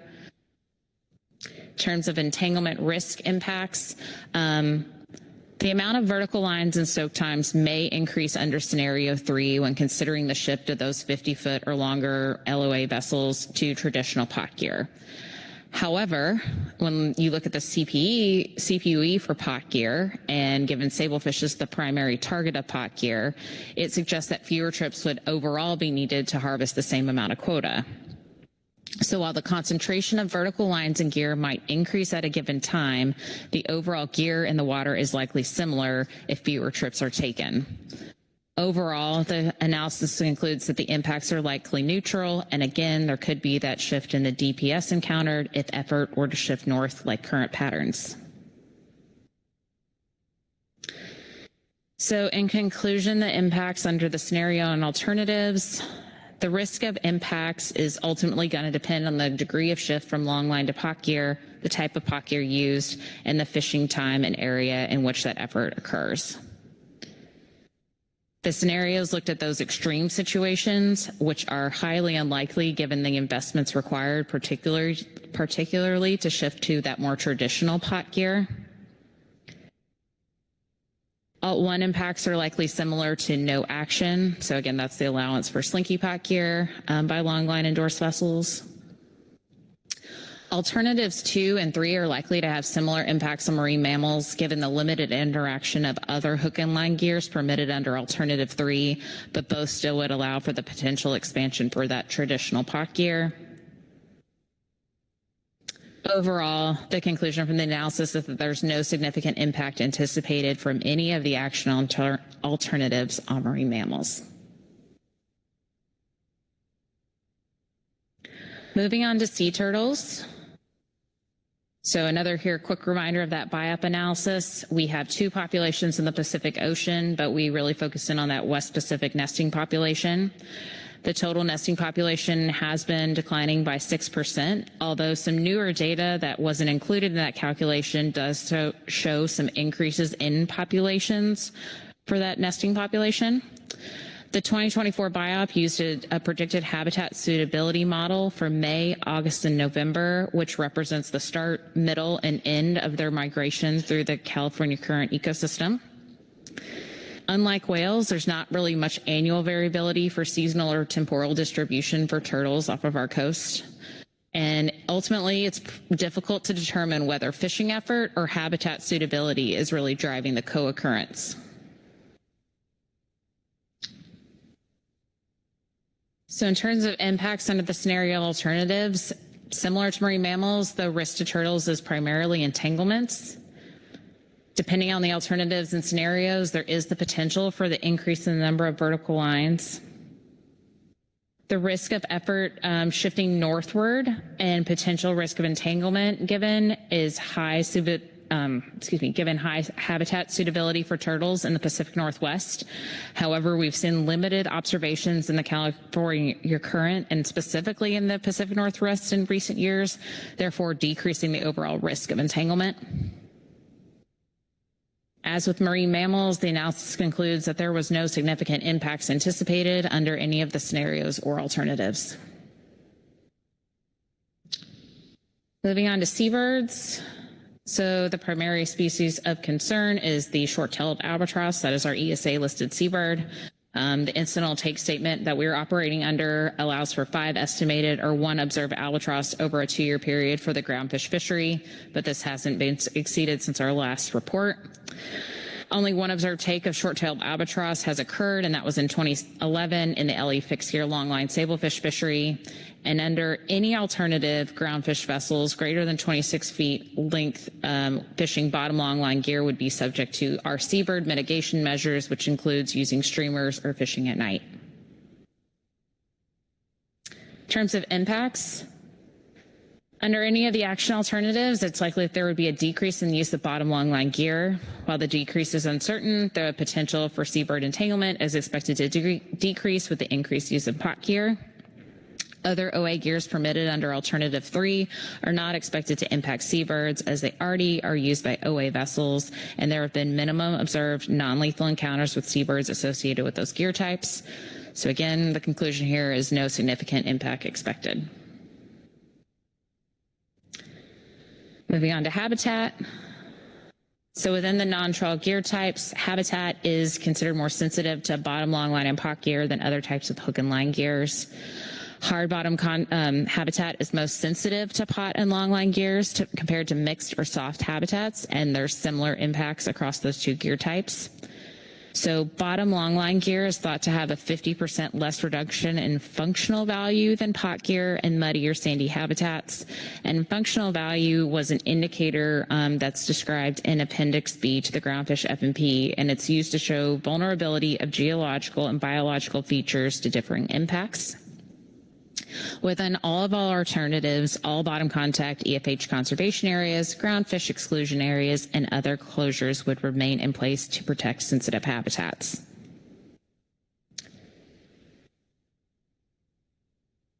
Impacts under our scenarios and alternatives. So under no action in all of our alternatives, bottom contact fishing gears may impact habitat, and impacts are mitigated again through gear restrictions in closed areas. Impacts to habitat under our action alternatives would depend on the change in gear types. So again, looking at that combination of scenarios. Alternative 1 is likely to have less impacts than alternative 2 and 3, just given that there'd be less traditional pot gear because it would only permit slinky pot gear, and maybe have neutral to slightly negative impacts compared to no action. Again, seen here, slinky pot impacts are pretty unknown on habitat, but given that they are lighter in weight, they could have less impact than a traditional pot gear. Alternative 2 and 3 allows for, again, more of those traditional pots, so expected neutral to slightly negative impacts compared to no action, but no significant impacts to habitat are expected under any action alternatives. Okay, and then last part on gear endorsements is the economic impacts. So there are 6 sections looked at in this analysis, and these are actually summarized in Table 411 on page 66. I already talked a lot about gear flexibility, so I'm going to kind of focus on these last 5. In terms of non-trawl attainment, alternatives 1 and 2 are likely to be similar to no action. Sablefish North is already a highly attained stock, so increasing pot gear allowances are likely to have little impacts, as that's the primary target of pot gear. Alternative 3, however, is likely to generate the greatest increases in overall non-trawl attainment, as it would allow any legal non-trawl gear, so vessels could target non-sablefish species. However, it's unknown to the degree to which these attainments would increase and which exact species would see the greatest impacts. Want to focus a little bit here on profitability. So a primary factor that may drive vessels to switch from bottom long line to pot gear is the profitability associated with fishing each gear type. But we have limited information available, as LE Fixed Gear program doesn't have a mandatory data collection program like the trawl catch share program does. Again, sablefish is going to be our main driver of the LE Fixed Gear fishery. Larger vessels, regardless of gear type, have higher average trip revenue from sablefish. Pot vessels have a higher revenue from sablefish than longline vessels, although it is interesting to note that the price differential between longline and pot caught sablefish has been increasing to 2018, with the pot per pound price dropping below the longline pot per pound price at that time. So Melissa Krigbaum, who was formerly with the Northwest Center in the region now, helped us on analysis using her thesis project, and it was designed to predict how gear choice can impact profitability. So we analyzed a variety of sample vessels from the line fleet to calculate a simplified estimate of net revenue if vessels participated in each gear type. Now, this only included ex-vessel revenue, fuel cost, and bait cost, and other trip costs such as labor and ice and equipment investment costs are not included. So overall, this is an overestimate of the true variable cost net revenue, because while it captures all revenue, it does not capture all cost.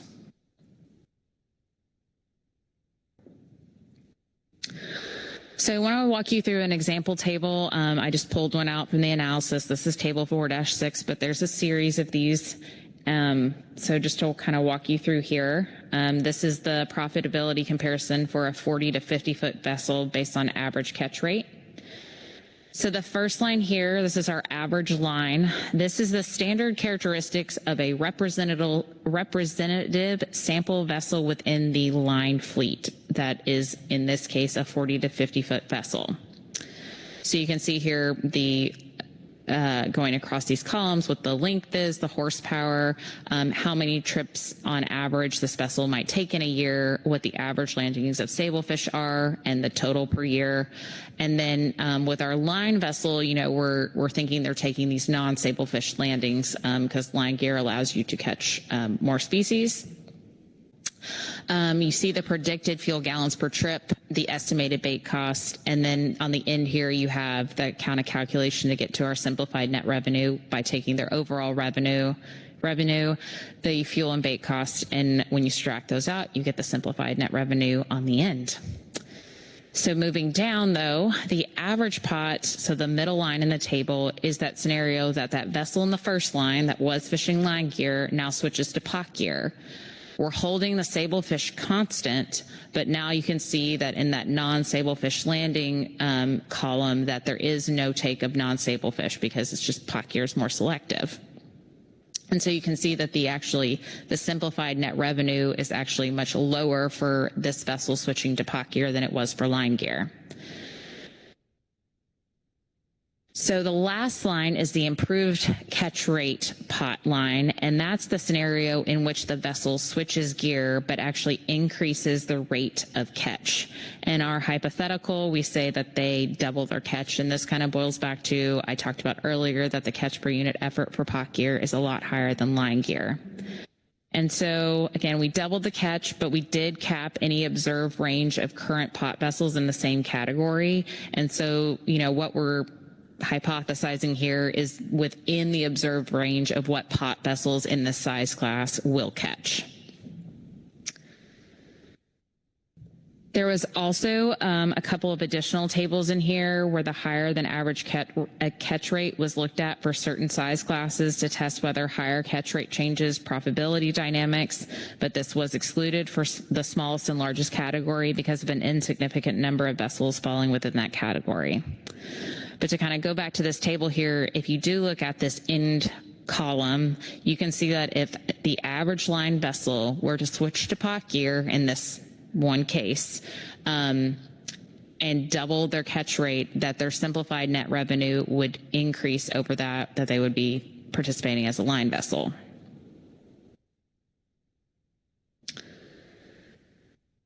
So overall, the profitability of the action alternatives is determined by the specific operations of a vessel, including aspects such as vessel configuration and the investment needed to change gears. Investments required for slinky pots are expected to be lower than for traditional pots, particularly given that the same long line setup can be used for slinky pots, thereby only requiring the investment into the pots themselves. There is some shift from bottom long line to slinky pot gear is expected, but again, it's uncertain. So alternatives 2 and 3 may allow for increased profitability for larger vessels if the catch rate of sablefish is able to compensate for that loss in non-sablefish revenue. Overall, it is anticipated that there would be a limited shift in vessels using longline gear to standard pot gear due to the lack of increased profitability under alternatives 2 and 3. But underlying all of this is that the margin of difference between the gear types are small enough that changes in prices can drive the profitability calculations, which reiterates the idea that market conditions will be a key driver. And just kind of a side note, as we were going through this analysis, I actually updated the prices for the non-sablefish to a higher value to provide some more recent context. And it actually changed the result from having the shift to pot gear being more profitable to less profitable. So it is going to depend on, you know, a vessel, like how it fits their operations. And these margins are going to really play into how people are going to switch.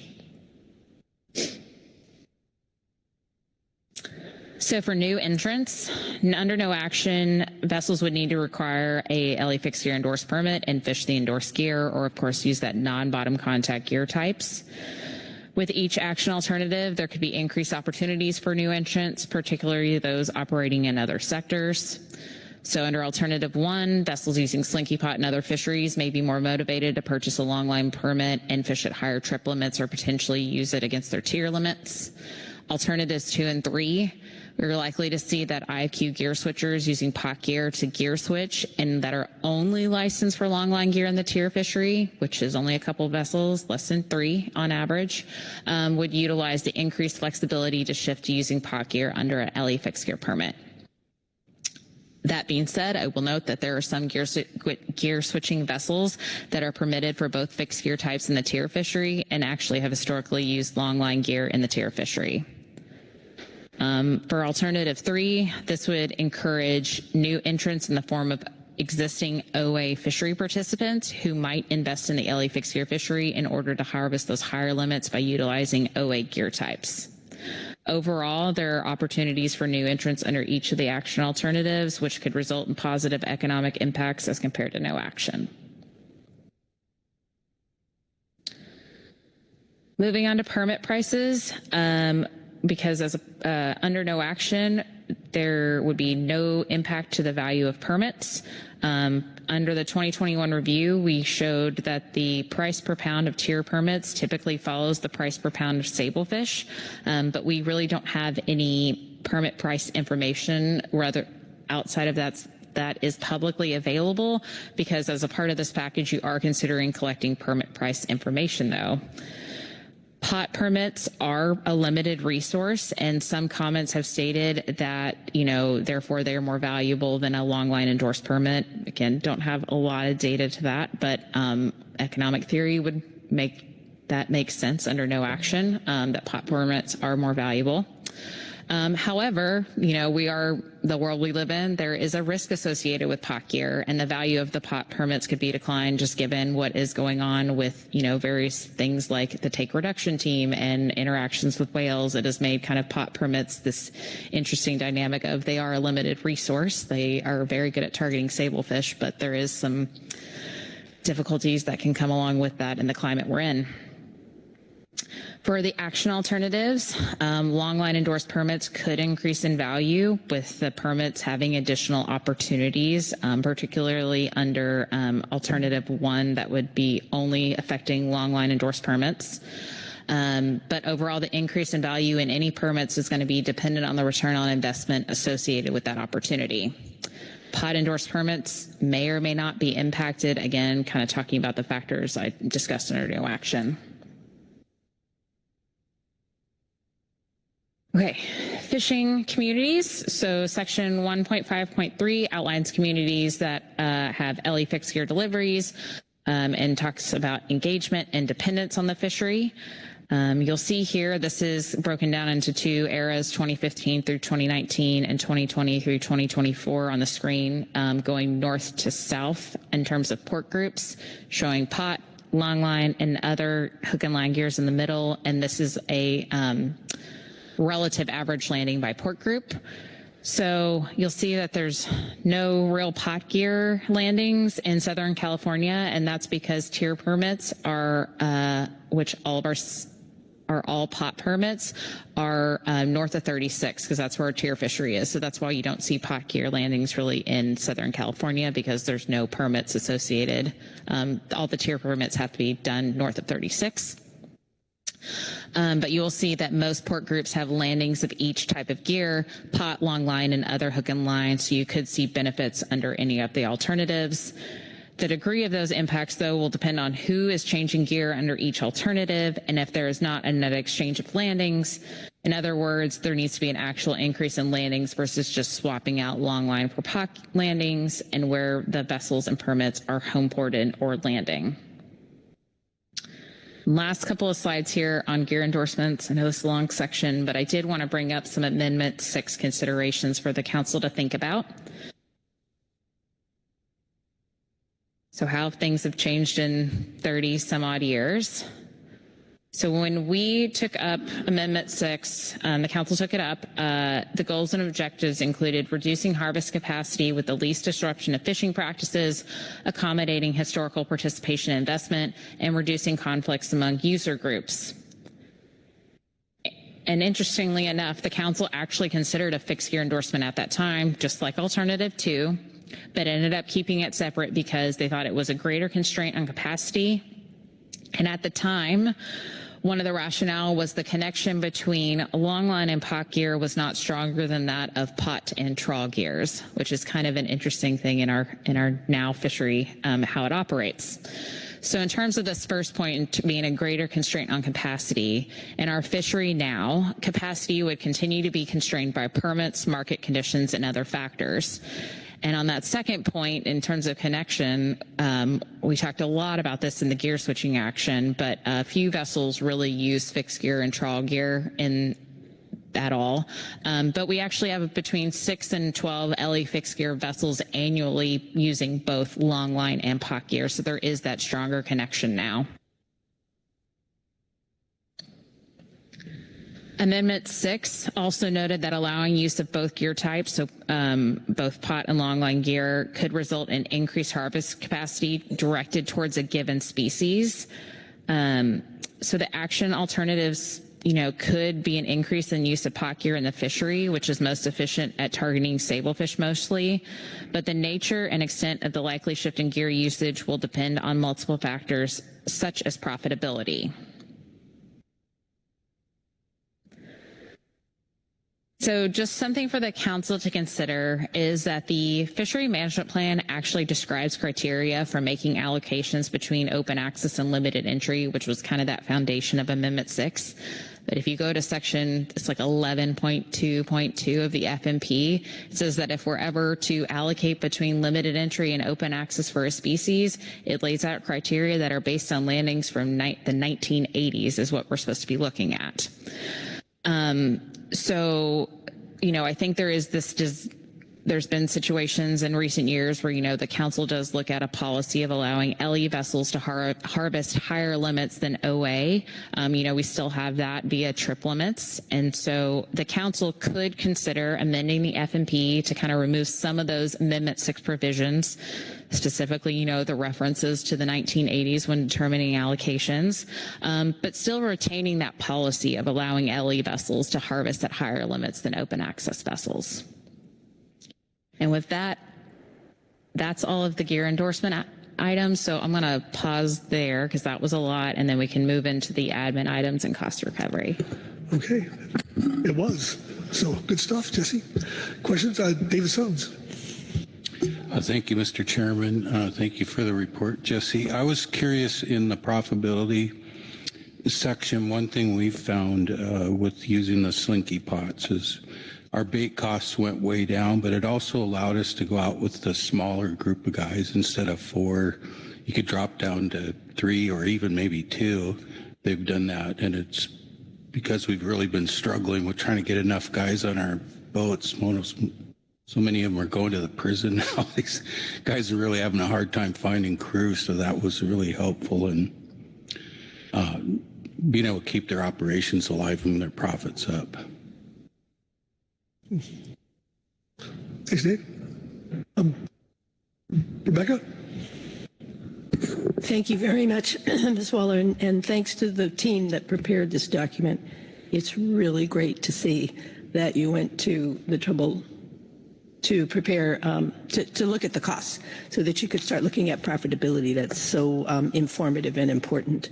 And I'm looking forward to hearing from the GAP in terms of how they interpret this and where they think they'll go. And this idea of the fishery will be more flexible and go where they can make an income and balancing everything else that's involved in that. So well done. Thank you.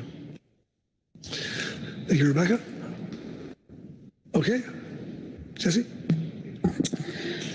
Okay, moving into some slightly easier stuff, I hope. So administrative items, first up is going to be the base permit designation.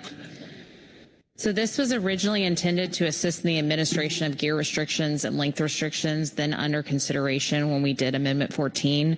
But a lot of those items actually didn't end up being adopted formally under Amendment 14. Currently, vessels must be registered to an LE fixed gear permit with a Sablefish endorsement that is within 5 feet of the vessel length. And just noting that information on base permit, so the idea behind a base permit is that it's only for the tier fishery, and it is either assigned to the permit registered to your vessel that's been on there the longest, unless that's changed. But the information on base permit is actually incomplete based on a NIMS report item back from the 2022 review. And given that this length requirement for a vessel to have like a permit that fits their vessel is already covered by another regulation, alternative one would actually remove the base permit requirement from regulation. It's really just an unnecessary administrative burden. So we're looking at positive impacts from not having to have this tracked, and it meets National Standard 7 to reduce unnecessary duplication, given that we already have a regulation that covers this item. Next up is the removal of the start and end times. So our regulations currently say that the tier fishery starts at noon on April 1st and ends on noon on December 31st. So these time references are no longer needed to enforce due to electronic fish tickets and longer seasons. As kind of mentioned at the start of my presentation, when the season was about 3 days, you probably needed to have a start and end time. But now with what we have, and it's a much longer season, e-tickets and tools, no longer need that noon start time. So this would just strictly strike that word from the regulations, and so this is really just an administrative adjustment. Permit price reporting. Under no action, as I mentioned, we do not have any permit price information collected. So under alternative 1, owners of all LE fixed gear permits, whether sablefish or non-sablefish endorsed, would be required to disclose the permit price upon the sale to a new owner. This has been a recommendation in both program reviews that we've done, and the gap noted when we were discussing this back in 2023 that this could be added to the permit transfer application when sold. In terms of impacts, under no action, we will continue to have limited to no information on assessing permit values outside what would be on a publicly available websites. Under alternative 1, this is likely negligible impacts to energy. It would be a one-time cost to NIMS to change the form, including ongoing collection of the data, but overall the cost is likely to be minimal, and we'd be able to assess impacts to permit prices in the future. Finally, cost recovery. Whoops. So under no action, there would be no cost recovery program developed for the sablefish tier fishery. That has been determined to not be consistent with MSA requirements for limited access privilege programs. Under alternative 1, we would develop a cost recovery program, and all the elements are outlined in the document. They are from a NIMS report that was brought forward back when we were looking at the range of alternatives. And just high-level summary, though, it would be for tier vessels only and be based on just the X vessel revenue from Sablefish North landings, and it would be paid on an annual basis. So there are 2 options for how that cost recovery fee would be paid. Sub-option A, which was initially proposed by NIMS, was that the vessel owners pay. The GAP actually brought forward when we developed the range of alternatives that sub-option B is when the permit owners pay.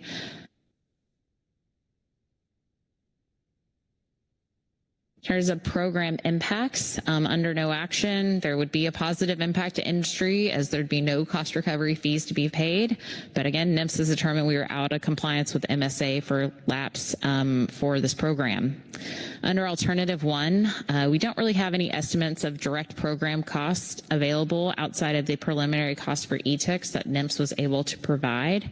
But I did do kind of a preliminary examination of the range of cost to vessel owners using the last 4 years of data, and that's figure 4-2. It is a simplification that kind of assumes a 1-to-1 owner to vessel ratio, but it does provide kind of the range of what a vessel might be have to pay for cost recovery under, I think, a 1% and 3% cost recovery fee.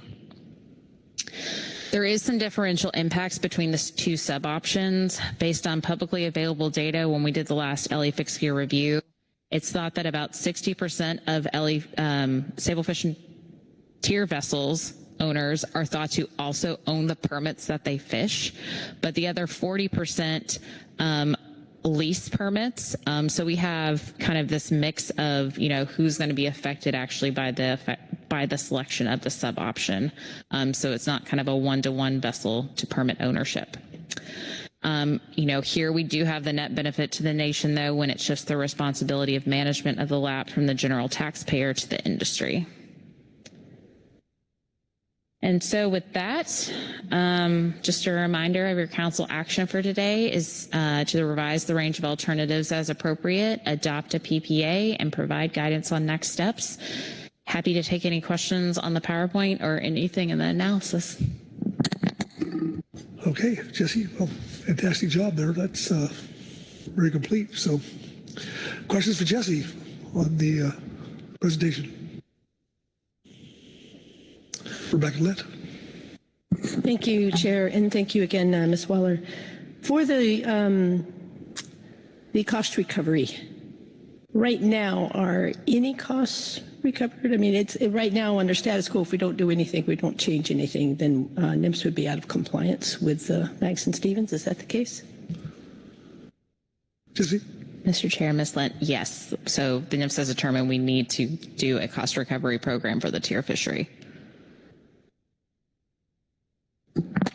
Thank you. So even if nothing else changes, this cost recovery is still something that needs to be done. Can I ask now the costs of the current management system, those are all borne by the agency. Is that correct? They're not included in the costs that are paid by the rest of the fleet. Thank you. Jesse? Yeah. Mr. Chair, Ms. Lent, if I'm there's no costs that are being paid by the industry for the tier program. The only cost recovery program we have is for the trawl IFQ fishery. Okay. Thank you, Rebecca. Thank you. The economic survey that's done of the trawl fishery, the ones now, would that be expanded to include these vessels in that case? Thank you.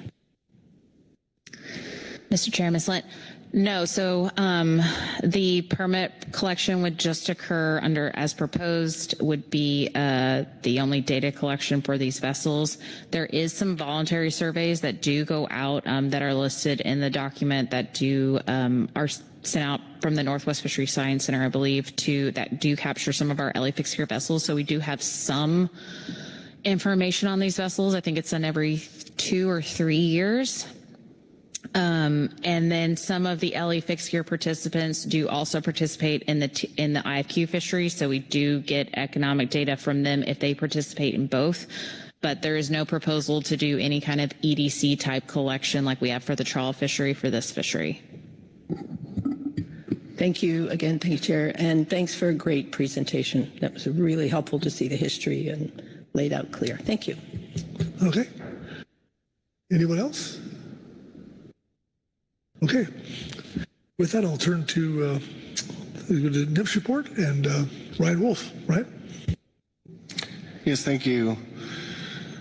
We submitted a NIMS report under this agenda item to fulfill a request the council made in the limited entry fixed gear tier program review for the agency in coordination with the Office of Law Enforcement to review the existing management and monitoring of the owner on board provisions of the program.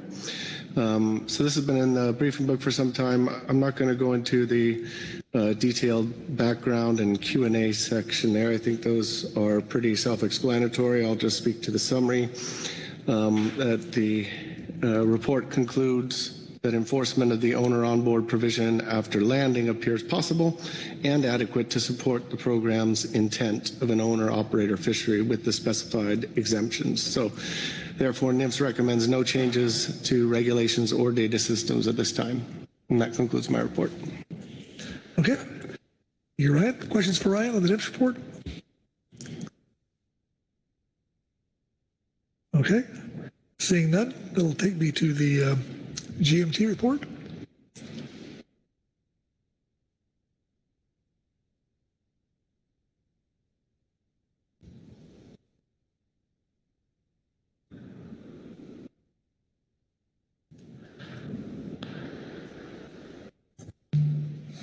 Good afternoon, Chair and Council members. My name is Thompson. I'll be reading Supplemental GMT Report 1, Groundfish Management Team Report on Limited Entry Fixed Gear Actions, Gear Endorsements, Cost Recovery, and other administrative changes.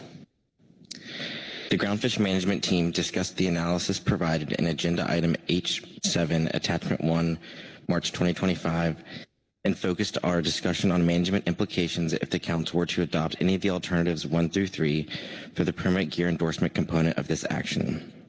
This team also provides recommendations for all components of this action with the exception of cost recovery. Permit endorsement. The team discussed that there are likely to be minimal differences in future management of the groundfish fishery between no action, Alternative 1, or Alternative 2, except that Alternatives 1 and 2 would provide opportunity for the fishery to better attain its sablefish allocation compared to no action. Additionally, management under Alternative 2 would be simpler than under Alternative 1. Alternative 3 has the most potential to change the management of the fishery in the future, as it would allow all vessels registered to a limited entry permit to use any legal non-trawl gear, including gear types that are typically used to target other non-sablefish species. Historically, participants in the LE sector have primarily targeted sablefish. However, with increased participation and in some cases full utilization of non-sablefish open access trip limits, it's anticipated some OA participants may opt to obtain an LE permit to access higher non-sablefish trip limits, provided they can they can use all legal non-trawl gear. Currently, there are roughly 60 latent LE permits that OA vessels could, in theory, purchase in order to fish higher LE limits using any legal non-trawl gear type under Alternative 3. This could allow participants to shift their effort from the sea floor to target healthy midwater stocks, which have historically been under-attained.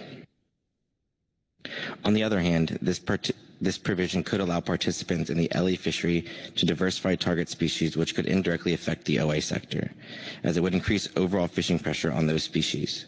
This increased targeting from current and new limited entry fishery participants could result in trip limit reductions in both OA and LE sectors to stay within harvest limits while honoring the investment of LE participants, specifically for highly attained species like vermilion rockfish. The GMT will continue to monitor commercial landing in season and suggest trip limit adjustments as appropriate. Under Alternative 3, if a complex level trip limit reduction is necessary in response to one species in the complex being more highly attained, opportunity for other species in the same complex would be reduced unless species-specific trip limits were developed through a new management measure, such as C2 stock complex species-specific trip limits outlined in Agenda Item H8A, GMT Report 1, March 2025. Compared to all other alternatives, Alternative 3 would provide the greatest flexibility in terms of gear use and market opportunities for individual businesses in the groundfish fishery as a whole. The added flexibility that Alternative 3 provides would allow businesses to tailor their operations according to fluctuating stock allocations and spatial distribution trends of populations, thereby promoting efficient utilization of the groundfish resource. Discussions with the GAP regarding the analysis in Section 4.5.1.3 anticipated effects of the proposed action on profitability underscores that even small fluctuations in operational cost, such as fuel, are likely to influence business-level profitability of using alternative gear types or targeting alternative species. Furthermore, Alternative 3 would increase the opportunity for vessels to bring a diverse suite of groundfish species to the seafood markets depending on profitability, consumer demand, and other market factors, thereby optimizing yield for the greatest overall benefit to the nation. As described in Attachment 1, Alternative 3 is likely to generate the most increases in non-trawl attainment of catch limits, given it would provide vessels with the ability to target all groundfish species with limited entry trip limits using any legal non-trawl gear. It's difficult to assess the nature and extent of these potential changes in attainments or which target or non-target species may see the greatest change in attainments. However, Alternative 3 is likely to have a positive impact on overall harvest attainments as compared to no action and other action alternatives. Given increased flexibility, Alternative 3 would provide to target available groundfish species. For those reasons, the GMT recommends Alternative 3 to create a single limited entry non-trawl endorsed permit for which vessels would be permitted to use any legal non-trawl groundfish gear to harvest their quota as PPA. The GMT notes that it would be beneficial for management to add Slinky Pot gear code to fish tickets for better monitoring of Slinky Pot use. As for base permit designation, the GMT recommends Alternative 1 to remove the base permit designation as PPA, as the analysis indicates this provision is no longer necessary or warranted. Permit pricing reporting. The GMT recommends Alternative 1, requiring the permit prices be reported upon sale to the new owner for all LEFG permits as PPA. The GMT sees value in tracking permit prices for future and management purposes. Season start time. The GMT recommends Alternative 1, the removal of the start and end times for sablefish, primary fishery, and the groundfish regulations as PPA. The GMT understands that the time component of the season start is no longer necessary. Cost recovery. The GMT does not provide a recommendation on cost recovery component because there are no anticipated management implications. And with that, I'm happy to take any questions. Okay, thank you, Thompson. Questions on the GMT report?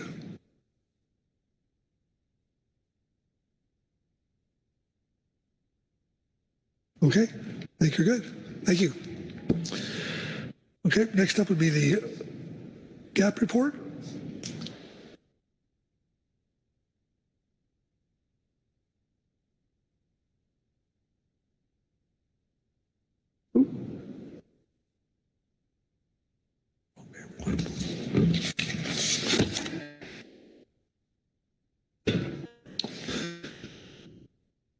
Mr. Chairman, we'll both be talking to this if there's any questions and clarifications of the GAP report. This is the Groundfish Advisory Subpanel Report on Limited Entry Fixed Gear Actions, Gear Endorsements, Cost Recovery, and Other Administrative Changes. Agenda Item H7A. The Groundfish Advisory Panel recommends the following amendments to the Limited Entry Fixed Gear Program. Gear Endorsements. The GAP recommends Alternative 3, allowing limited entry fixed gear permitted vessels to use any legal non-trawl gear. The GAP did discuss how this allowance would permit set nets, also known as bottom gill nets, to be used south of 38 degrees north latitude by limited entry fixed gear vessels. While the GAP does not support the expansion of this gear type, there is a potential that there would be a higher barrier to entry if both state and federal limited entry permits are required to use this gear type. The GAP recommends that the Council staff, Office of Law Enforcement, and National Marine Fisheries Service provide additional clarity in June for final action on this issue. At that time, depending on the permitting requirements, the Council could consider excluding set nets from the allowable gear types for limited entry fixed gear permitted vessels. The biggest benefit to the fishery of this deregulation is the increase in participants' abilities to adapt to the many dynamics of fishing, such as time, place, market, whales, and bycatch, and catch target species with the most effective gear type. Examples of this might be including using Portuguese longline for blackgill, blank, and shelf rockfish, rod and reel for shelf and nearshore rockfish, snake gear, which is also referred to as Vietnamese longline gear, for chili pepper rockfish, pots for sablefish, hook and line gear for sablefish, etc.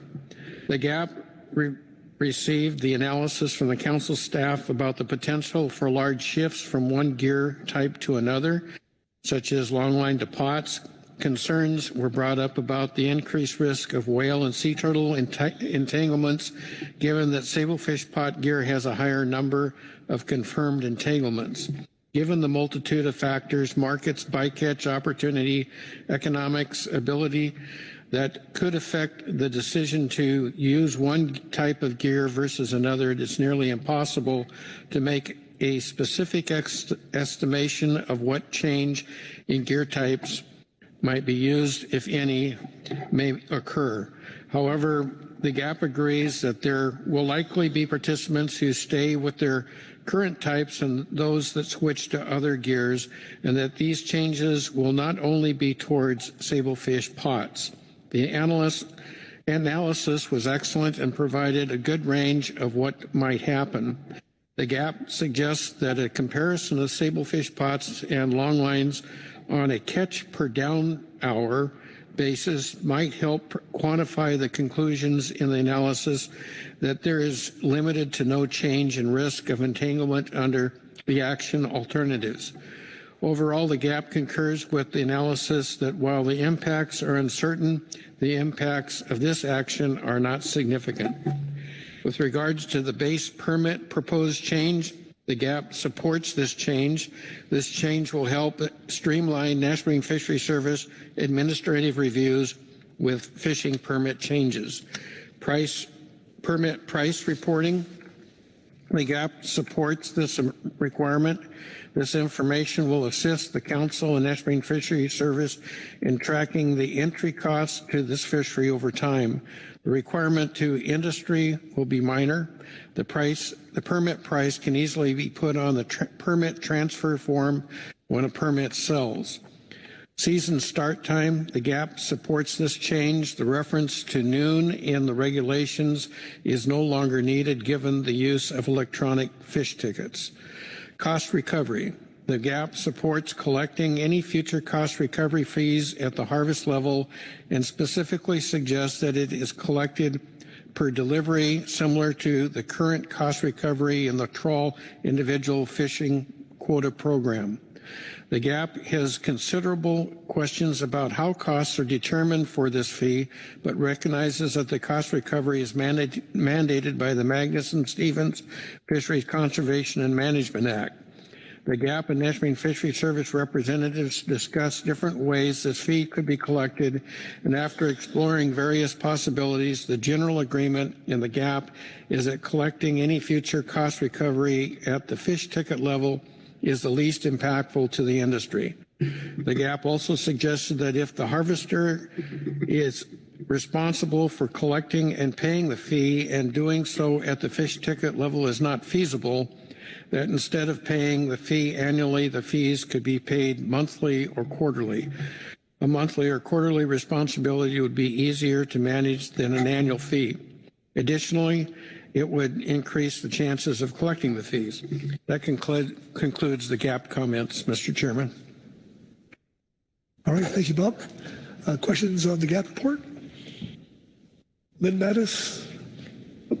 Heather Hall. Thank you, Chair. Thank you, Ms. Hall. Thank you to the GAP for the report. I know the report focused on the potential for, or a lot of our discussion is focused on the potential for more pots, more whale entanglement. Was there any discussion about less longline means less potential for bird entanglements, such as albatross? That did not enter the discussion at all, but that would seem to be logical. Thanks, Lynn. Heather? Thank you, Chair. Thank you for the report, Bob. One question I have a couple of questions, if you don't mind. The first one is the GAP report says that you recommend the measures in your report, and I just want to clarify that you recommend them adopted as PPA. You don't use this kind of a small detail, but I just want to make sure that you're intending that to be the PPA. Through the chair, that's correct. All right, thank you. And then my second question is, in your report that you were just talking about cost recovery, and your preference is that cost recovery be at the harvester level. And does that mean sub option A, is that the vessel owner or the permit owner? So through the chair, the discussion was when a trip is landed, whoever the skipper and the vessel owner vessel is, that's where and who is responsible for the payment of the fee. So if that permit had been leased from someone that's not on the boat, it's not that person's responsibility to pay. It's the vessel landing and the skipper in charge's responsibility for paying that fee. Thank you. And that's similar to the trawl program as well. Thank you. And I do have a follow-up question to Jesse, if that's covered in the alternatives. Thank you, Mr. Chair. Thank you, Ms. Hall. Yeah, this one is there is a proposed outline, which was based on the National Marine Fisheries Service report. And like I said in my PowerPoint, it was based on an annual payment, and the two options are vessel owner, permit owner. So if you were to pick up the GAP recommendation, and we've had some preliminary conversations with Ms. Kent, who was virtually in the room, we would just be restructuring the alternative a little bit from what is described to meet this. So I think we're still fine, given that this is just PPA and you can revise the alternative. So. Okay, thanks, Jesse. Heather, anyone else? Caroline McKnight? Thank you, Mr. Chairman. Thank you for the report. I just had a quick comment to say thank you very much for working with our Office of Law Enforcement and EC folks to identify the potential conflict with state SatNet gear permit requirements south of 38. I just the forward thinking and exercise to make sure we're covering all of our bases is very much appreciated. So I just wanted to extend that. Thank you. Okay, Rebecca Lett. Yeah, thank you very much. Earlier in this meeting, we learned from the ecosystem status review status report that diversification was decreasing in our fisheries, which is not a good thing for ensuring profitability and resilience of our sector. And the good news is that this rulemaking would probably increase that diversification, as both the GAP and the GMT have pointed out. So that sounds like a good thing. That's a good thing in the current regulatory environment, just leaving more choice to the industry. As the GAP said, that the biggest benefit is that as prices change, as different conditions change, that the fishery operators can make those decisions rather than the government. The one question I have, and I think it's already been expressed indirectly, is there's some gear types in here I've never heard of. I look forward to learning about them. Portuguese longline, snake gear, a few other funky names. Hopefully that doesn't involve going back for a second biological opinion. Thank you. Okay. Thank you, Rebecca. Anyone else? Thanks, guys. All right. Next will be the Habitat Committee report and Dr. Scott Appel. Scott, are you there? I am here. Thank you, Mr. Chair, members of the council. You can hear me okay? We can. Welcome. Excellent. Thank you. Speaking to agenda item H7A, I will be reading Supplemental Habitat Committee Report 1, Habitat Committee Report on Limited Entry Fixed Gear Actions for council consideration. The Habitat Committee received an update from council staff, Jesse in fact, on the proposed limited entry fixed gear actions. The Habitat Committee focused our discussion on the actions relating to gear endorsements and the effects of these gear types on habitat, including a proposed new gear type, the Slinky Pot. Traditional gear pot has a larger individual footprint than bottom long line gear and may be more damaging to benthic habitat. Scenarios 2 and 3, therefore, may increase the overall spatial footprint of impacts to structure forming invertebrates and rocky habitat. The size and amount of net-like material associated with slinky pots may also be more susceptible to entanglement of structure-forming invertebrates and complex rocky habitat compared to other gear types, and therefore may result in more lost gear and damages to habitat. The Habitat Committee also discussed potential advantages of slinky pots compared to traditional pots, such as reduced bycatch and increased efficiency, therefore potentially reduced soak time. Additionally, the reduced weight of slinky pot gear compared to traditional gear may reduce damage to benthic habitat. However, given their lighter weight, slinky pots may be more susceptible to being lost and may be more likely to be used under rough sea conditions, which could increase risk of losing gear. The Habitat Committee recommends habitat impacts from the proposed gear endorsement alternatives be analyzed in the Council's process of selecting a preliminary preferred alternative and final preferred alternative. This is especially important in the context of proposing a new gear type, the Slinky Pot, as habitat impacts from this gear type have not been evaluated. The analysis should consider impacts from the longline main line associated with the pots, slinky and traditional, in addition to the pot itself, spatial benthic footprint of different gear types, potential for smothering entanglement of benthic habitats, and potential shifts and changes in fishing effort based on different gear endorsement alternatives. And that concludes my report. Thank you. All right. Thank you, Scott. Questions on the Habitat Committee report for Dr. Appel? All right. I'm not seeing any. Oh, Lynn Mattis. Sorry, Chair, I was waffling. Thanks for the report, Dr. Appel. On the habitat impacts, recommending that it be part of this the analysis moving this forward. Was there any thought or consideration of it being part of the EFH review process that we're going to be undertaking for groundfish sometime in the next couple of years? Yeah, there would be a delay, assuming, well, depending on when the rule goes into place for this, there would be a little bit of a delay between this action and EFH, but any consideration of wrapping this up into the EFH analysis? Thanks. Through the chair, Ms. Mattis, thanks for the question. I do not recall that being the subject of conversation during the Habitat Committee deliberation on this topic, but certainly that would make sense to include it then. I think our intent was to make sure it was included now as well. Thank you, Dr. Appel. Thank you. Thanks, Lynn. Anyone else? All right. Thanks, Scott. Great. Thank you. All right. And next up will be the EC report and Captain Jason Krause. Welcome. Mr. Chair, council members. My name is Jason Krause. I'm a member of the EC, and I'll be reading agenda item H7, Supplemental EC Report 1. The enforcement consultants have reviewed the documents associated with agenda item H7, limited entry, fixed gear actions, gear endorsements, cost recovery, and other administrative changes. The EC participated in a joint GAP GMT session and received a briefing from council staff and have the following comments. Regarding H7, attachment 1, the EC has no preference between the proposed alternatives.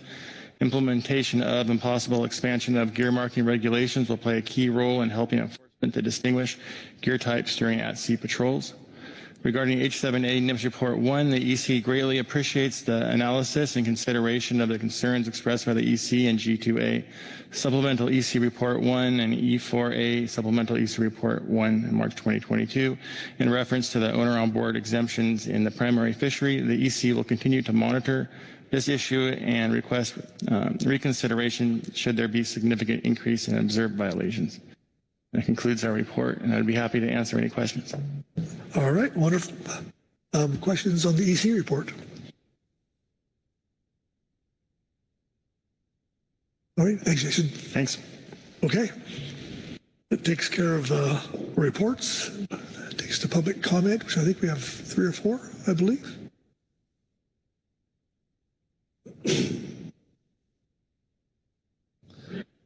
And there they are. Okay. All right. Bob Alverson.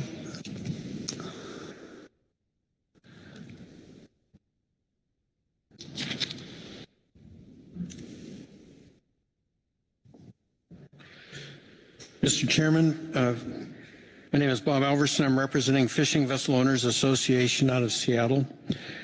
And we have about 95 members that have fishing rights for blackcod and halibut throughout Alaska and down here.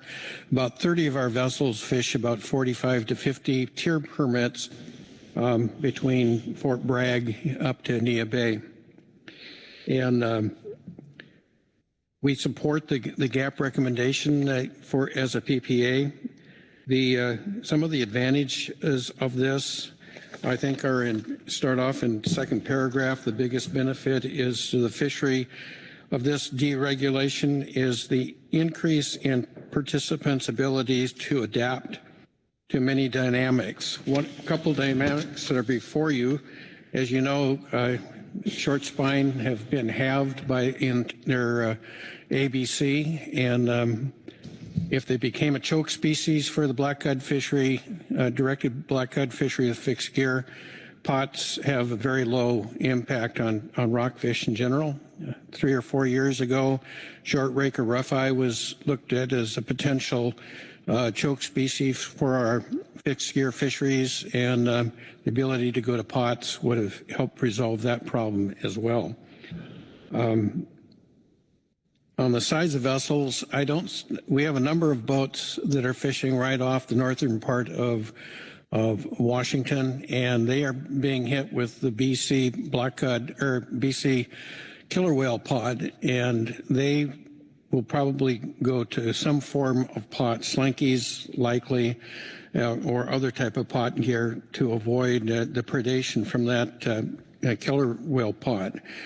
However, south of Westport, we don't seem to have that problem, and don't see our vessels necessarily changing out their gear. There is a large cost in hydraulics if someone has to go from hook and line to a heavier pot gear. And so I don't see that investment necessarily being necessary at this time. I know the Macaws are experimenting, Macaw Indian Nation is experimenting with slinky pots at this time because of the same killer whale pot out of BC. So this action will help us to avoid that predation in the future. It is true that in Alaska, there is a killer whale pod out of Dutch Harbor. It may be lensing also into area called 3B, just west of Kodiak.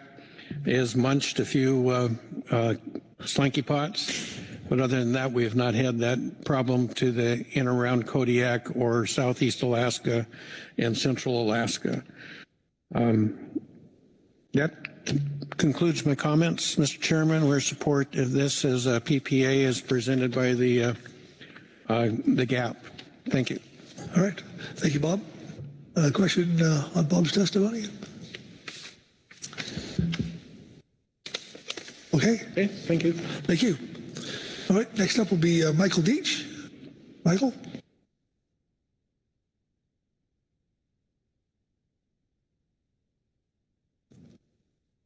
Welcome. I'm a limited entry fixed geared longline person.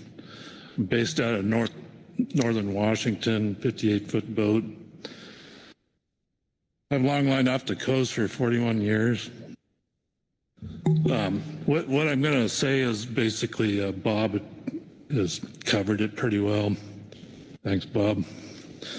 I encourage the council to adopt alternative 1 or alternative 3 for the limited entry fixed gear endorsement.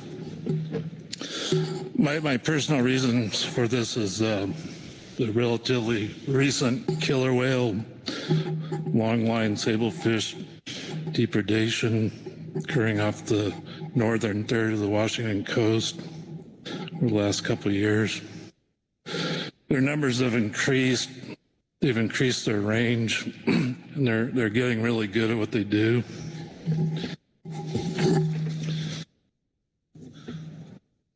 I don't understand why the whale depredation wasn't mentioned in the 80-page supporting document for this gear change analysis.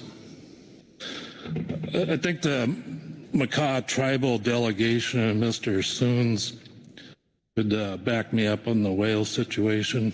If it wasn't for the whales, I don't think I'd be considering a gear change. So that's all I've got. Okay, thanks, Michael.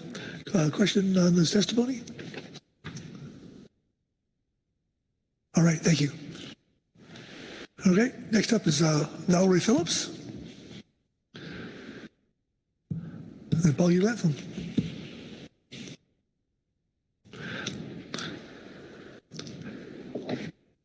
Welcome, Valerie. Thank you.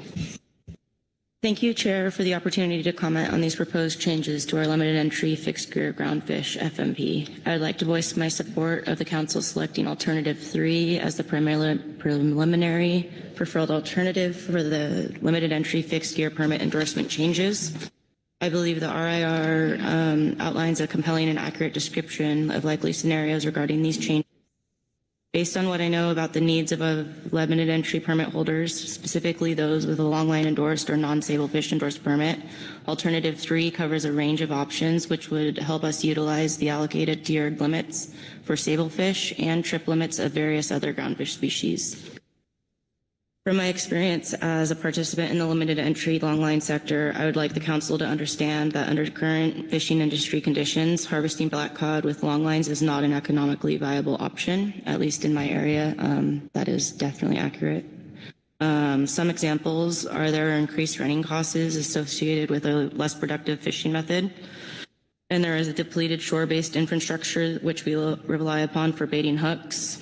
And the marketing constraints also associated with a less productive fishing method are really creating a hard marketing scheme for us. They want a reliable and consistent product, and it's not what we're providing with longlines.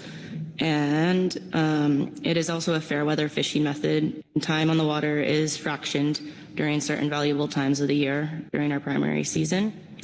Along with these reasons, there are 3 core principles which are guiding my belief that alternative 3 would be best course of action for the Council to take moving forward. First, it allows limited entry vessels to make decisions which are best for their operation. Many are looking at this decision from a primary season pot versus longline scenario. I would like to highlight that there is added value in allowing limited entry fixed gear permit holders the ability to access trip limit species with various hook and line methods. Having this option could potentially offset the need to be as reliant on sablefish primary seasons and create more opportunities to further reduce the use of fixed vertical lines. The second is it streamlines the limited entry program at a point in its history that it has gotten increasingly complex. I feel the complexity of this FMP was warranted to manage what the fishery was in the past. However, I don't believe the need of such stringent endorsements and gear allowances currently exists to manage the sustainability of our limited entry fixed gear sector. I also feel that alternatives 1 and 2 would only add more complexity to the FMP. Alternative 1 particularly, I believe, would add enforcement needs, which makes it impractical. There is a disparity, and third, there's a disparity in gear allowances given to the open access sector versus limited entry permit holders who have more invested in this sector. To finish, I would like to put on record that I agree with the evidence supporting the neutrality of this action would have on a potential negative effects on marine mammals, allowing us multiple fishing methods, which increase our productivity and allows for less ground lines to be used per set, will overall decrease the amount of ground lines being utilized in federal waters throughout the year. All right. Thank you, Valerie. Questions for Val on her testimony? Corey Ridings. Thanks, Chair Pettinger. Thanks, Ms. Phillips. 2 quick questions. First, where are you from? Santa Cruz, California. Great, thank you. Second question is, you noted the flexibility would be very helpful, not using long lines, and then you noted hook and line. And I'm wondering if there's other gear types besides the hook and line that you might be moving towards. I would be interested in using sablefish pots. Yeah. Thank you, Corey. All right. Anyone else? Thanks, Val. All right. And finally, Paulie Lapham. Paulie, welcome back. Thank you, Mr. Chairman. Thank you, Council. I honestly don't ever know how to split the gap in the public comment, so I thought it would be pertinent to just come up here and reintroduce myself as Poggy Lapham. I have the fishing vessel Michelle Ann out of Newport, Oregon, and I have been involved in fishing pots for sablefish for 18 years, and in parallel with that, have some, certainly not the same amount of experience with days doing it, but a variety of experience with hook and line gears from west of Kodiak to, down into southern Oregon. So I have a little bit of experience on what different gear types look like, feel like, how much they weigh, what their characteristics are.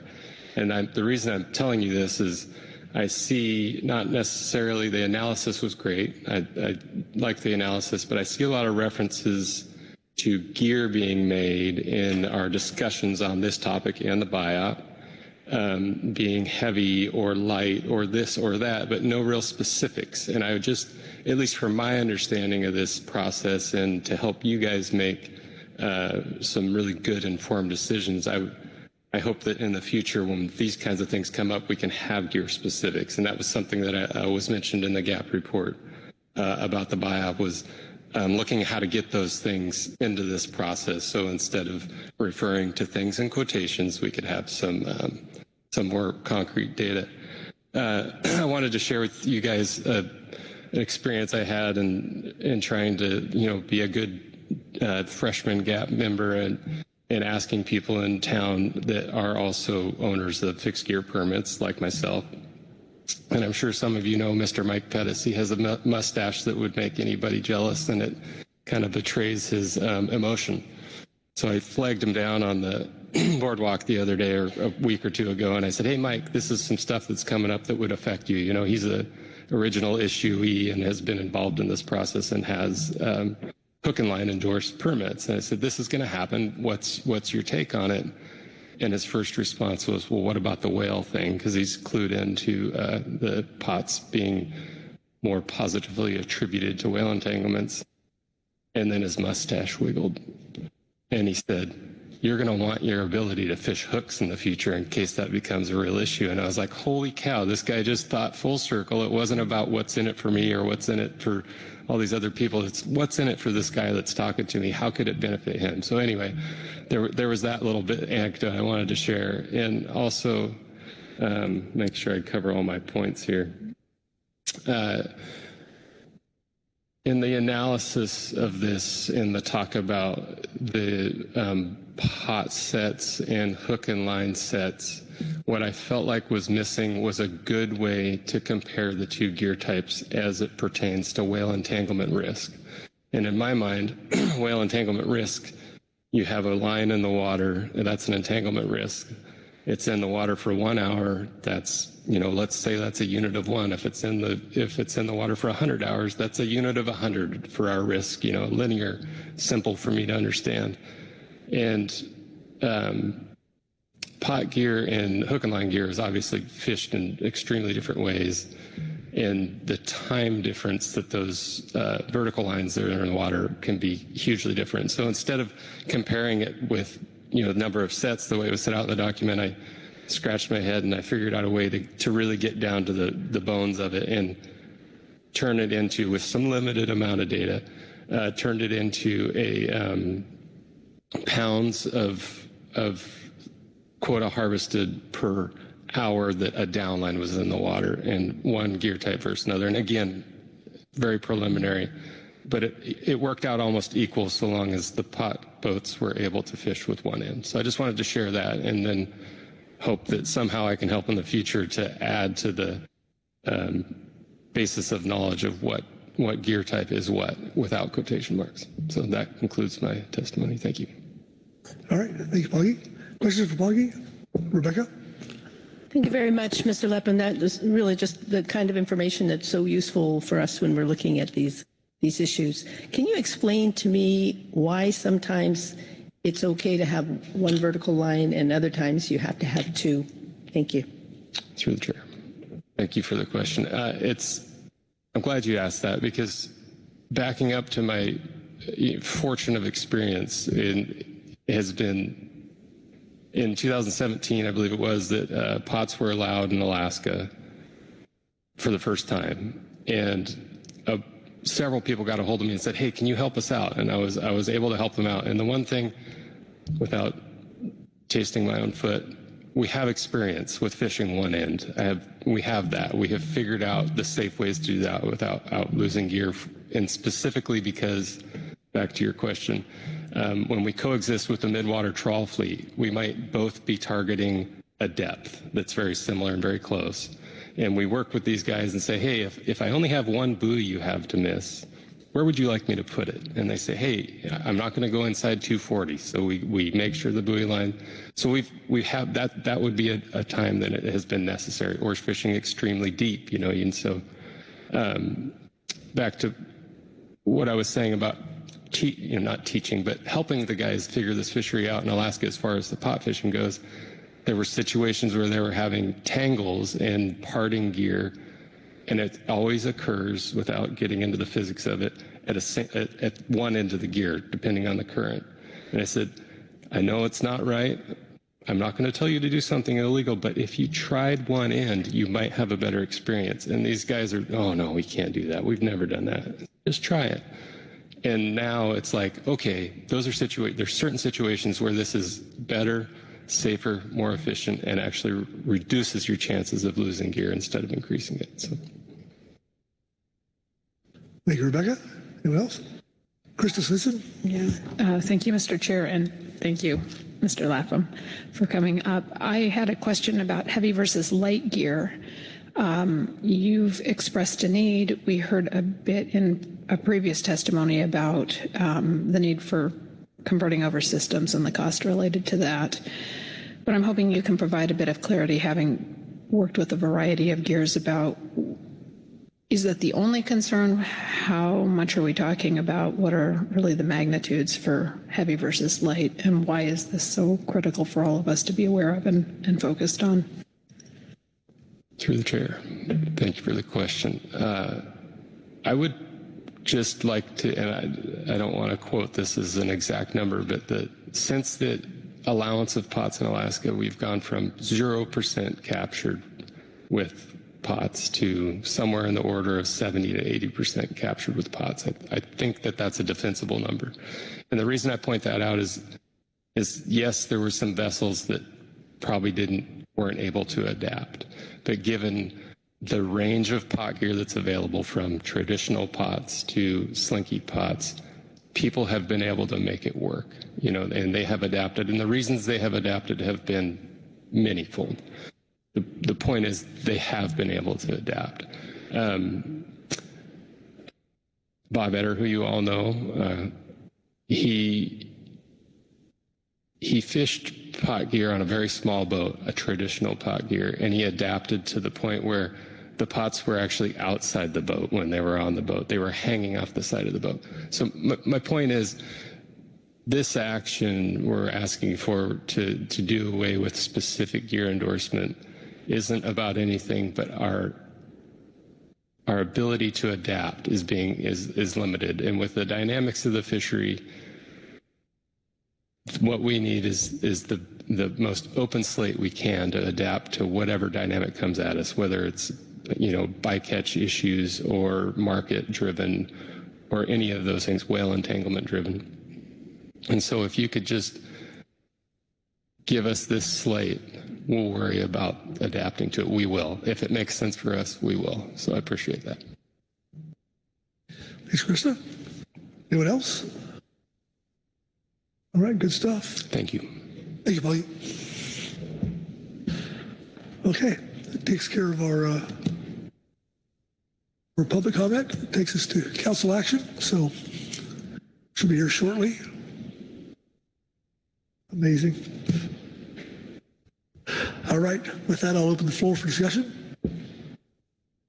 David Sons. Thank you, Mr. Chairman. I might want to speak a little bit on the slinky pot, since it was mentioned with a couple of the testimonies. And the problem we were having on the North Coast is when those whales would show up. It was devastating. It was almost to the point guys just said, I'm not going out. I'm losing all my fish to these whales, and all my expenses are going down the drain. So this slinky pot idea came up, and guys started.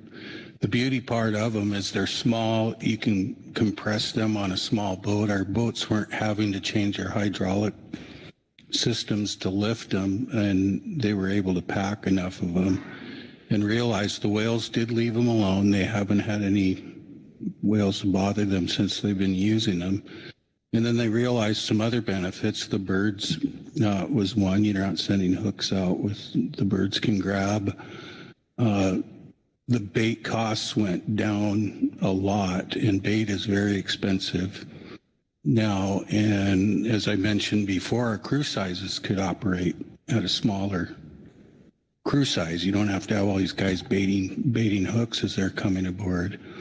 So it's really been beneficial to us, and we haven't had any problem with whale entanglements. We still use the 2 vertical lines, but they're very much set just like our long line was set. They were able to use the same little bigger long line size, but they've been able to use the same hydraulics. Took them a little while tinkering with them to see how many they could put on a string and be able to lift at a time. And then they probably, if they really get loaded, they got a couple 100 pounds in them, and a couple strong guys can wrestle them over the over the rail. But it really has been beneficial to us up there, to the point where this year in our management plans and with the large black cod numbers, we started in January and allowed our tribal fishermen, because it was only being able to be used in our individual tribal allocations. Macaw, Quileute, and Quinault have different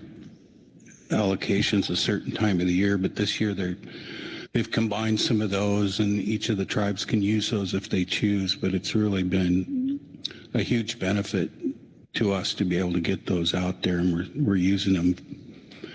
A few guys were skeptical at first because they're just not used to new things, and it was a new thing that you had to learn to kind of figure out how to be efficient with them. But they seem to be really happy with having those pots, and I believe they were talking about the whales biting through them up in Alaska, but the manufacturer sounds like he may have some solutions to that, but we haven't had that problem, and we haven't had any whale entanglements because they're not individual pots with a line and buoy on them. They're just pretty much like a long line would be set. So I can see why these guys are serious about wanting to do that, particularly on the North Coast, because when the whales show up, they can stay there for months, and they really pick the best fish right off of your line, and I mean, it was just devastating. They almost wanted to quit black cod fishing because of it, but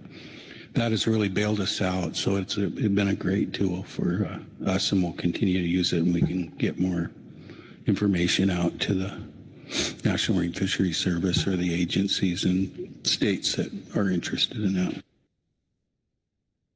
Thank you, David. Very good. What else? Lynn Mattis. Thank you, Chair. Thinking about the license for the various gears. Sorry, words are harder at the moment. I think we've all realized we're in a moment of, we've got a lot of change going on, changing in markets, changing in weather, changing in ocean conditions. And if there's ways we can allow the most flexibility for the folks fishing within their permit, within their sector, that should help them be the most efficient they can and adapt to things as we're going on. Do hope that there's some additional communication between now and when this comes back in the PPA about the unintended fixed set net gear, just to ensure that we aren't accidentally opening up something we didn't intend to. But I'm very supportive of allowing some additional flexibility and nimbleness within our fishing fleet. All right, thanks, Lynn. Heather Hall. Thank you, Chair. And I wanted to thank Council staff, Ms. Waller, for the excellent analysis that's in the briefing book. I think it was really easy to walk through. I agree with the presentation, and starting in the way back. It's always helpful to see where we've been to orient us to where we're trying to go. And in particular, thinking about the fixed gear review, and that started in 2020, if I'm remembering right. And here we are finally on the actions that we have been working toward to provide that flexibility. And I'm looking forward to putting forward a PPA, and I have a motion ready, but I don't want to stall the discussion if folks have more they want to say. But thank you. All right, it's good to know. All right, Caroline McKnight.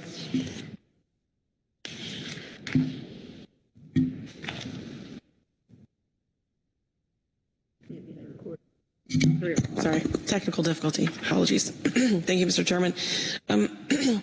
I just have some general comments. I appreciate the presentation. It was very good. 52 slides is impressive, Jesse. Thank you for getting us through all those.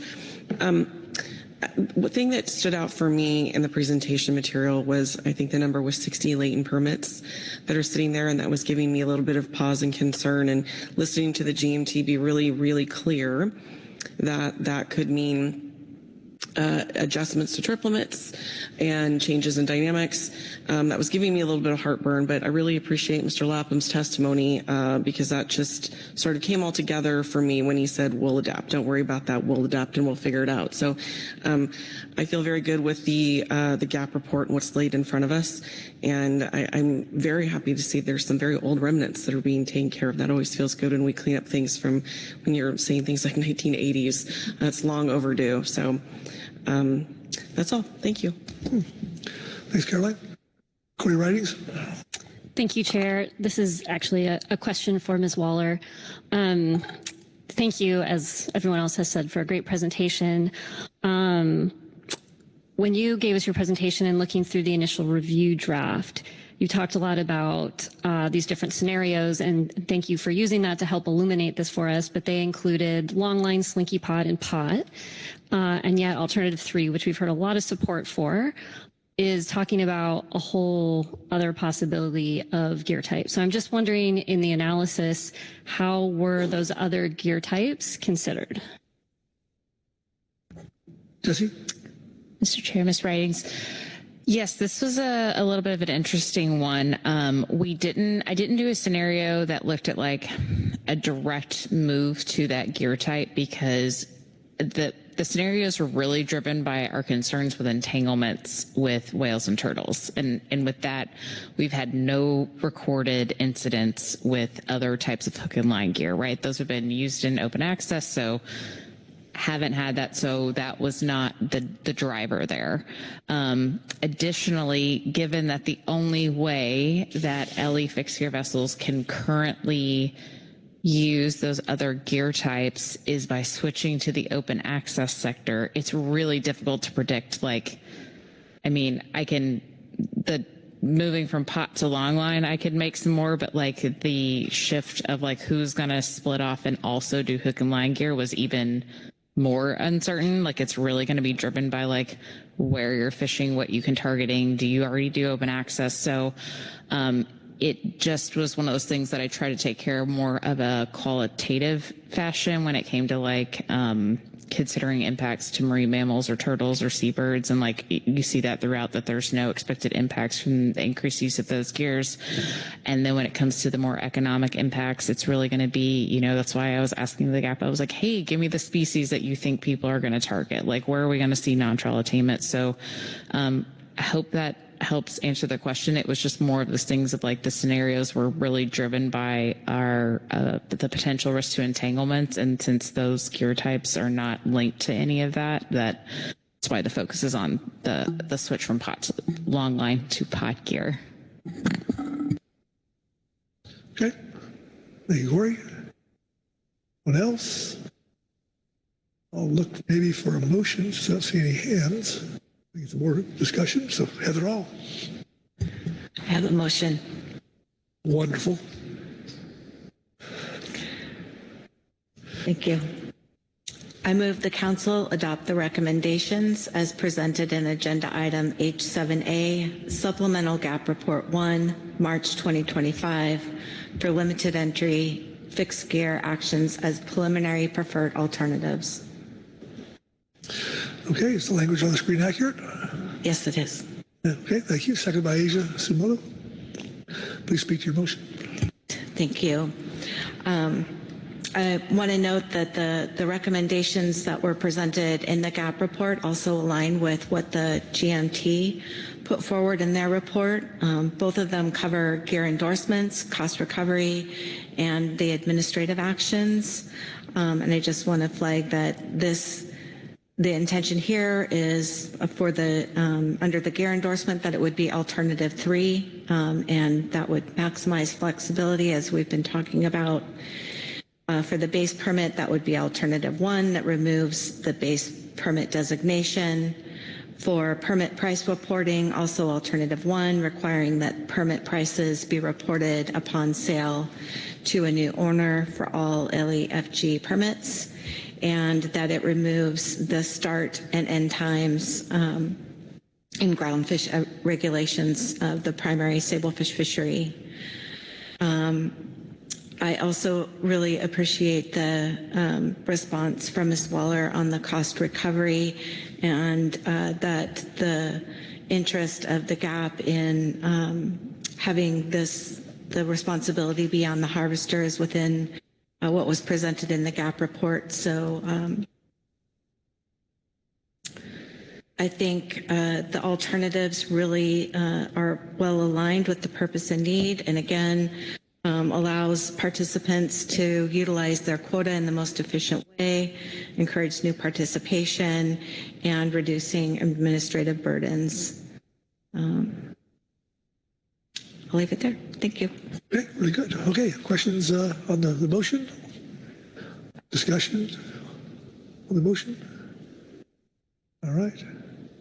Must be a time for a break here, I think. So, all right, I'm going to call for the question. I see no hands. All right, all those in favor? Signify. Say aye. Aye. Aye. Oh, abstentions? All right, motion passed unanimously. Wonderful. Heather? Thank you. I did also want to note that in Jesse's presentation, the recommendation or just the reference to Amendment 6, and that there's a lot of reference to information from the 1980s in there. And if we could just offer guidance that that recognizes that does need some updating, and hopefully in a way that preserves that policy relative to the limited entry trip limits and the open access trip limits that we've really been relying on, and hope that we can give the latitude to come back and see some proposed edits that adopt that when we come back to this in June. Wonderful. Okay, very good. With that, I'll look to Jesse to finish this out here.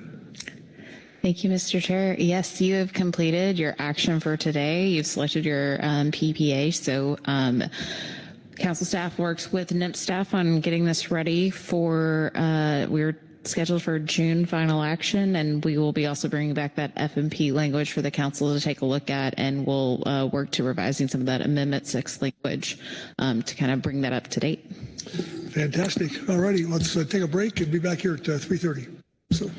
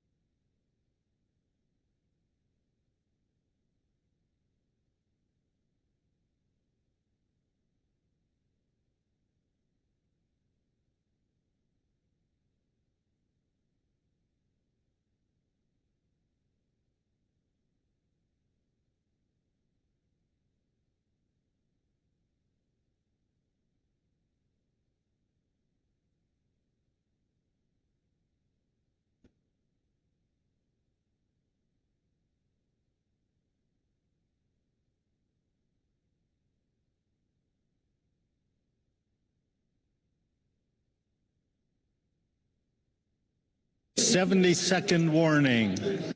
70 seconds, 69, 68, 67. Please move back to your seats.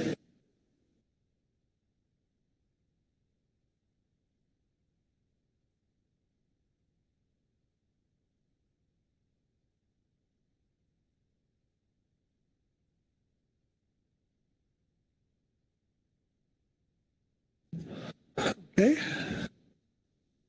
All right. Welcome back, everyone. It's been a long day, but we have just most likely two items to do.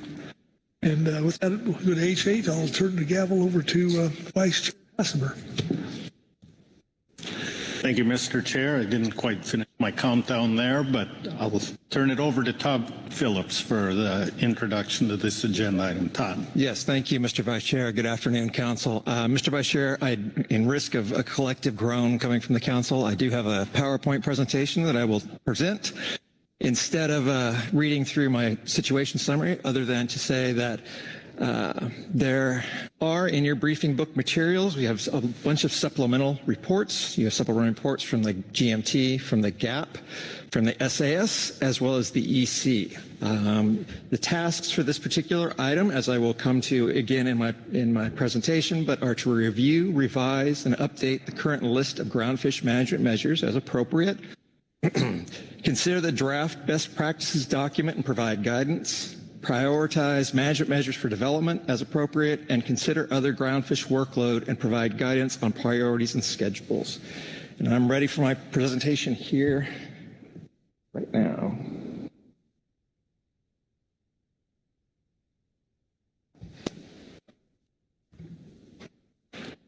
Okay, so I developed this presentation in reference to, since the last time we had this particular agenda item, which was 2023, there has been some council turnover. So it's primarily designed to review and refresh folks' memories, as well as inform those who maybe have not had the opportunity to go through the process yet.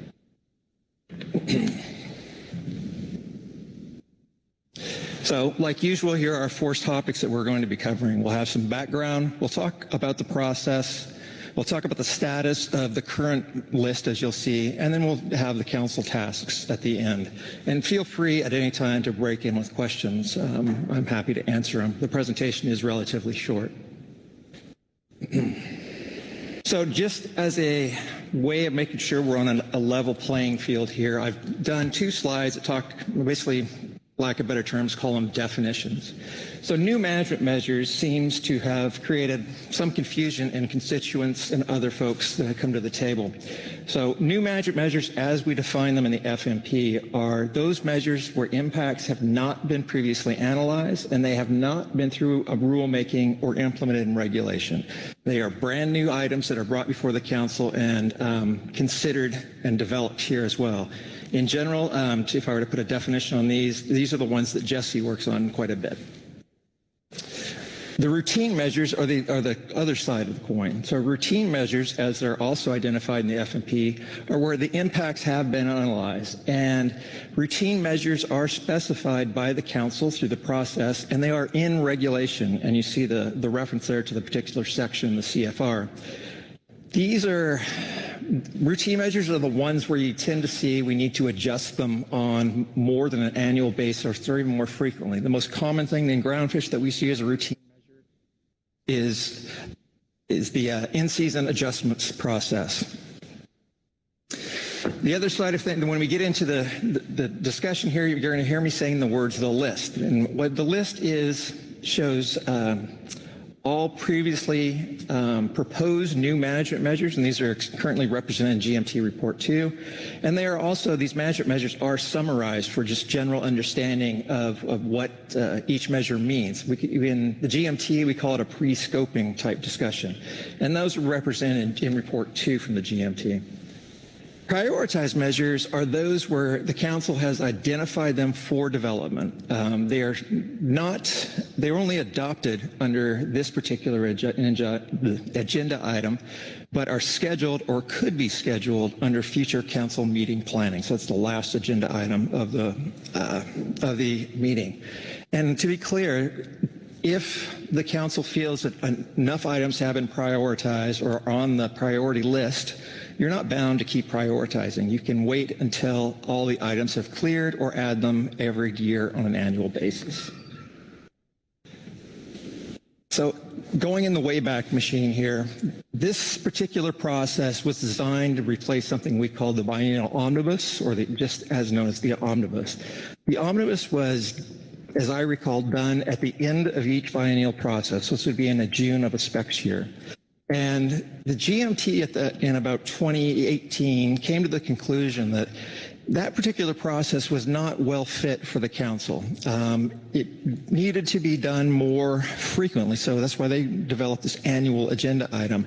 They also began to feel that the transparency wasn't there that was necessary for constituents, for the council, for agencies to understand the prioritization process. And they really wanted an opportunity that was, call it advertised or acknowledged for constituents to propose management measures, that is to take part in the process and see movement potentially on those items. And this is really another opportunity for the council to really take a hard look at all things that are on your calendar in terms of groundfish as well as non-groundfish items, and then figure out can we do additional workload items. And this has been going on since 2019. And the process roles and responsibilities, these are the key, well, I guess the process and responsibilities. So constituents, I use the larger term here to signify that these are agency folks, these are industry folks, advisory bodies. Anyone can come to the table and propose a new management measure. In the past, there has been really no timeline or due date essentially for these priority or for these proposals, meaning that throughout the year, someone can come to the table and say, here's a proposal for you to consider. We do only look at them, however, in March of every year, well, with the exception of 2024. The GAP and GMT have a separate responsibility. So in March, both of these groups look at the proposals and begin to, to consider reviewing them, revising them, updating them, that sort of thing. And then they come to the council and propose that updated or revised list and for your consideration. And to be clear that GMT and GAP can offer or recommend any item be prioritized for your consideration. In the past, it's mostly been on the GAP because they are definitely the industry representatives and they have sometimes more insight as to what is needed out there on the water. And then your job is to adopt the updated proposed management measure list. And you can adopt new management measure proposals, meaning that just because something is proposed does not necessarily mean that you need to adopt it. And then you can prioritize measures for development. So basically what I just said here, I'll represent in a different visual scheme. So we have this previously proposed measures, and then we also have the new management measures. The GMT, GAP do review these and recommend revisions, updates, and the like. And then from that point is where the council steps in and looks at the holistic, the whole list in a holistic fashion and begins to consider what needs to be added to the list, should we prioritize, how should we consider these things. And then the council are the ones that obviously update the list or adopts an updated list, and then you could prioritize items. Anything that is added to that list stays on it and goes back, I guess, in a circular fashion to the previously proposed measures and is always kept sort of in the back of our minds up until March when it's presented again. Now, to be clear, you have sort of a large task where most of this for the council happens only at this particular meeting. So just to give you an idea, currently, there are 3 items on what we're calling Table A, or in the GMT report, which is Table A. They're prioritized. Phase 2, we've obviously completed earlier today. The LEFG PPA is what just happened, and then Cordell Bank happened yesterday. You can see, I guess one way to consider this is that 2 of the items are going to be cleared quite soon. You have 13 items on this unprioritized or Table B list.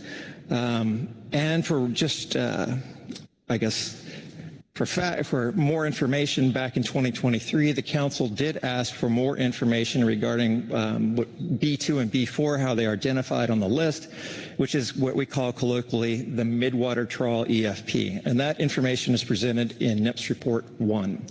And then you ask for more information on the prohibition of a directed short belly rockfish fishery, and that is seen in attachment 1. Additionally, the GMT, as you will see, the GMT and GAP, as you will see in their reports, have newly proposed measures for the council to consider, as well as some recommendations for prioritization. Just to give you an idea of what we've completed since the inception of this particular process, have not been small items. There's some quite large things here, and it's working how we intended it to work. The council in 2023 also asked staff to develop a best practices and guidelines document to inform constituents about how this process works, in which we have provided as attachment 1. And essentially this particular document is designed to be a user manual. How do you go about proposing items? What are the roles of the GMT, the GAP, and the like? And I did ask the GMT and GAP to review and propose any edits to that and provide them to me directly, as opposed to in a report here under this particular agenda item.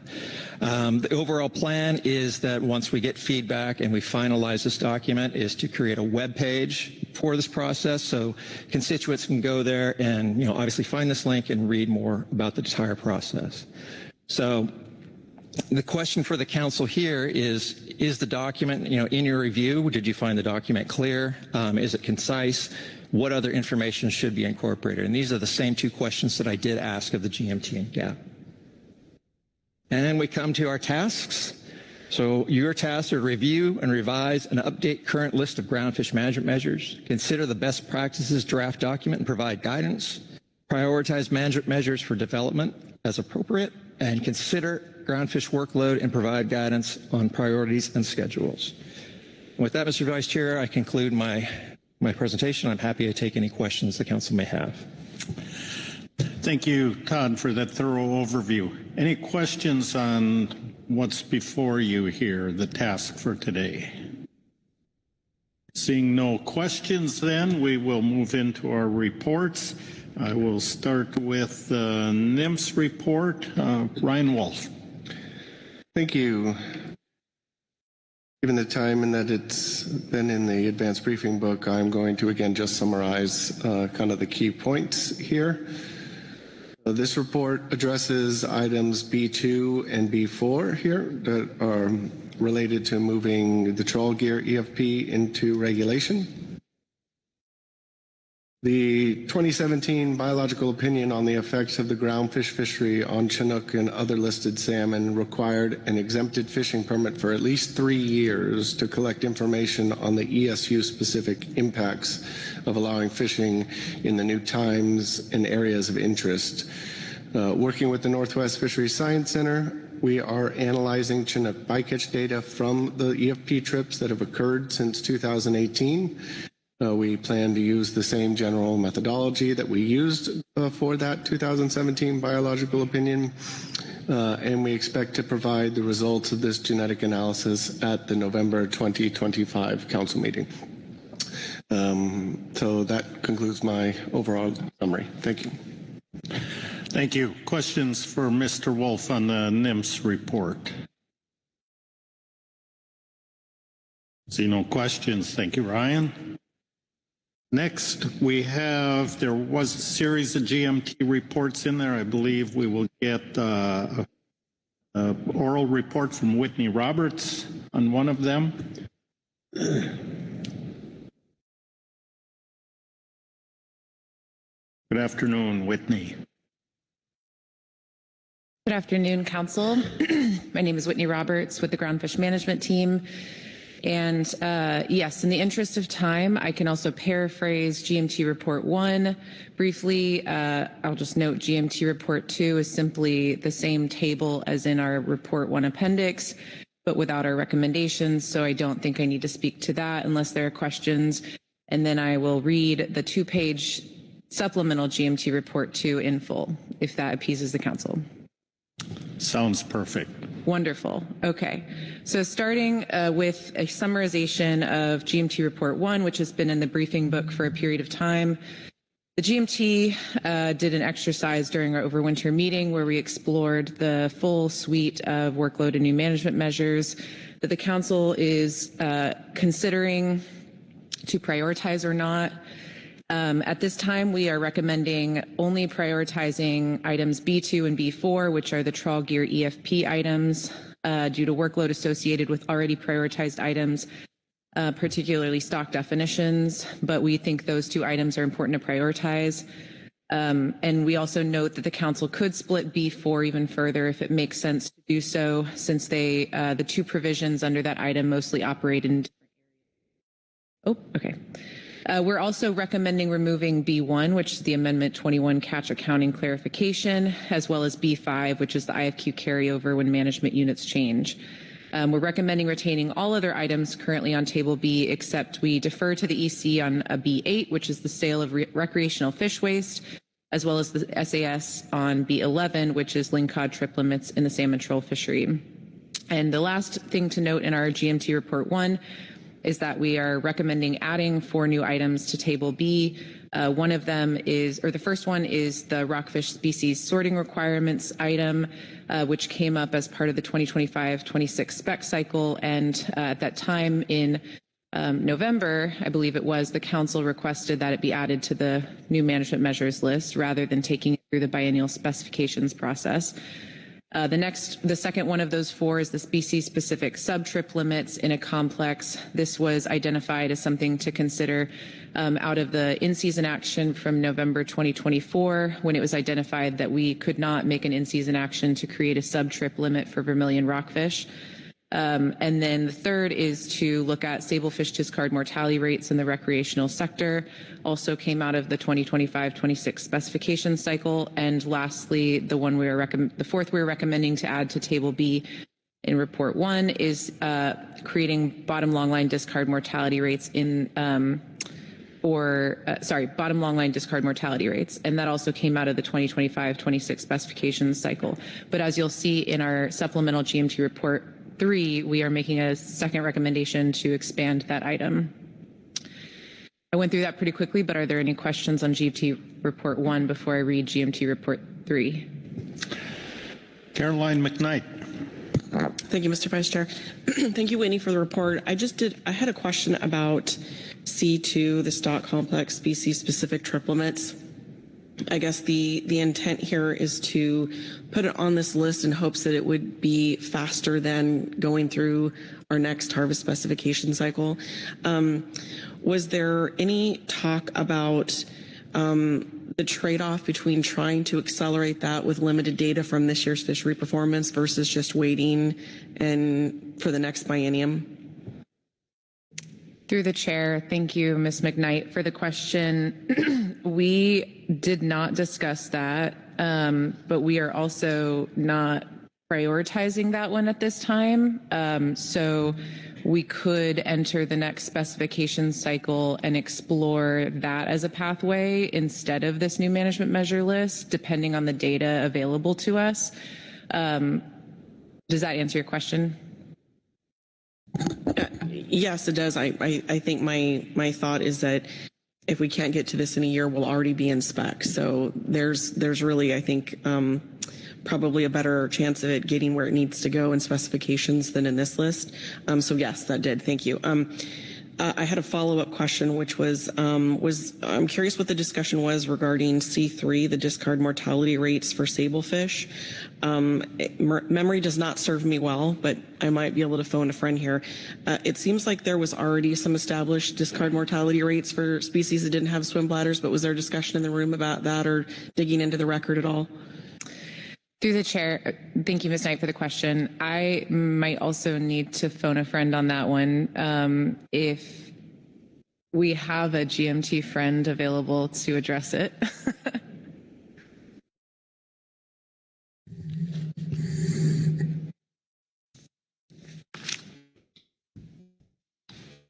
Through the chair, thank you for the question.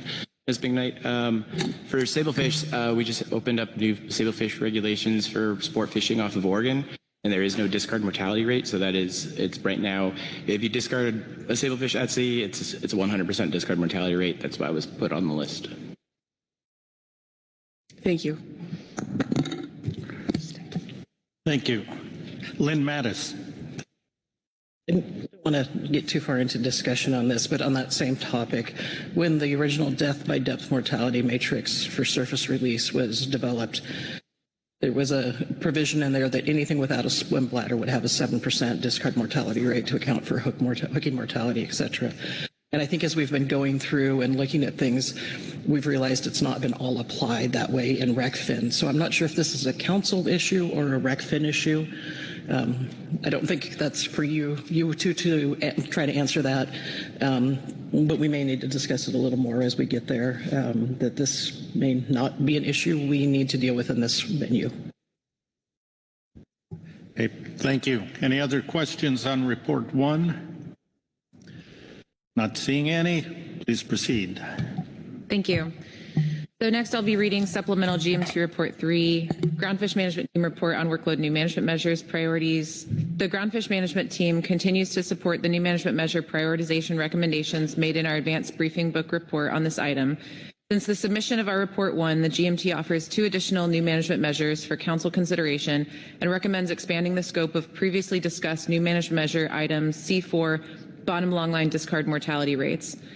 The GMT recommends, in summary, expanding item C4 to include discard mortality rates for trawl gear and moving it to Table B, adding a new item C5, determination of ABC to Table B, and adding a new item C6, intersector allocation to Table B. With regard to C4, commercial bottom long line and trawl discard mortality rates, in agenda item H8, supplemental GMT report 1, the GMT recommended adding an item to the new management measure list, in other words, Table B, that would explore the development of bottom long line discard mortality rates to achieve more accurate mortality estimates for constraining species that are likely to experience higher discard rates under reduced harvest limits. After further consideration, the GMT recommends expanding item C4 to include discard mortality rates for trawl gear for the same reason and continuing to move it to Table B. In the near future, there may be greater benefits from developing discard mortality rates for certain species compared to others. For example, harvest limits for short spine thorny head are substantially lower in 2025 and 26 in both the trawl and non-trawl sectors, and anecdotal evidence indicates that short spine thorny head is a hardy species that likely has a discard mortality rate lower than 100%. Current discard mortality rates used in management are in Section 4 of the Groundfish Stock Assessment and Fishery Evaluation Report. When considering this item for prioritization, the Council could reduce the analytical workload and expedite the action by keeping the scope of the proposed item narrow. For example, the Council could focus on a limited number of species or single species, such as short spine thorny head. The Council could also choose to split this item into separate items focused on different gear types, depending on the level of new information that may be used to develop gear-specific discard mortality rates. The GMT recommends this item be added to Table B, and this covers sectors limited entry fixed gear, open access, and trawl, with an anticipated analytical workload of medium, with additional items for consideration to add to the list. With regard to determination of ABC, as described in Section 4.4 of the Fishery Management Plan, the acceptable biological catch is a harvest specification set below the overfishing limit to reduce the risk of overfishing. Currently, the reduction from the OFL to the ABC, in other words, the ABC buffer, may be achieved in one of 2 ways. First, using the P-star sigma approach, or second, another scientific and statistical committee recommended method. The P-star sigma is the default approach, where sigma, or in other words, the proxy to characterize scientific uncertainty, is recommended by the SSC, and the P-star value is a policy decision based on the level of risk tolerance by the Council. For Category 1 and Category 2 stocks, time-varying sigmas increase the ABC buffer with the number of years since the last assessment. The Groundfish Advisory Subpanel has raised concerns to the GMT regarding steadily increasing buffers between OFL and ABC, which decreases available yields over time relative to available yields with constant sigma. This measure would investigate the Council's framework for setting harvest specifications that account for scientific uncertainty and the Council's risk tolerance, with the intent of exploring additional or alternative approaches not currently in use. The GMT discussed that such an investigation could build off of the 2019 GMT analysis and may include P-star values between 0.45 and 0.5, alternative methods to account for uncertainty around stocks without recent stock assessments, or any other approaches available to the Council. If prioritized by the Council, the GMT anticipates working with the GAP and SSC to investigate potential next steps, including an in-depth exploration into how time-varying sigmas and ABC buffers are most likely to affect fishing communities over the near and long term. The GMT recommends this item be added to Table B, and it covers all sectors with a high anticipated analytical workload. Lastly, with regard to C6 intersector allocations, in June 2015, the Council will be presented with the final intersector allocation review report, which will analyze the sector attainments and trends in the trawl and non-trawl fisheries.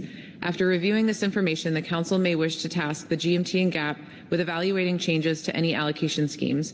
Doing so through a new management measure will enable the advisory bodies to conduct this evaluation on a longer timescale than the biennial harvest specifications process affords. The GMT recommends this item be added to Table B. It covers all sectors and has a high anticipated analytical workload. And with that, I'm happy to take any questions with the caveat that I may also need to phone a friend depending on the item that is asked about. All right, thank you. I'll look around and see if there are any questions on the third report. Lynn Mattis. Yeah, thank you, Vice Chair, and hopefully this is one that doesn't require phoning a friend. The numbers here on the C table, the new things, C1, C2, C4, 3, are we to interpret those as priority order or just numbers, a labeling exercise? Should there be any assumption of priority in those items to be added? Through the Vice Chair, thank you, Ms. Mattis, for the question. It's the latter, so there's no ranking order implied. It's simply the number of the order in which items were either brought to us or were identified by us as a team. Okay, thank you. I appreciate the clarification. Thank you. Asia Shumilo. Thank you, Vice Chair, and thank you guys for the report. I just wanted to confirm a crosswalk, one crosswalk thing, and I think Carolyn might end up confirming a couple more, or maybe not. But I wanted to confirm that C5 in your report that you just read is the same agenda or the same item as D2 in the GAP report. So the GAP report, it's a harvest specification framework item that discusses everything that you just raised about P-star and sigma. Thank you. Yes, through the Vice Chair. Thank you, Ms. Shamillo, for the question. To my understanding, yes, we were in the GAP room and talked through this at length with the GAP and sort of landed at the same place as teams. And so the idea was that those are aligned. Thank you. Caroline McKnight. Thank you, Mr. Vice Chair. Thank you. Another question on C4. I'm just curious the timing of your discussion in the report. Was there any opportunity to discuss with the SSC the current state of survivorship rates for things like short spine before you guys added this? Was there any talk with them about any of it? Through the Vice Chair, thank you, Ms. Knight, for the question. No, we did not get time to talk to the SSC about this and ask for their input, but we did start to look at any literature that we might have been aware of and couldn't find any, but we would definitely be interested in talking with the SSC to know if they are aware of any. If I may, thank you. Yeah. And then, so would you characterize this item as more preliminary exploratory discussions, maybe more so than a need to be on the list, like ready to go on the list? Would that be fair? Yes, through the Vice Chair, that is correct, Ms. McKnight. Our idea was that having this item on Table B at this time signifies that it's important, but the idea is that until information is identified that does indicate something other than 100%, it should not be prioritized. Follow up. Thank you. Last question on C6. It's similar to the question I asked about, I think, was it C2? Was there some discussion with council staff about the timing of the intersector allocation review and relative to specs that prompted this getting scheduled before specs would happen? Or just help me understand how this gets us in front of the specs timeline. Thank you. Thank you. Through the Vice Chair, thank you, Ms. McKnight, for the question. Yes, we did talk to council staff about this and amongst ourselves as a team. As it says in the report, the idea is that in June we will get the intersector allocation review, which will hopefully kick off discussions about any allocations identified that need to be looked at. We can start right away after June and during June and start planning for those discussions that we can have with the GAP. And some things may fit well in the biennial harvest specifications process to take up at that time, but others may, depending on the information we get in the intersector allocation review, others, it may make sense to prioritize them as a longer time frame. Rebecca Lent. Thank you. Thank you very much for the report. Did the GMT and the GAP have the opportunity to discuss the harvest specs change, phase in, ABC, control rule, red light, green light? Sorry if I missed your intervention on that. Thank you. Through the Vice Chair, thank you, Ms. Lent, for the question.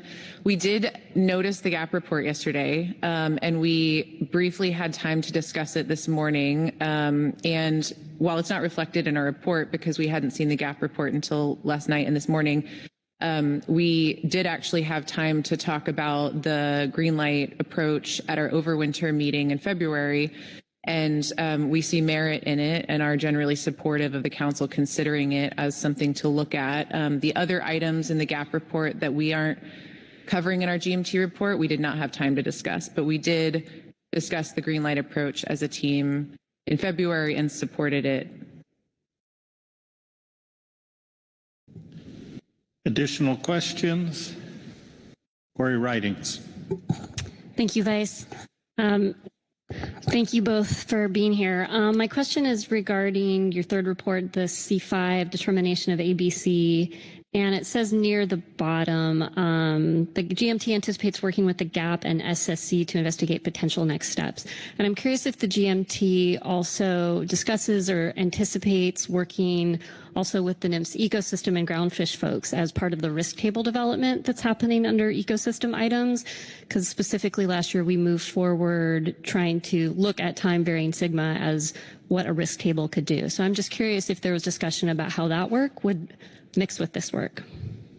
Through the Vice Chair, thank you, Ms. Ridings, for the question. We actually did not discuss that, and it's a good flag. I don't think the GMT had thought that far because there's obviously a lot of items on this report that we go through. And so I think if we'd had more time to have that discussion about what this would actually look like in practice, we would have identified that. And because it's not reflected in that sentence, I would say, does not preclude us working with other advisory bodies like the EWG. Does that answer your question? Right, I'll look around. Any other questions? Not seeing any. Thank you. Thanks to both of you for being up here. Next, we'll have a Groundfish Advisory Subpanel report. We have Travis Hunter and Jeff Lackey here to deliver that. Whoever wants to start, go right ahead. Good afternoon, Mr. Vice Chair, members of the council. My name is Travis Hunter, and I, along with Jeff Lackey, will be reading from Agenda Item H8A, Supplemental GAP Report 1 on Workload and New Management Measures Priorities.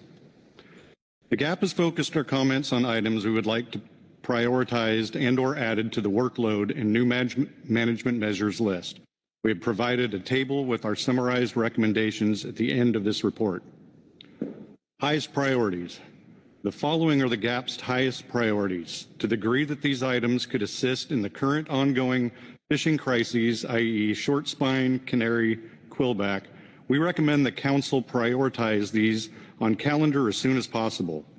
As a council family, we urgently need to explore creative pathways towards flexibility with an open mind. Mid-biennium harvest specifications change, phase-in ABC control rule, green light.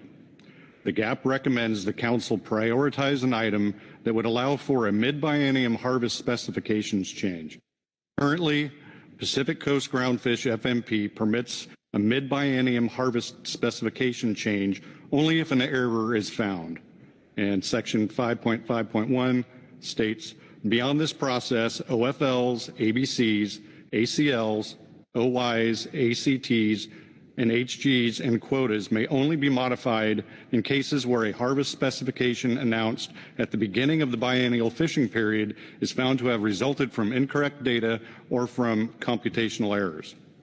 A mid-biennium change could come in the form of an emerging issue that was not addressed in the biennial specifications, such as short spine and canary, or a situation when the stock assessment during a biennium comes back more positive than the current assessment used for management, the green light. National Standard 1 permits phase-in ABC control rules as defined below. Large changes in catch limits due to new scientific information about the status of the stock can have negative short-term effects on a fishing industry. To help stabilize catch levels as stock assessments are updated, the Council may choose to develop a control rule that phases in changes to ABC over a period of time, not to exceed 3 years, as long as overfishing is prevented each year, i.e. the phased-in catch level cannot exceed the OFL in any year. In addition, the Council should evaluate the appropriateness of phase-in provisions for stocks that are overfished and/or rebuilding, as the overriding goal for such stocks is to rebuild them in as short a time as possible. This idea was previously considered by the Council in June 2019, however, it was never implemented. In the future, the allowance of the phase-in should be considered for future bienniums if new assessments come back in poor condition. As an example, instead of implementing the short spine thorny head, canary rockfish, or California quillback rockfish specifications for 2025-2026 as was done, the Council could have considered a phase-down approach that would have mitigated the impacts to industry and potentially allowed a new stock assessment to be completed. A phase-in approach was used by ODFW in recommending the harvest specifications for Oregon black rockfish in 2023-2024. Specifically, due to the potential for significant economic consequences, ODFW recommended maintaining the 2020 ABC, which was 512 metric tons, rather than the default ABC of 477 metric tons. In the following biennium, the stock was managed by the default harvest control rule. While developing this policy for all species in the FMP, the near-term effort should be focused on canary and short spine thorny head in implementing phase-down harvest specifications to limit the ongoing economic impacts felt by all sectors.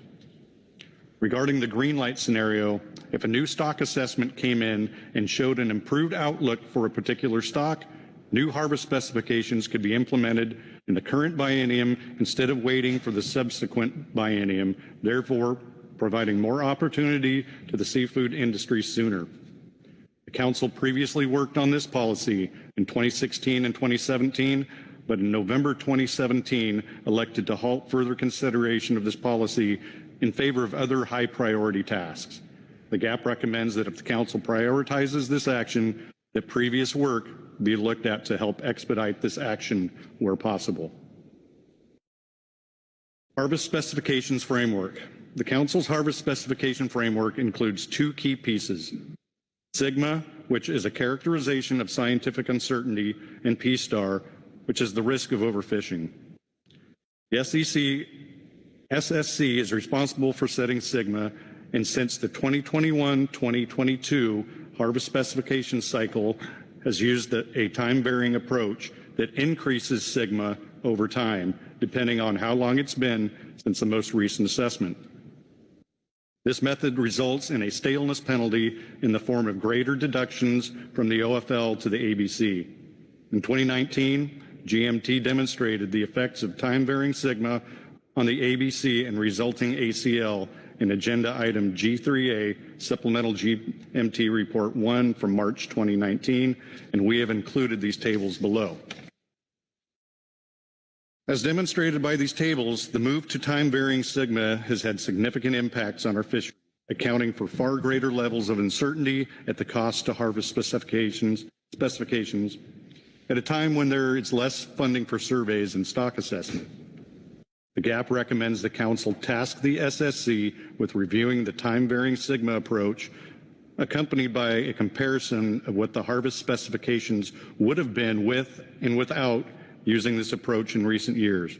The GAP also requests a review of how Sigma is set by SSCs and other councils. With respect to the P-Star, the Groundfish FMP states, since estimated OFLs are median estimates, there is a 50% probability that the OFL is overestimated. Therefore, a P-Star of 0.05 or 0.5 equates to no scientific uncertainty, or in other words, the ABC is set equal to the OFL. The P-Star must be below 0.5, but the Groundfish FMP currently sets an upper limit P-Star value of 0.45. However, the GAP is unclear why the upper level of P-Star for groundfish was set lower than the allowed maximum.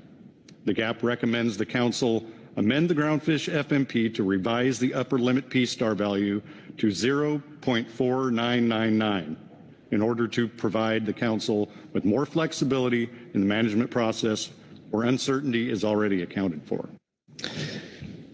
Big C carryover. National Standard 1 provides the following language regarding the carryover of unattained available harvest from one year to the next.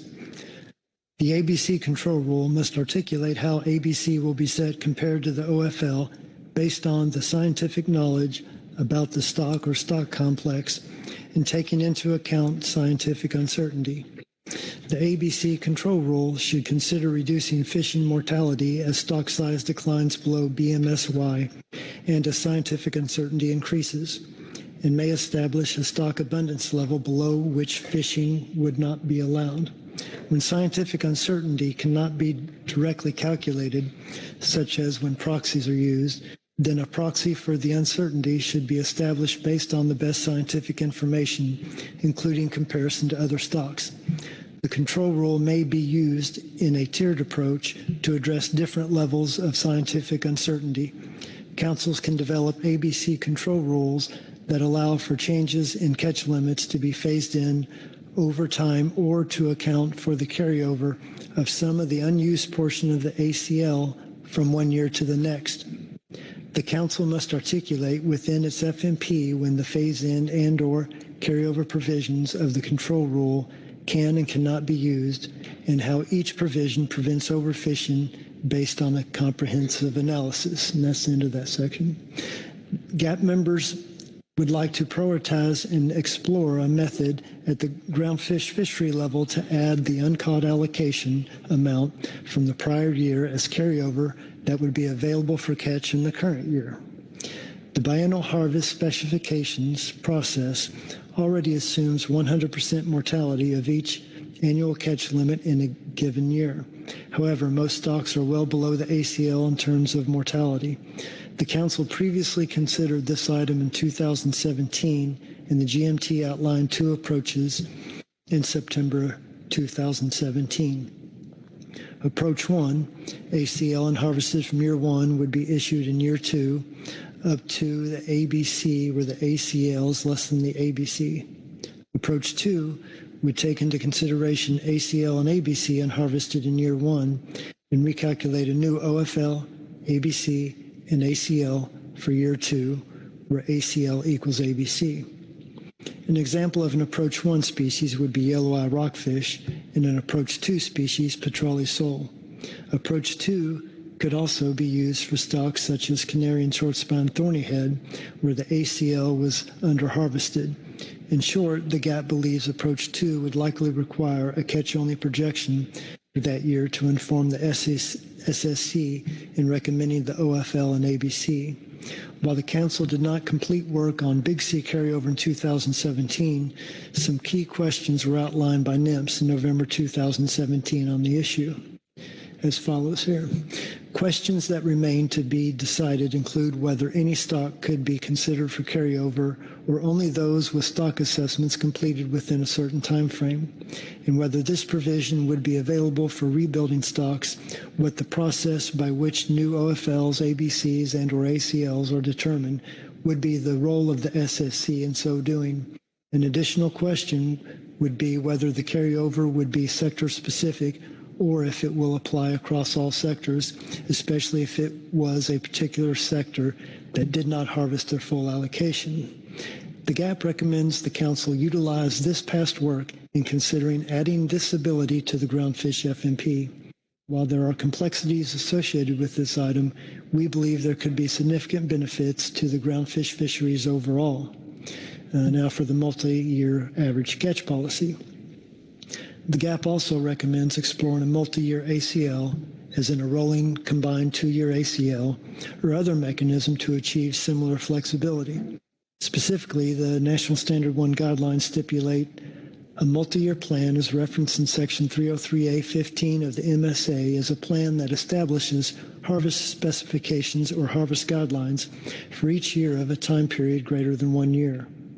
A multi-year plan must include a mechanism for specifying ACLs for each year with appropriate accountability measures to prevent overfishing and maintain an appropriate rate of rebuilding if the stock or stock complex is in a rebuilding plan.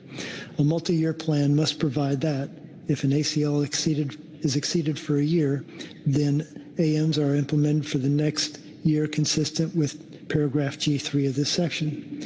The Council has previously considered this in June 2017, and the GAP suggests this past work be used in any future consideration of the policy.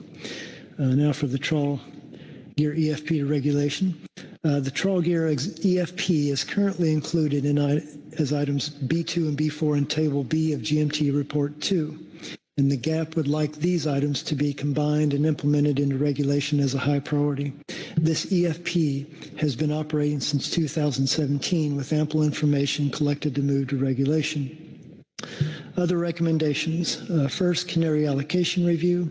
Although GAP members know this has the potential to be a contentious issue, we find it important for the Council to provide some space other than during the 2-year biennial harvest specifications and management measures process to spend time working through this allocation.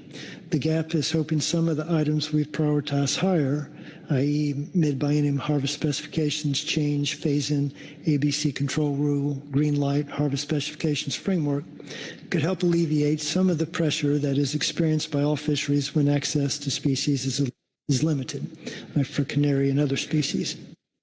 For all cost recovery, as described most recently under NIMS report, Agenda Item H1C Supplemental GAP Report 1, March 2025.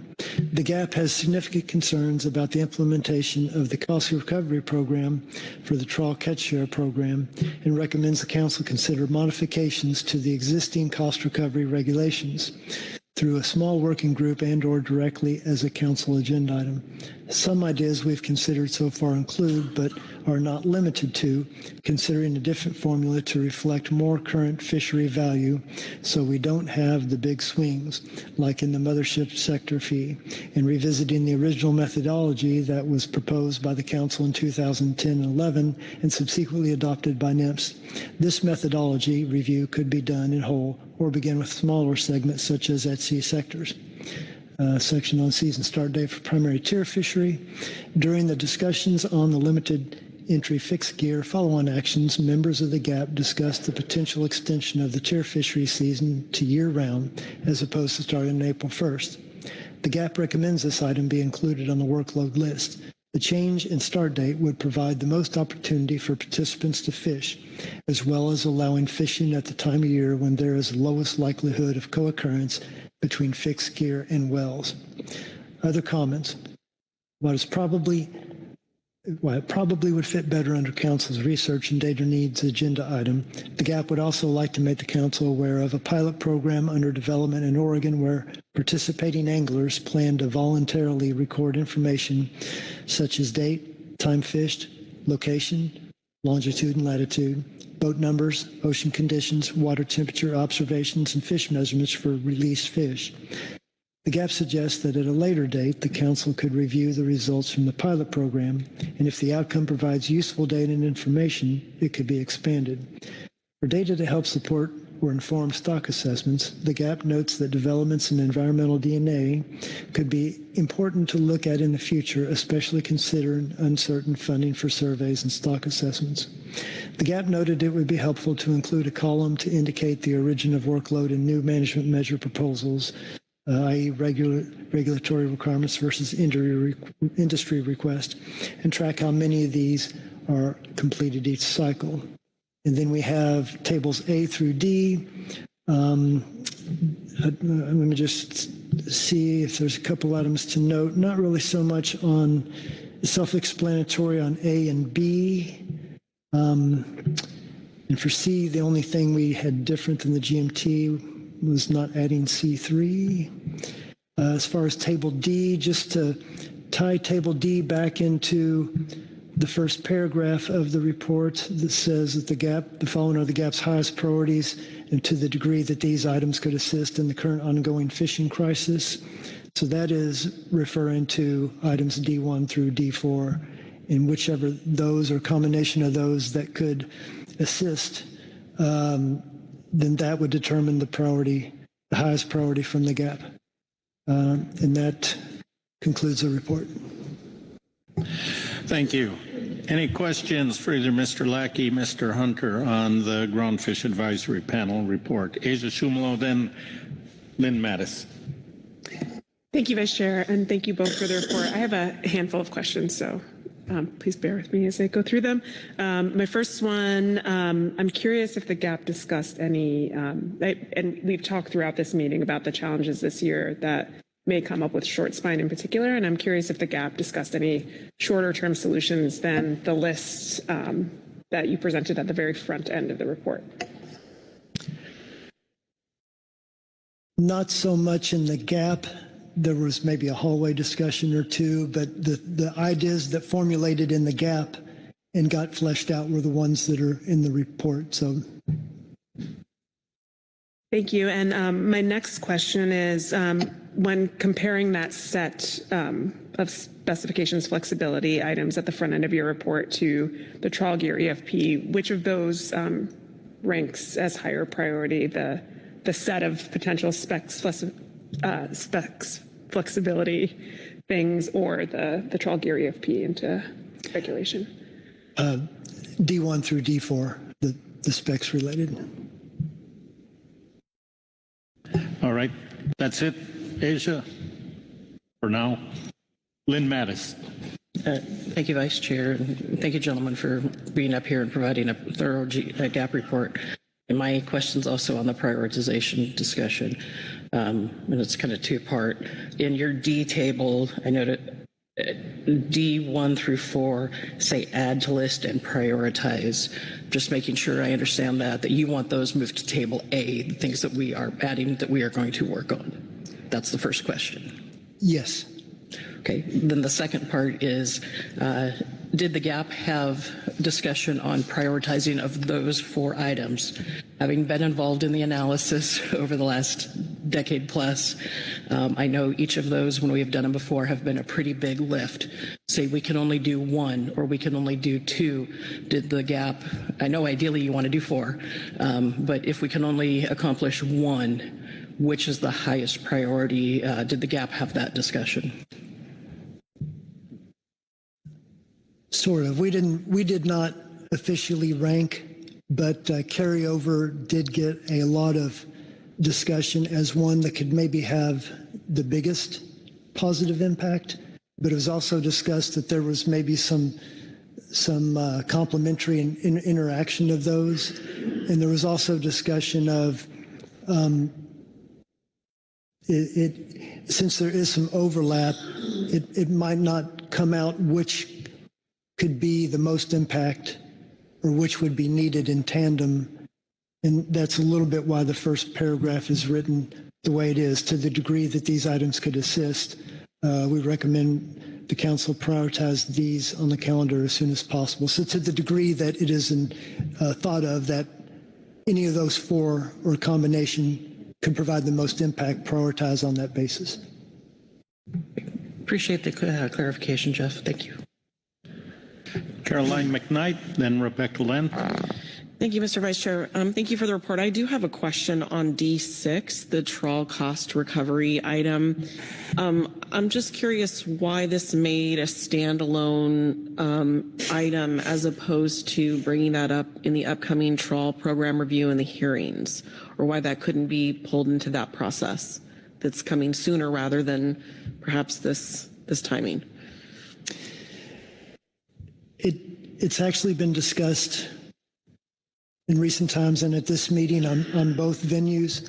And I'm trying to recall if we had a specific, we've talked about it both ways, but we thought also that it's important enough and that may be its own item, whether or not it's part of the program review process. If it doesn't end up being there, then it could be its own item here. I don't know if that's enough of an. But. And I was just going to say, I believe that the GAP felt this was, important enough to every chance we had to get it in here. This has been a topic of a discussion for a while, so I don't think this is a new one to the list. It's been, part of the new management measures or something to flag. So that's why it got in here. One moment here. This is the GAP report. A friend has called in to assist you, if that's okay. Sarah Nayani. Sarah?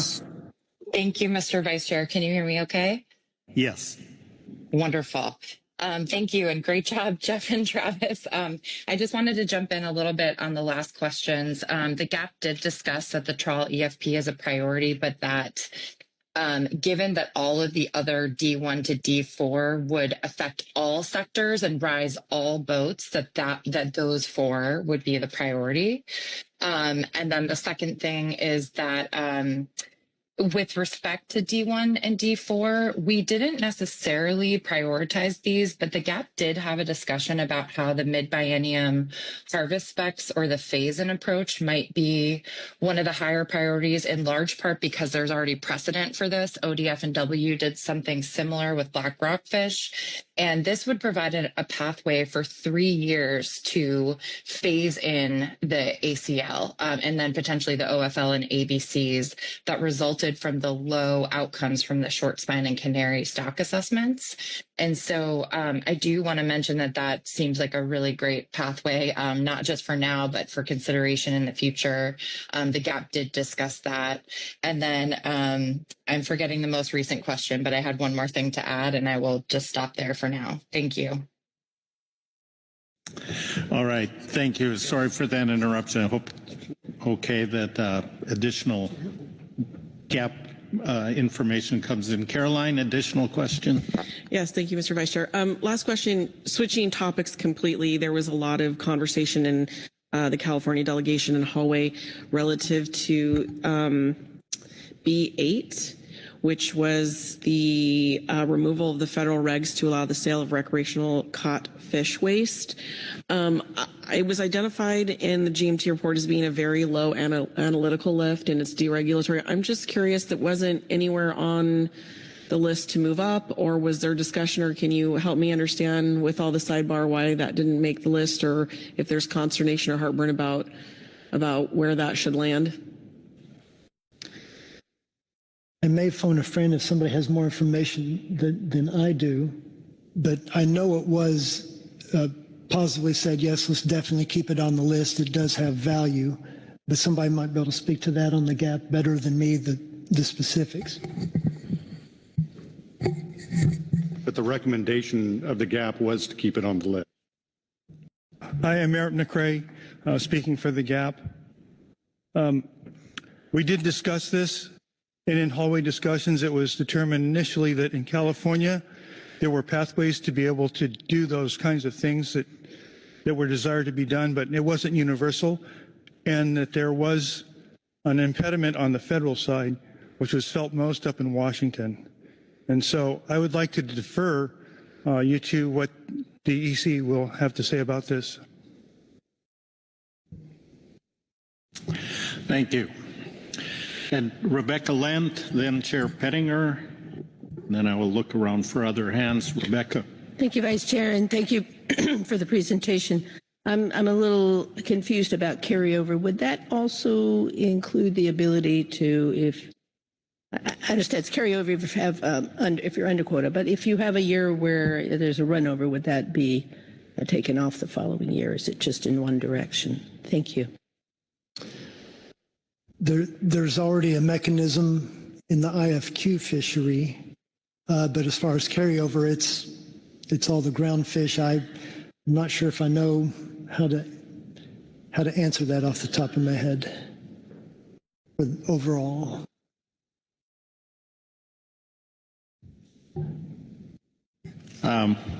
Let's pause and go to the phone and see if we have any help there. Sarah? Thank you, Mr. Vice Chair, and thank you, Ms. Lent, for the question. Yes, so the idea that we had on carryover and that we've heard elsewhere, this wasn't just our idea, is that the uncaught fish from year 1 would become available in year 2, and that's because the ACL already accounts for 100% mortality.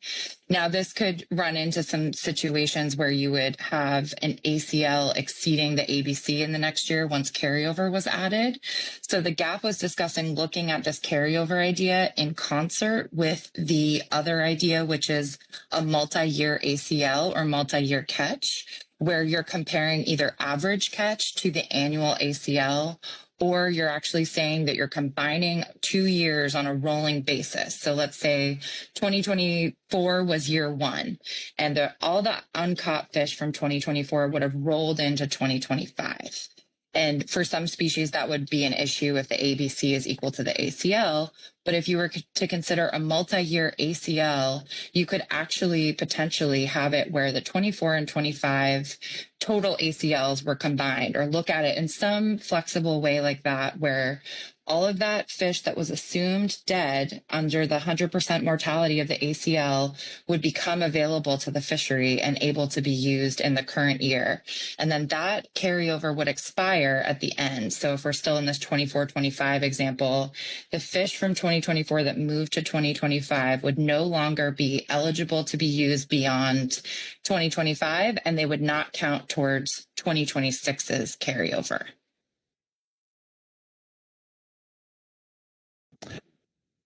All right. Chair Pettinger. Yeah, thank you, Vice Chair Hassemer. We have a lot of discussion about this very topic during the week.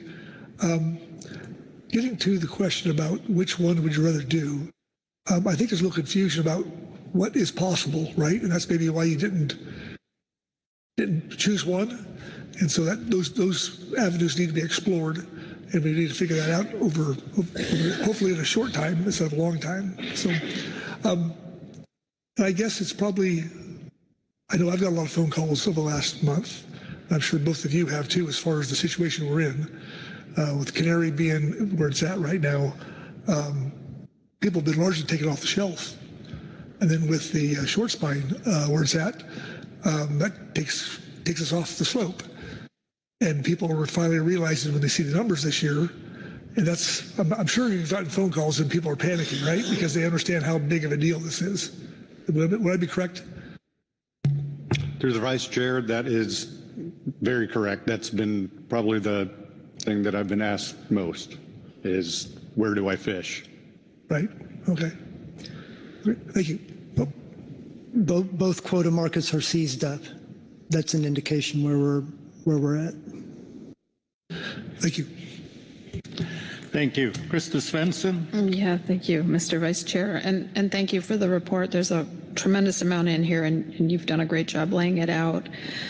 The question that I have, because you have a lot of priorities on here, and I know from the previous question you don't necessarily have all the timing, but I do know that you talk quite often to the GMT, and I'm just wondering if in those conversations you had any discussion about whether these were high, medium, low analytical workload, which they included in their table, and I'll note that you didn't include in yours, which is totally fine, but just curious if there was any discussion about how heavy a lift any of these were, if some of them will be easier or more difficult. Through the Vice Chair, Ms. Svensson, a lot of the work has been done, not done, but these aren't new topics per se. Some of the work has already been done, and other priorities took precedence in the past. So yes, the workload could be high, but not as high as it could have been had some of the stuff not been done.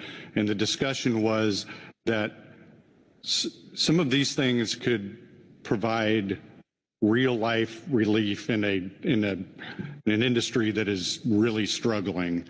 I look at it as, you know, so many times we try and put Band-Aids on things, and this might take a little bit more. Some of these things could take more to dig into, but provide real help.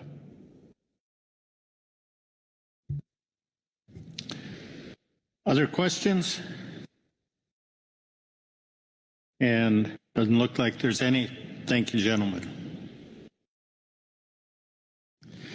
Next, we'll have the Enforcement Consultants Report, Jason Krause. Good afternoon, Jason.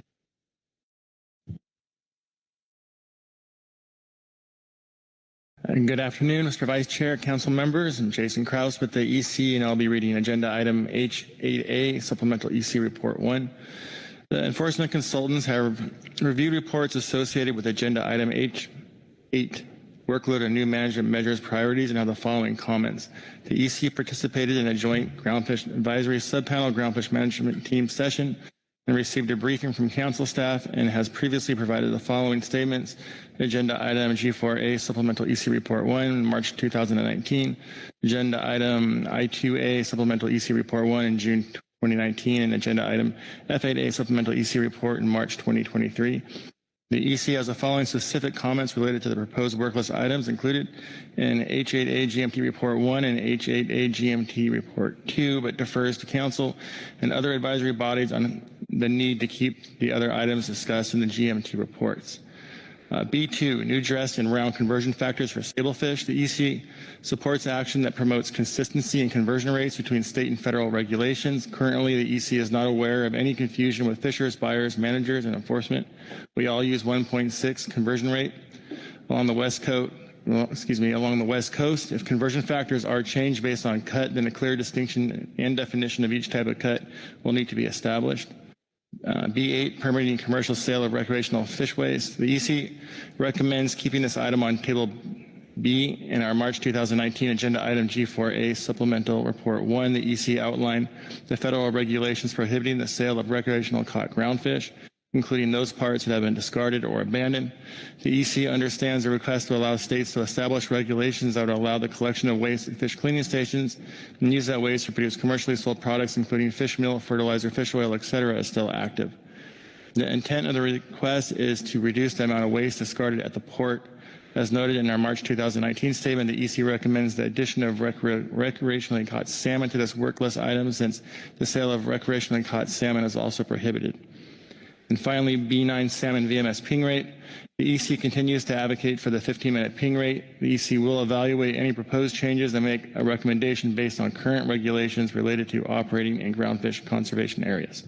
That concludes our report, and I'll be happy to answer any questions. Thank you. Any questions on the enforcement consultants report? Heather Hall. Thank you. Thank you for the report. My question is on B8, permitting the sale of recreational fish waste.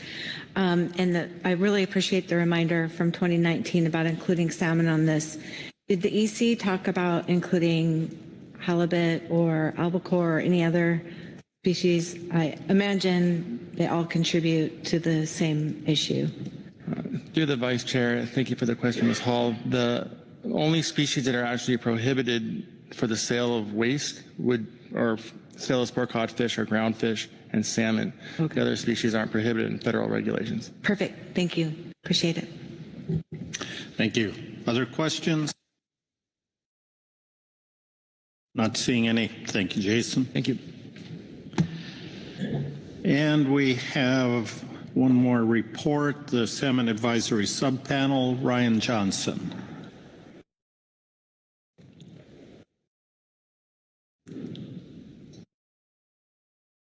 Good afternoon, Ryan. Good afternoon. Thank you, Mr. Vice Chair. I'll be reading the SAS report on workload and new management measures. The SAS discussed the two salmon-related topics found in the GMT report under this agenda item. The SAS recommends The two items are retained on the list, Table B, which would be B9, VMS ping rate, B11, lingcod trip limit adjustments in the salmon troll fishery north of 4010. The SAS appreciates the work of the GMT and understands that these items are currently not prioritized. The SAS will be ready to discuss these topics when the GMT workload allows. Thank you. Thank you. Questions for Mr. Johnson on the Salmon Advisory Subpanel report? No questions? Thank you, Ryan. That completes the reports, takes us to public comment. We have 3 sign-ups. Let's see if we can get through those, and then we'll take a break so people have a chance to think about this and get into our discussion. First, we have Steve Godden. Steve will be followed by Sarah Niani.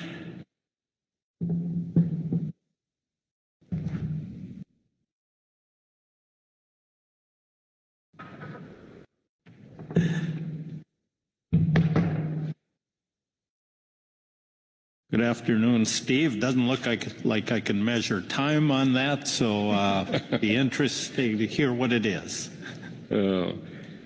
Thank you.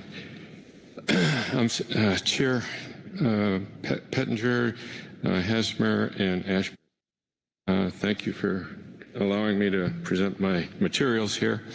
I'm Steve Godden. I'm the sport rec for the GAP, and I'm also the president of the Oregon Coast Anglers. And I'm here today to talk to you about this situation. So for years, I've told anyone who would listen that sport anglers are a wealth of untapped knowledge. Sport anglers' experiences differ from those of anglers on charter boats, and there are no observers on sport boats. Recreational anglers are innovators. Their only protocol is to follow fishing regulations. So I'm here today to present a concept on how to engage sport anglers. Some involved in supporting the process of species assessment would say that we have lots of data. I would agree that we have lots of data and counter that there is much more available. California started a program to gather more fishing data with charter boats. I'm not minimizing ODFW efforts to gather fishing data. On the contrary, I think they do a great job.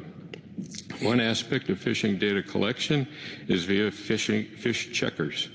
For sport angling, these check sport anglers at the ports. Fish checkers can see what anglers catch, measure, weigh, even take samples. The checker can see what's harvested. However, they never can see what was released, and they have to rely on anglers' memory regarding what was released.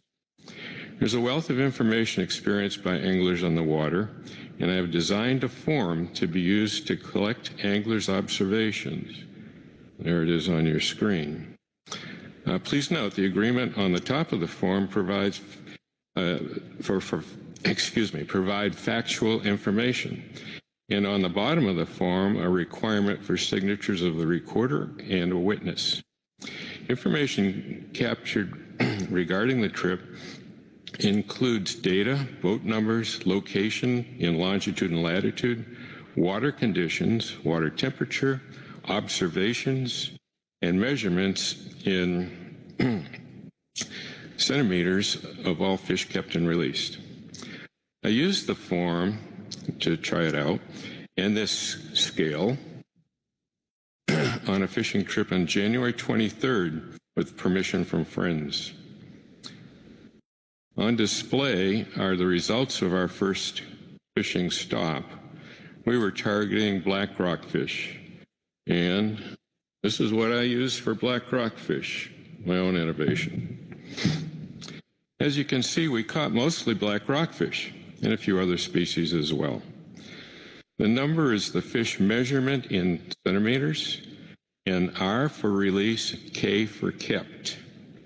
We decided to move to a different spot location south of where we were to target lingcod. And my innovation for lingcod looks like this. The new location, longitude, and latitude are recorded, and we caught mostly lingcod. I would rate this fishing trip as average, certainly not exceptional. I intend to use this form on all my bottom fishing trips this year in state and federal waters.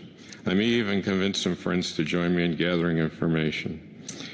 The information collected will be kept on paper until an appropriate data storage platform can be chosen. I'm going to a lot of trouble to provide at best anecdotal information. Can we scale this concept so that it could be useful data for assessments?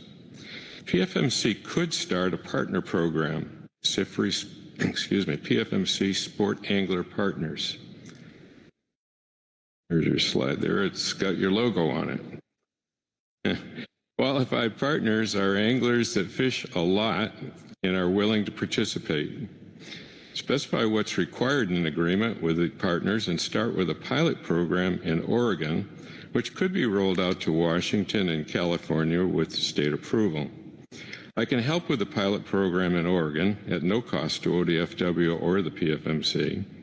And the PFMC Sport Angler Partners would be a low-cost method of collecting valuable data, provides additional benefits to the PFMC, and could be considered for new management measures. Thank you for your consideration. Any questions? Thank you very much. Questions for Mr. Godin on his testimony? Lynn Mattis. Thank you, Vice Chair. Thank you, Mr. Godin, for being here and trying to find innovative ways to collect data and get those who are out on the water, I think we often call it citizen science. Beyond just collecting the data, do you see this being eventually at some point used in in-season management or more to inform assessments? And then if it's the latter, have you spoken with any of the stock assessment authors to see if this would meet some of their needs? Thank you. Thank you for the question, Chair and Lynn Mattis. This, if it were implemented, could be used in a number of different ways. As far as in-season actions, I mean, you would have, we don't know at this point how many partners the PFMC would have. However, you'd have a ready resource to go out and check things, get information on the spot from partners regarding what an in-season action might look like. Would give you a very speedy way of getting answers to questions rather than perhaps relying on a PFMC meeting to figure out what you should be doing. And it also gives you opportunities to do more in terms of engaging these people to get other information for you as well. As far as reviewing the concept with assessors, people that I have reviewed it with include Melissa Monk, Daniel Stout, Leif Rasmussen. I've handed out copies of the form to a number of other people as well to get input, which I've incorporated already in the form. And as I said, I tried to use it. It was useful. I showed you the data that we collected. I think we can use it as it is, but I'm always anxious to find new ways to get it, make it better, and I look for that as we go forward. I hope that answers your question. Thank you, Mr. Gooden. I appreciate your efforts, and that does help. Thank you. Thank you. Thank you. Other questions? Not seeing any. Steve, I just want to mention in the matter of full disclosure, while you were reading there, I believe Chair Pettinger got some pictures of the screen to get the lat lawn coordinates of your fishing spots. So there is that danger. I'll have to do some convincing with some of my friends to help with that aspect. Maybe you went to the bad spots that day. No, I don't go to bad spots. Thank you very much. Next up is Sarah Nayani. Sarah will be followed by Jamie Dimond. Sarah. Thank you, Mr. Vice Chair. Back again. I hope you can still hear me okay. Yes, we can. Okay, thank you, council members. My name is Sarah Nyani. I work for Arctic Storm in Seattle, and we participate in all three sectors of the trawl fishery. So with Sea Storm, our catcher vessel that does midwater rockfish fisheries for widow rockfish and yellowtail in the shore-based IFQ sector. They also do whiting in the shore-based IFQ sector, and then they fish for whiting offshore in the mothership sector. Our mothership platform, Arctic Storm, participates in the mothership fishery and receives deliveries from catcher vessels. We were one of 2 motherships to participate last year. And then Arctic Fjord is our new vessel that we laid the keel for in 2018. We received delivery of the vessel in 2023. I believe it's one of the largest investments in a fishing vessel in quite some time anywhere in the nation. And I just say that to preface how much of an investment my company has made in fisheries along in Alaska and on the West Coast. And with my time and my coworker Ann's time, who is a council member on the North Pacific Fisheries Management Council, all of the time that industry takes away from our boats, from our companies, from the day-to-day work that we do to attend these council meetings is critical. And I think you can see the outcome of that when we all work together under agenda items like H8 that the GAP did. So I am here today to support the GAP report wholeheartedly, and also just to congratulate my colleagues on the GAP. I feel like we have taken a real leadership role on thinking through ideas that can help our fisheries because we have no other choice but to help our fisheries. And I am urging you to help our fisheries too. The items D1 to D4, I am requesting that you make those into a harvest specifications, flexibility agenda item, and schedule it for the April 2025 meeting. And that would count as the first meeting for this agenda item. I know Groundfish is currently not on the agenda, but I think this specific case, it should be. And then I would like to request to add the second meeting to the June 2025 meeting and remove the phase 2 or delay the phase 2 stock definitions. These ideas that the GAP put forward under the harvest specs flexibility ideas from D1 to D4, these would benefit all sectors. And we worked really hard to try. Everyone came with their own ideas, their own priorities, the things that they want. But it is so cool to see the fishing industry work together and try to find things that can help all of us. And I'm really asking you to do that too. These ideas would fulfill the requirements that the council has promised to uphold under National Standard 1, which is the OY optimization standard, as well as under National Standard 8, which specifically says that we must provide for the sustained participation of communities and minimize adverse impacts on such communities. And unfortunately, the results that we had from the stock assessments, I'm not trying to undermine the science at all. I'm just saying the outcome of the stock assessments had adverse effects on our communities. And we are trying to find a way through a phased in approach, through a carryover, something to provide flexibility to not hurt us so badly from the start and to find a way to kind of minimize that until we can get more data and information that can help with these stocks that are very constraining for all sectors. So much work has already been done on these items. I keep hearing people say workload. I would just urge you to go back and look at all the work that we linked to in the GAP report on the phased in approach, which was utilized by ODF and W for black rockfish. So it already has precedent. And then the green light idea made it all the way to final action, and the council stopped working on it there. So we're already at a place where we have plenty of information to do some of these ideas. And I believe we're supposed to be looking for regulatory efficiencies that would look to the long term and create flexible pathways. These items could be counted as a regulatory efficiency, because instead of coming to you with little emergency problems and council and NIMS doing all these rulemakings to fix each individual one, we're trying to look at the big picture and focus on that in the fishing industry. And so I am just urging you to look at these suggestions, and I wanted to make myself available for any questions so I can answer for Arctic Storm and not for the GAP, and just, really have more flexibility in what I can say here, because I just think these ideas are brilliant. And I feel so lucky to work with people in this process who are just digging deep to find a way to help right now. So please help us. Thank you. Thank you, Sarah. Questions for Ms. Niani on her testimony. Asia Shumilo. Thank you, Sarah, and thank you, Vice Chair. And Sarah, I just wanted to echo your thanks for the gap. I know in the hallway discussions I've had and the discussions I've had back and forth with you throughout the week that the group was really working hard and digging deep to think about solutions that could really affect everybody and help the entire fleet. And I think it's a big testament to their support for each other and support for the entire fishery and the needs of the entire fishery right now for them to put forward something that isn't just a Band-Aid and isn't just something that that would only support one group. So thank you. I appreciate all of you guys for the hard work there. Thank you. Further questions? Not seeing any here. Thank you, Sarah. And now we have Jamie Dimond. Welcome. Good afternoon, Jamie.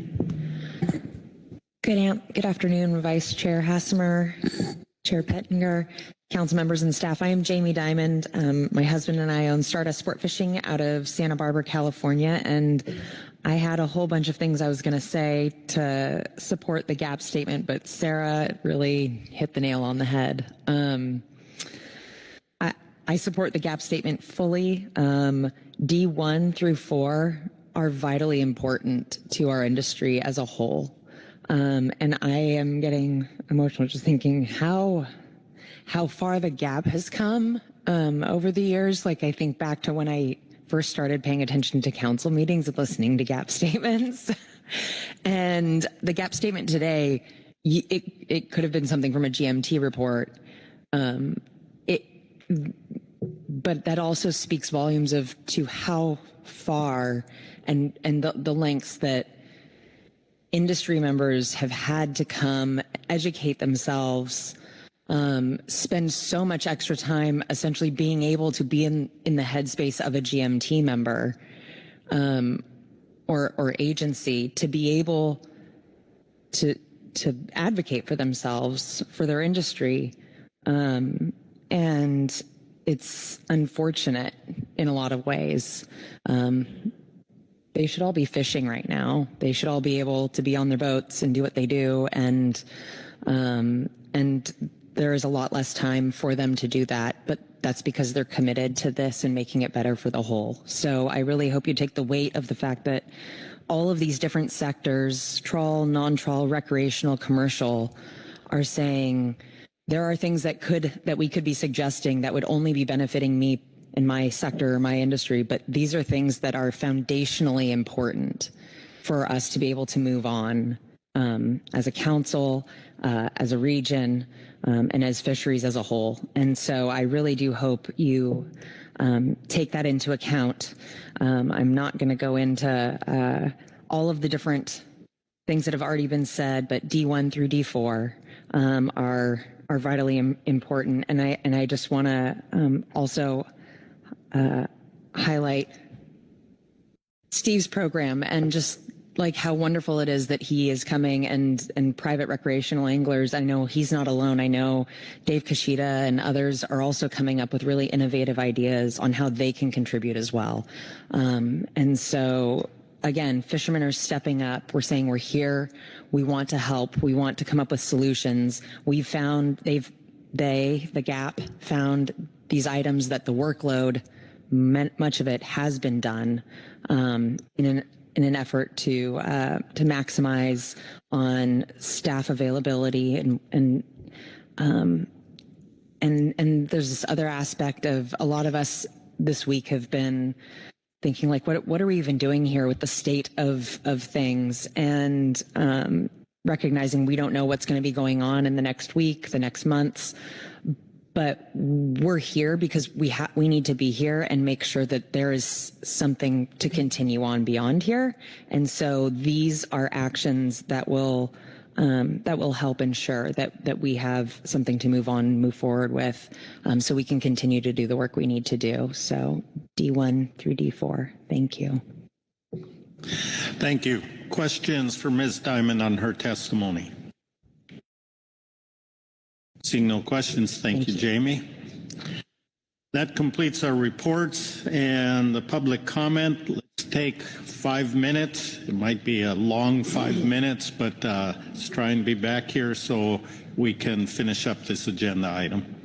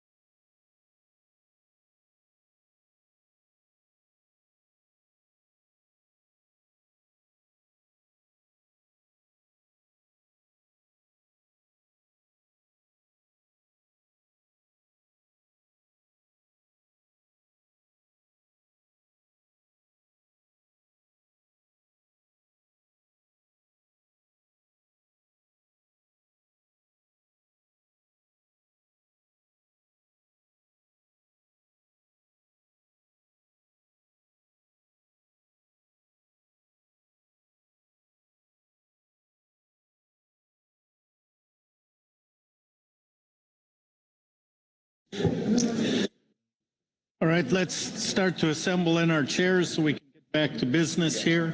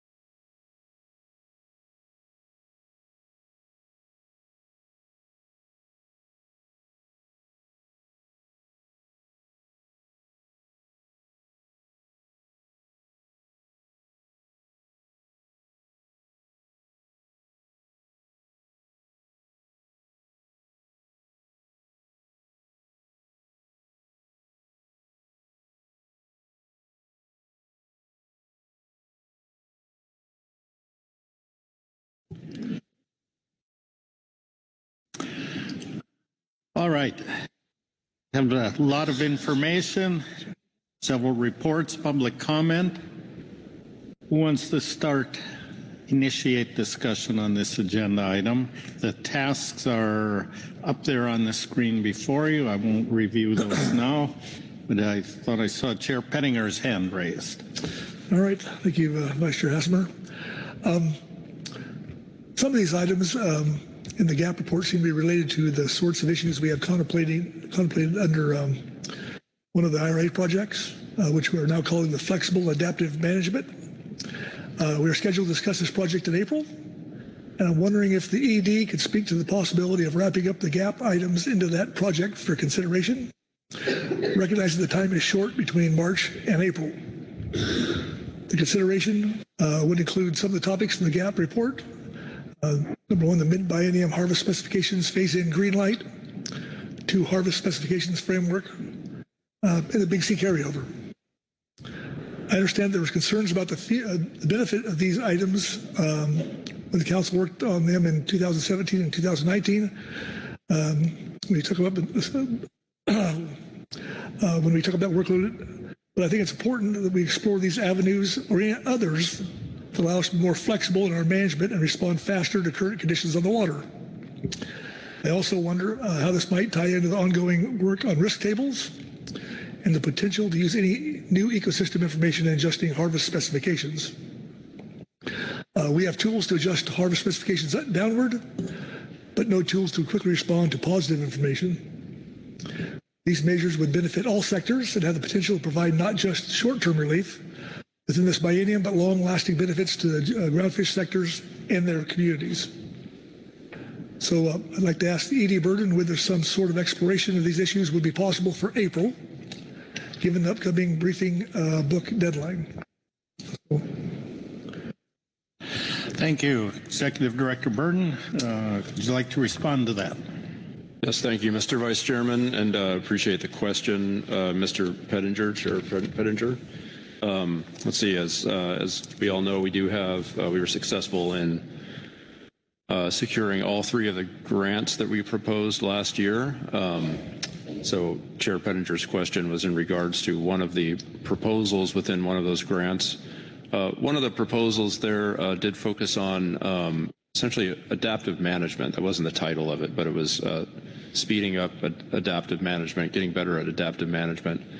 That proposal contemplated climate change as the driver and needing greater adaptation in the face of climate change. As I sit here and think about what adaptation looks like, it strikes me that it probably doesn't matter what the driver is. That regardless of whether we're responding to a change in the environment or a change in some measurement, our need as an institution to be more adaptive, I think it should look the same, is my initial impression. And so as part of that project, we did propose to apply a more adaptive approach to one or more management actions within our FMP, and that's the desire to move from big picture ecosystem concept down into fisheries management, which is really hard to do, but we did propose to do that in that proposal. So if you follow my logic, I think we could make that connection here, and wouldn't necessarily be the only connection that we would make as part of that proposal. I think there are other opportunities to improve our adaptation, but I think the logic holds that this could be consistent with one of those proposals in that grant. Let's see, Mr. Pettinger, you'll have to remind me what your other questions were. I guess what that would look like as far as for April, obviously, we've got pretty well things lined up, and how that would work. We would have staff put together something for information reports so we could have something on it for work planning, and then for later on in the year, and not mess up the April schedule too much. Yes, thank you for that reminder of your question. So as I have chatted with my staff here and listened to some of the testimony from the GAP, there are several items that were highlighted in the GAP report that link back to prior work that has been done. So if that is the focus of this council, is on the priorities that the GAP made reference to, I don't think it's a big lift to collate that prior material, have it available to you in April as a way to start focusing and having an informed discussion about how to prioritize and how to move through that work in order to respond to some of the troubles that the industry and the recreational community have brought to us. So I do think it is a doable lift to get something in front of you in April to help have a more coherent discussion, to help you prioritize and focus what it is you really would like to do. If we're talking about things that are not in the GAP statement, I'm not sure what extra work we could do, but I think those matters that were referenced specifically in the GAP statement are doable for us to bring something back to you at the next council meeting. Does that answer your question, Mr. Chairman? I think it does. If I continue? Yes, if it's along those lines. Then. Oh, if you have a question. Okay. I'll just continue reading what I got here as far as it lays things out nicely. So the goal of these items would be to find both near-term and longer-term solutions to the situation facing the groundfish fishery. We need to find ways to be more reactive to new information coming into our process, especially from those actually on the water. On the near term, in order to do anything prior to the next biennium, we need the ability to find a mid-biennium harvest specifications adjustment. As currently we can only change a harvest specification in the biennium due to an error. A mid-biennium harvest specification adjustment could be needed as a result of an emerging issue, as we're having now with short spine, canary, or any other stock, or in that case, a new stock assessment coming in that might have a positive light.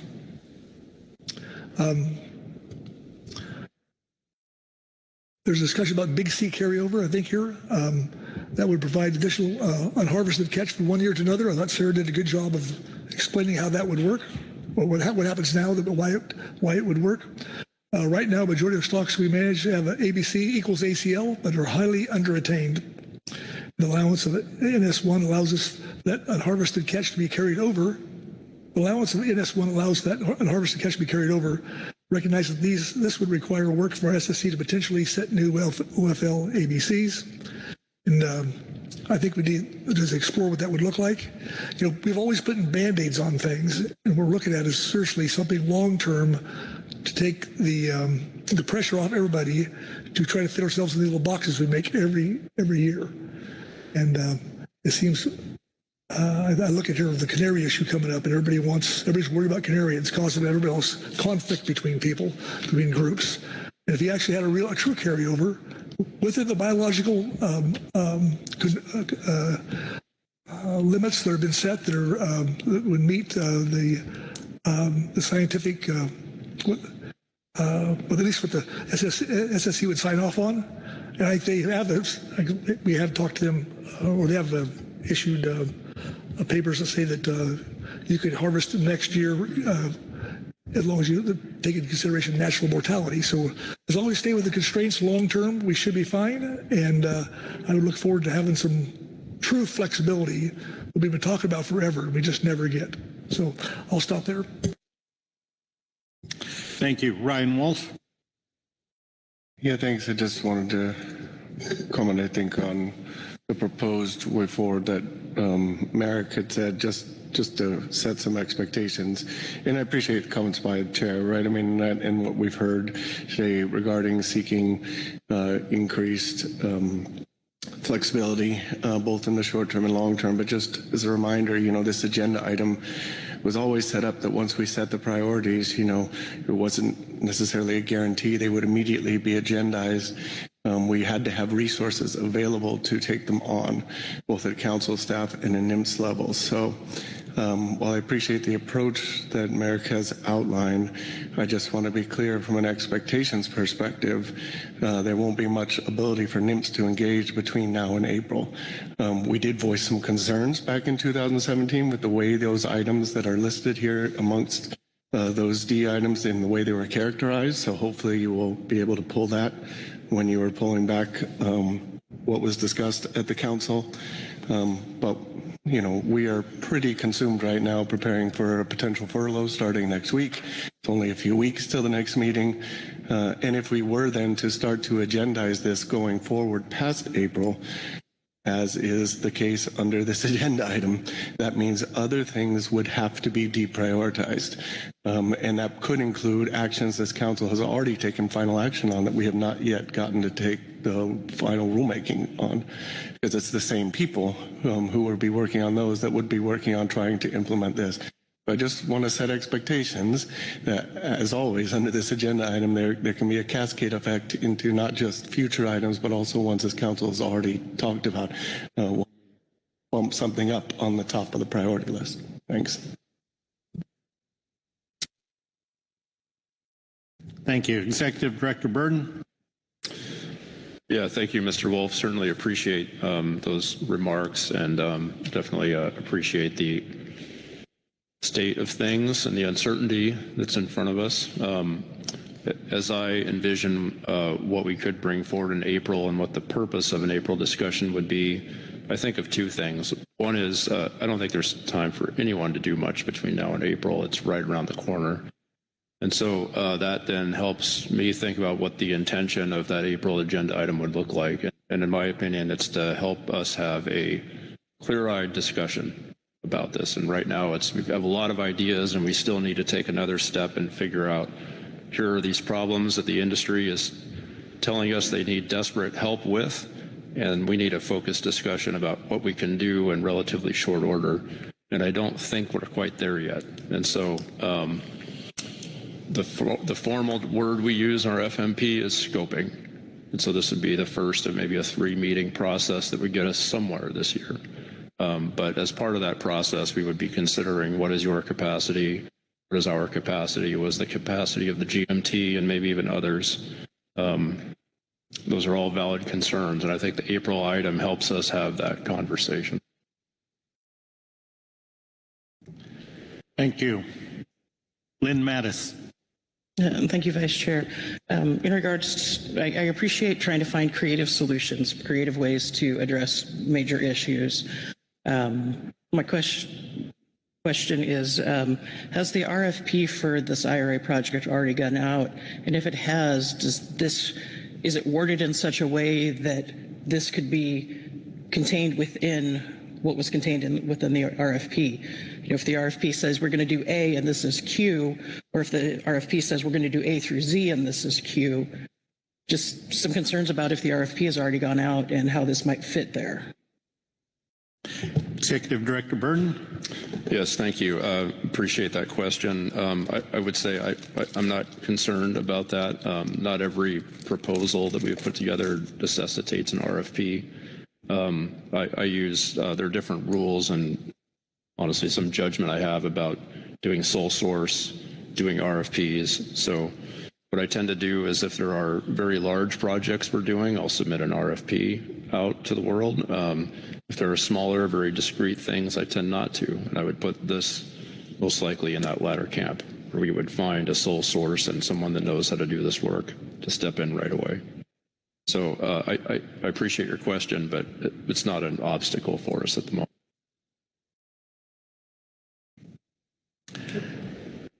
Lynn? Thank you. Then a second question, and again, it's going to sound like I'm not in favor of finding a solution. I am. But we had a lengthy discussion 2-3 days ago when we were talking about the ecosystem items that we don't have workload capacity. You guys are, council is down a staff member. We don't have capacity to do something that is in our FEP to do. And now we're talking about taking on something that I see being orders of magnitude more workload, having been involved in the previous analysis of these. And I'm struggling to find where a balance between what we say we can do, what we say we can't do, and the why behind it. If we don't have enough workload for the ecosystem stuff, how do we have enough workload for all of this stuff? I know it's often different people, but there's a lot of things in this list people want. And again, I'm not opposed to this. I'm just trying to find where that line is, where that balance is, how we're making that determination of, well, we're short-staffed, but we can take this one other thing on, but we're short-staffed and we can't do this thing we're supposed to do. I'm struggling there, and maybe I'm just trying to talk to the breeze at the moment, but I'm struggling. Executive Director Burden. Yeah, thank you. And I expected this question.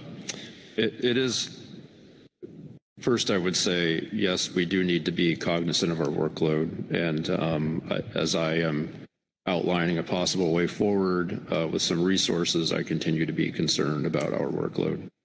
If we contrast this agenda item with some of the questions that I was raising under the ecosystem agenda item a couple of days ago, the first thing that's on my mind are that the people are different. And what was going through my mind at that time was the work of the SSC, which we can't contract out, and that is now short-staffed. Whereas with this project, we have some more flexibility because we can bring in a contractor, and I think that is the main distinction, and provides us with a different set of considerations about workload as we move forward.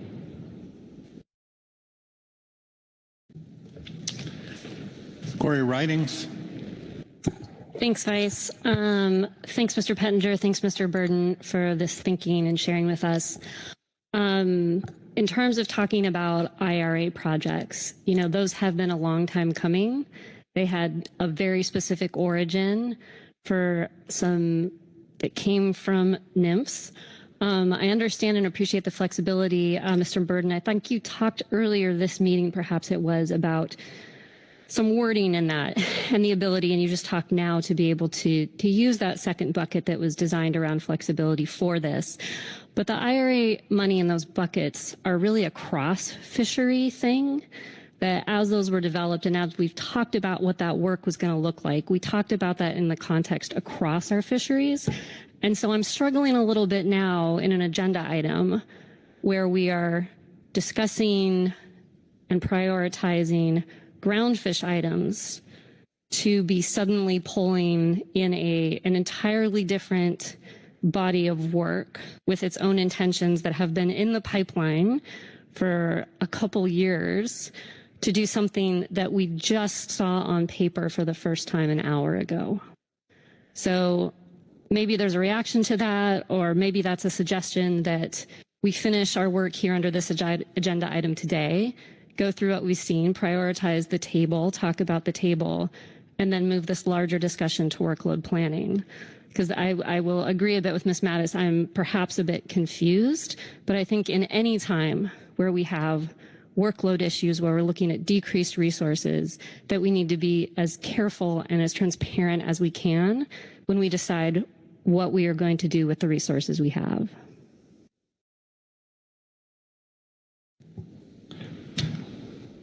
Thank you. Did you want to respond to that, or? I'm not sure. The question, go ahead if you want. Thank you, Mr. Vice Chairman. And those are very good questions, Ms. Ridings. And I don't have a great answer. I would just say that as part of this proposal in the broader IRA proposal, there was the contemplation that we would apply this approach to one or more fishery management actions, and so that we would bring it down into something that's as acute as what we're talking about now. And so whether this is the best use of money for that, I guess that should be up to you all. But I do think it's consistent with the rationale. The approach does seem sudden to decide that now, but I don't think it's inconsistent with the proposal. So that's my response at the moment, but happy to keep entertaining questions. Asia Shumalo. Thank you, Vice Chair. Excuse me. I just want to echo some of what Mr. Burden said. I see, well, two things come to mind. One is that when we were given the IRA money, times were different, and I think that we do need to be creative and flexible about how we maintain those priorities once the with the shifting administration. And I think in this case, looking at how to create flexible approaches for fisheries does sound very in line with both the original IRA priority that the Council identified and with this new administration's thrust towards deregulation and supporting businesses. So I think we all need to, especially with those items that are tricky because of how they were focused before, look for creative opportunities for ways to use them going forward and to continue to support fisheries. And I think this is a really strong way to do that. When I first came on the council in September and I saw that agenda item, this is exactly what I had in mind for it. I had a lot of thoughts about things that we should have been doing under Magnuson to create room for people that can happen faster or can allow room for people to respond to a changing environment quickly. And I know that this case is coming up under Groundfish, but it's really hard to ignore the energy and the calls for help from a group that is speaking so loudly in unison about something when we have an opportunity to fit priorities that we're moving through along with them. And then the other thing, something just slipped my mind. Maybe it'll come back to me later, but I do, oh, that was what it was, sorry, excuse me. It's late in the day and we got up too early this morning. I see a potential here to use some of the flexibility and the tricks that we might look at in specifications flexibility, not just for this fishery, but for some of our other council managed fisheries. CPS is the one that comes to mind first. It's the most like Groundfish in shape and form. I will not speak about salmon because I'm not qualified enough to speak about salmon. And I know that HMS is very different, but the approaches here could fit in other places too. And I expect that if we were to take this up under a broader agenda item, that we would try to look for opportunities to use these approaches in other places as well. We have a really clear need and case for them over in Groundfish at the moment, but let's use our minds to see if this can benefit the entire set of fisheries that we look in, that we manage. So I see a lot of synergy there and support that, and welcome other council members' comments on the alignment between these items and those items. Thank you. Other discussion? Caroline McKnight. Thank you, Mr. Vice Chair. I just want to comment that there's a reason this discussion is always difficult, and there's a reason that many of these items that have been sitting on the B list have been there for years. And I can appreciate that it's difficult when there's a perception of maybe things are jumping in front of the other, but I think that's only indicative of the moment in time that we're in right now. I'm hearing, a list of items from the GAP that are not new per se or new to the paper, but are being brought back up after years of various conversation or analysis from the past. I mean, my first meeting on the GMT, we were talking about green light and how we could or couldn't make it work. The scenario and circumstances then are much different than they are now. And I think that warrants these items being put forward. And what gives me less consternation about the workload is Mr. Wolf's comment that just because they go on the list and they're prioritized doesn't necessitate immediately that it's going to be put on the YAG, but it's a discussion that can be iterative and happen over the few meetings or longer to determine how we get there. And before we know it, we'll be back here in a year to discuss again potentially whether that made it or not. So I don't see this as permanent or finite, but iterative at all for all of them. I do just want to make some general comments about a handful of the items, both from the GMT and the GAP statement, that struck me, as you heard from my line of questioning, as being taken up in the existing scheduled workload, whether that's trawl program review, whether it's intersector allocation review, or specifications. Those are our core functions. I mean, specifications is where we have to continue grinding no matter what. And so I feel like there's a few here that probably could get taken up in those processes just fine, even though I understand why they're on the advisory body list and why everyone wants to advocate for the thing that's most important for them. I think I'll stop there. Thank you. Thank you. Corey Ridings. Thanks, Vice. Just to follow up before we get too far down another thread, I think I'll actually just respond. Caroline, I think you just noted that in this process we are just putting things on a list and how difficult this is. And yet I heard Mr. Burden and Mr. Pettinger say that they wanted to start a 3-meeting process and come with the paper in April. So I guess I'll just ask Ms. McKnight a quick question. Is that what you were referring to, or am I totally lost here on what was being proposed? Caroline? I may have misunderstood Mr. Burden, but what I heard was he was going to explore whether or not that could happen in April, not a guarantee that it would kick off a 3-meeting process, which is what I was referring to. But if I was wrong, please, Mr. Burden, correct me. Executive Director Burden. Yeah, thank you. What I was trying to convey is that let's look to April as a place where we can have a clear-eyed discussion about what's possible. And if that is the first of a 3-meeting process, great. And if we get to April and we decide none of this is possible or none of this is what we want to do, and that's not the start of a 3-meeting process, but it can be if we want to continue on after April. I'm not sure if that makes it more confusing or not, but that's what was going through my mind. Rebecca Lent. Thank you very much, Mr. Vice Chair. I really appreciate Ms. McKnight's point that there are some things that are going to happen already. So as we're looking at these top priorities, which ones are going to happen already and what process and how soon would that yield a result? And also, are there any in the top priorities where we have, I hate to say it, an easy fix, a quick fix, where it's a framework rather than amendment, or if it's even a tweak within the existing regulations? I really don't have a sense of that. Is every single one just extremely costly in terms of people's time and process? So it'd be good to think about that at some point. Thank you, Chair.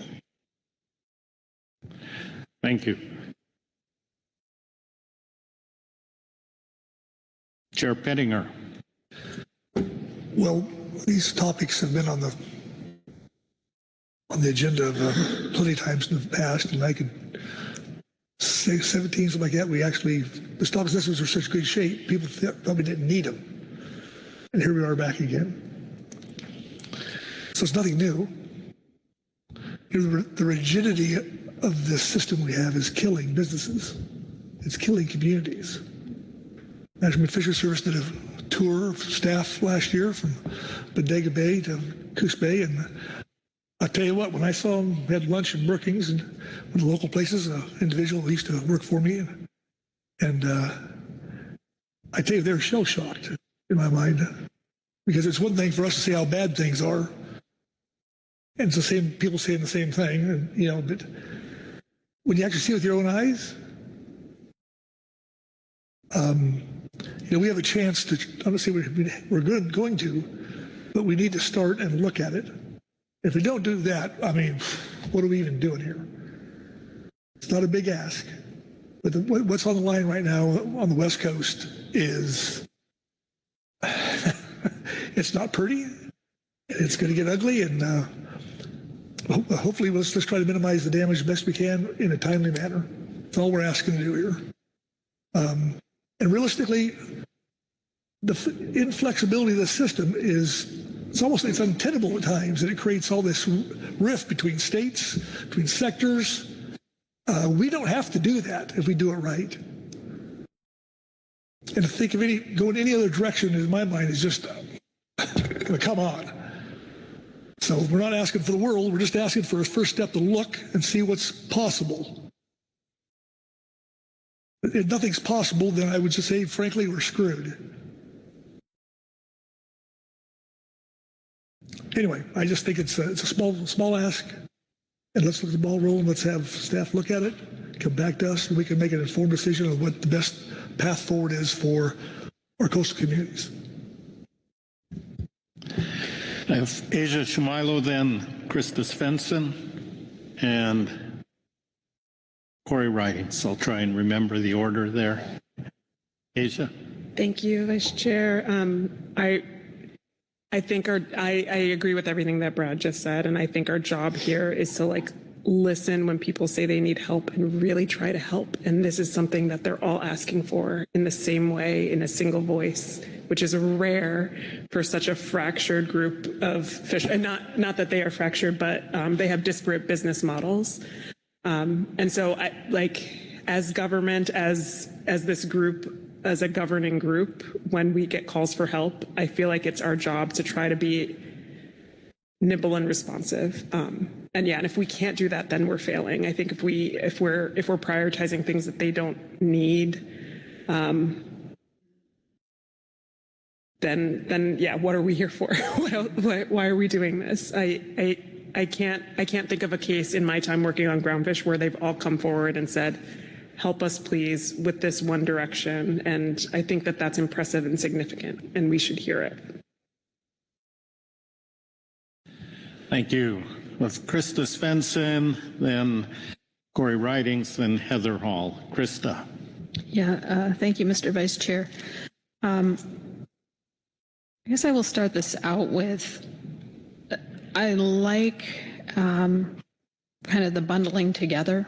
When I first had this lobbed across my computer, I'm looking at it going, holy smokes, we've got all of these new topics that we're trying to lump into maybe one space, depending on time, in terms of the priority list, meaning we will hopefully get one or two things off this year. It's really why I was asking about, hey, how heavy is the lift, not how important is this, or could you pick your own, which child you'd like for the gap? Because everybody has their priorities. We come to this every time, whether it was omnibus, whether it is now this prioritization. This process is always painful. But I am appreciative of having everybody come together in the gap, having the testimony that was consistent between commercial and rec people here today to talk about it. I will speak a little bit to the urgency. I know for Groundfish folks, I'm the HMS lady, and I'm okay with that because I kind of am the HMS lady. But when Groundfish people start calling me, talking about the urgency before a council meeting about these set of issues, that does weigh on me in terms of the level of urgency. I am in alignment, it sounds like, with my colleagues from California in terms of prioritizing the list today. I am less enthusiastic, I guess I would say, about making a commitment on putting this on the IRA funding simply because that is a brand new idea to me as of this evening. Workload planning is 2 days from now, which would give me a chance to kind of consult with some people that are not Groundfish people that could potentially be impacted for IRA funding and how we had originally structured that. And I won't speak for others, but there may be other council members that would like that opportunity as well. So from my perspective, it would be better to kind of separate those two items. But I do think that we have consistently heard from people throughout this week of the urgency on this, and that really is the intention of prioritizing our workload. Things become more or less important over time, and from the face of it, this year, it appears that this is something that could help us both in the short term urgently and longer term in terms of decision making by giving us a bit more flexibility.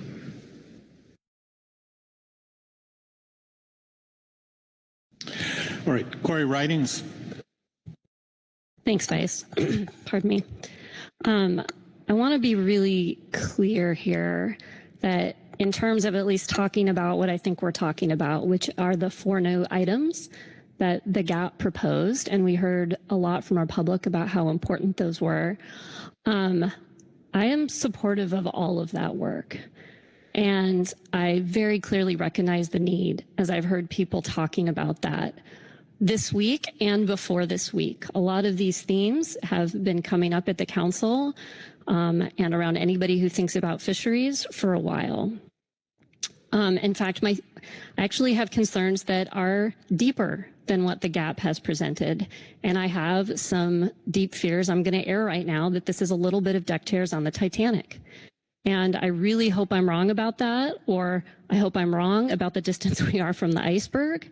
But I want to share that so folks know that this, what I'm talking about here and airing concerns about the process here, is not that I don't agree with that work, that it should be done at some point. Maybe it should be done very soon, or that it doesn't have importance. I think that it does. I want to talk a little bit about where some of that IRA funding came from and the work that this council did to get there. It came from climate change. I know we're not supposed to say that word anymore, but I'm going to say it. Because when I hear Mr. Pettinger talk about change and the things that are impacting our fisheries, it's a big deal whether we can use that word or not. And it also falls into other categories of things like social change. We are living in a time of extreme social change, things like COVID. That was something none of us could have predicted, and it had tremendous impacts on our fisheries and our fishing communities. We've also had lots of economic change. I hear a lot about the fact that fishermen are not getting very much money at the dock for their fish, that there's the same prices they got 20 years ago. And that's a big problem. A lot of the work that this council has done around ecosystem, including thinking about climate change, was to work and look and address and understand these factors. So to say that it's not important or it doesn't help our fisheries, I think is a misnomer and is misunderstanding the good work that a lot of that can and has done. Along those lines, we have very little social data that goes into the council process, and what I would argue are incomplete economics. If I was queen, I would ask for a lot more of that as part of this process so we could understand at a deeper level the impacts of our decisions here and what that means for people who fish and fishing communities. Finally, I just say my concerns here are largely what Ms. Svensson just talked about, which they are procedural. This council uses procedure and process to respect its public, maintain its transparency, and make sure that we include as many viewpoints as possible. So what I'm trying to get my head around here and what I was speaking to earlier was that this seems a little bit out of procedure and what we're here to do under this agenda item, and it's not speaking at all against not adding those 4 items to the list or discussing them or figuring out where they could go as future work that the council does. But I would like to see that done under workload planning as opposed to this item that is specifically a list of prioritized items for groundfish. Thank you. Heather Hall, then Asia. Heather. Thank you, Vice Chair.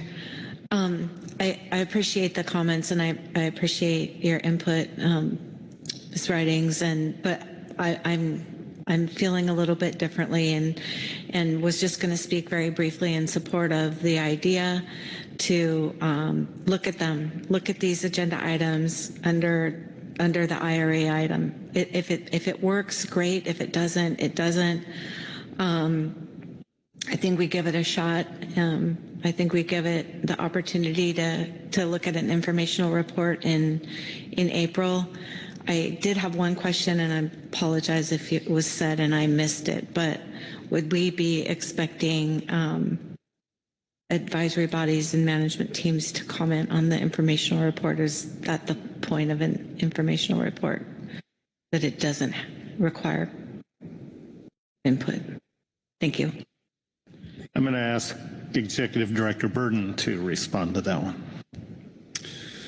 Thank you, Mr. Vice Chairman, and I might ask Todd for some help here too, but we have I believe we've already even filed meeting notices for our Groundfish advisory groups to meet online ahead of the council meeting. So we're still trying to hold back from travel.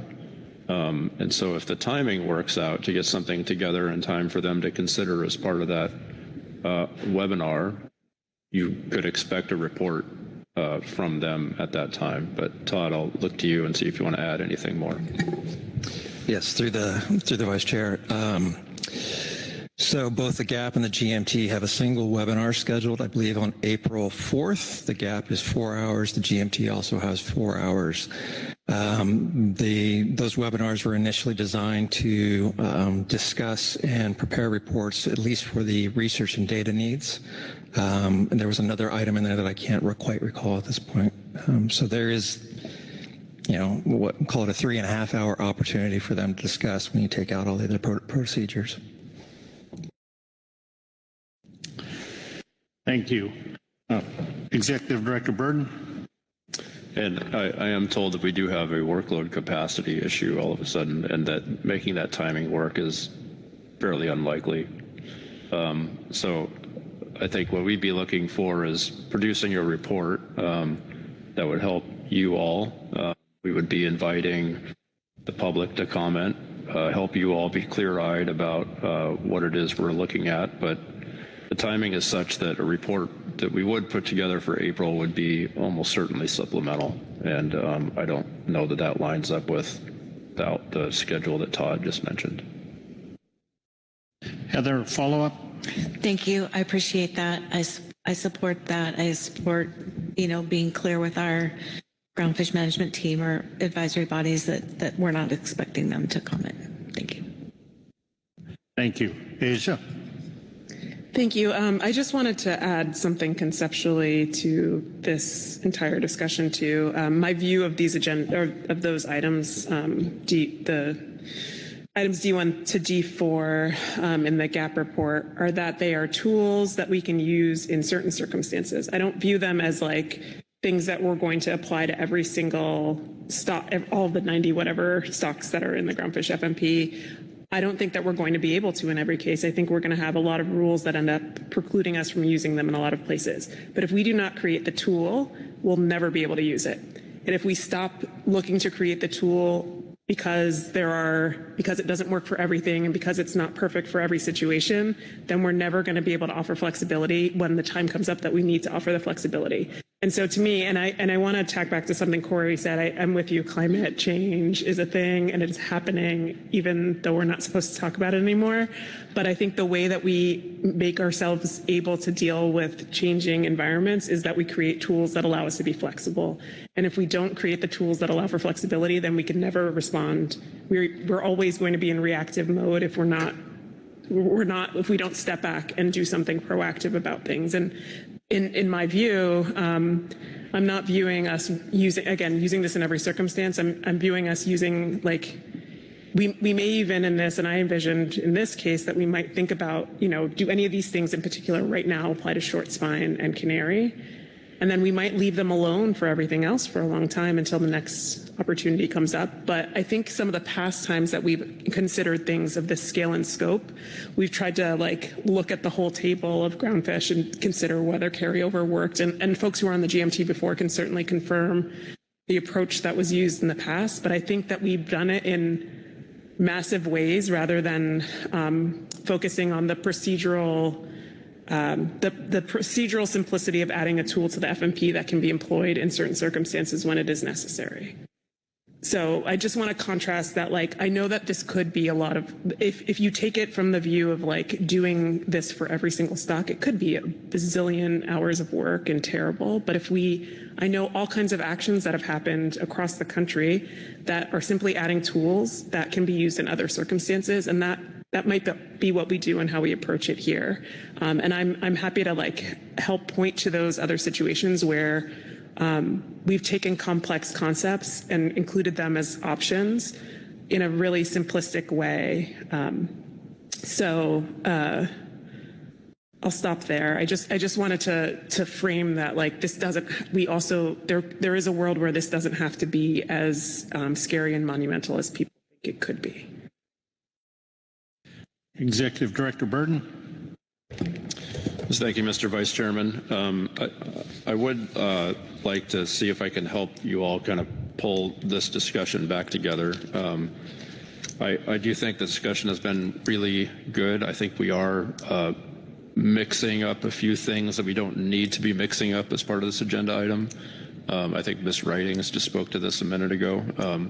Your task here is to identify priorities, and we have questions about our fiscal outlook now, and I think we're grasping to say, can we bridge that with IRA money? Maybe something else will happen. We don't have to have that conversation now. So what I think would be easier and more helpful to move forward is to really refocus on the task here, which is what are the priorities that you would like us to advance? And then I can work with my staff and we can bring something back to help that continue to move forward. And so Mr. Pettinger spoke to essentially support for the GAP recommendations, and if that's what you would like, we can bring back a little bit more to help you figure out how to focus and move forward with that. I don't think we have to have the IRA discussion here. Lynn Mattis, then Caroline McKnight. Thank you, Vice Chair. I appreciate that, getting us back on track. We've been focused on what's D1 through 4 in the GAP report because of how it was brought up. But the GAP also recommended combining B2 and B4 and prioritizing those. Acknowledging the great work that the GAP did to come up with these recommendations as a group, what is the thinking on B2 and B4, since they also said those would be a priority. Admittedly, those only help the trawl sector, while D1 through D4 have the potential to help all the sectors. So maybe there's a little bit more of a priority there, but I just don't want us to lose sight of those other recommendations from the GAP report.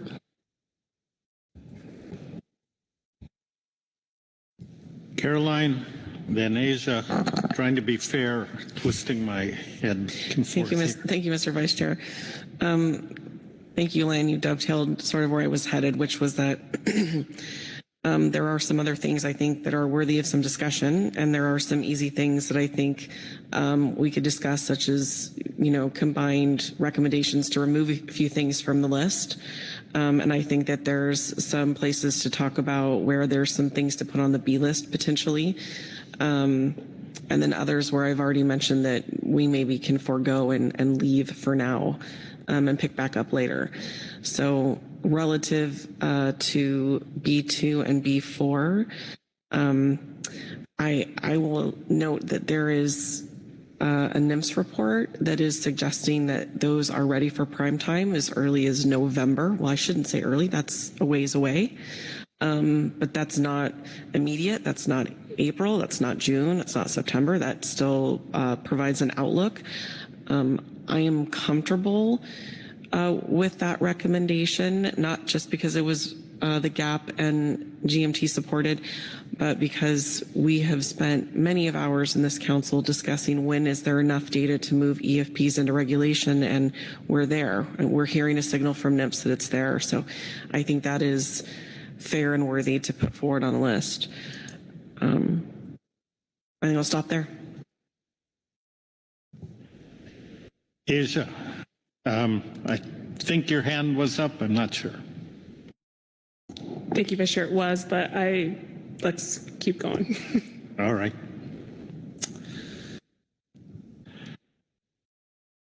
Caroline?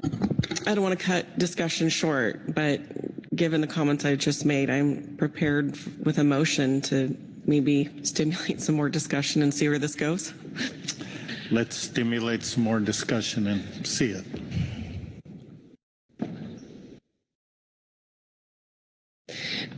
If you wouldn't mind making that a little bit bigger for my eyes. Thank you.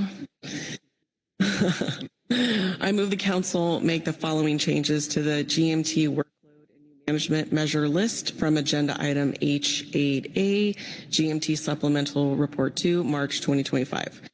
Number 1, remove the following items from the list in agenda item H8A, GMT supplemental report 2, March 2025. B1, clarifying catch accounting rules for Amendment 21, and B5, carryover when management units change.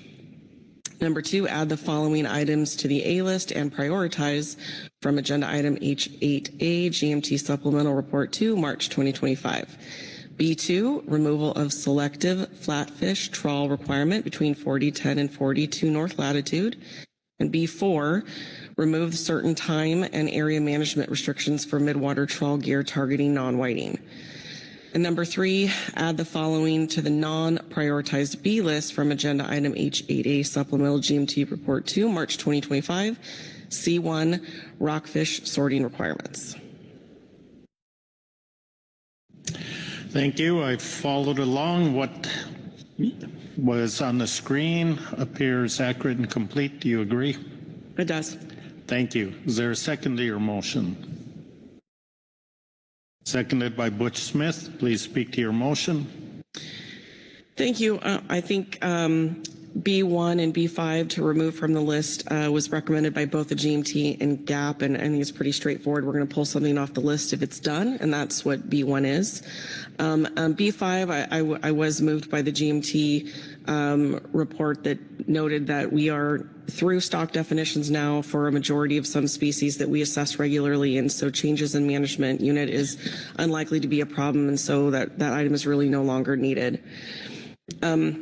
In terms of adding B2 and B4 to the A list and being prioritized, I just mentioned that we have this very strong signal from NIMS that we have enough data and that the BIOP is coming in November. I'll reiterate again that my intent here is not to say that it needs to be on the YAG immediately, but that it is prioritized and ready to go at least towards the end of this year. And it was also recommended by the GAP and GMT to be put forward. And then lastly, I am adding to the non-prioritized list the C1, the rockfish sorting requirements.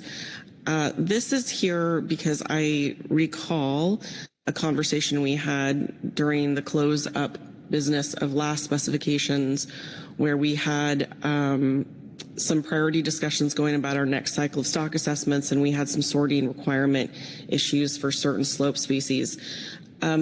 This one sitting on the list for me is just signaling two things. One, it's always better when we've got more sorting requirements in place for our stock assessment and our data streams, but two, this runs in tandem with our stock definition work, and then when that's completed, we can bring this up and then evaluate it to the appropriate species that either are or are not in the FMP as appropriate. That's it. Thank you. Thank you. Questions for clarification on the motion? Not seeing any questions. Discussion on the motion.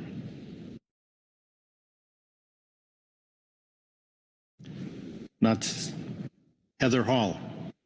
Thank you, Vice Chair. thank you for the motion, Caroline. Appreciate you putting this all together and going through the GMT and the GAP recommendations and providing this motion for us to think about. I'll be supporting the motion. I really appreciate you including the rockfish sorting requirements, and that we have brought that up as a WDFW report, and so appreciate having that on the list. Thank you. Any other discussion? Seeing no discussion, I will call the question. All those in favor say aye. Aye. Aye. Opposed? Abstentions? Motion passes unanimously. Thank you, Caroline.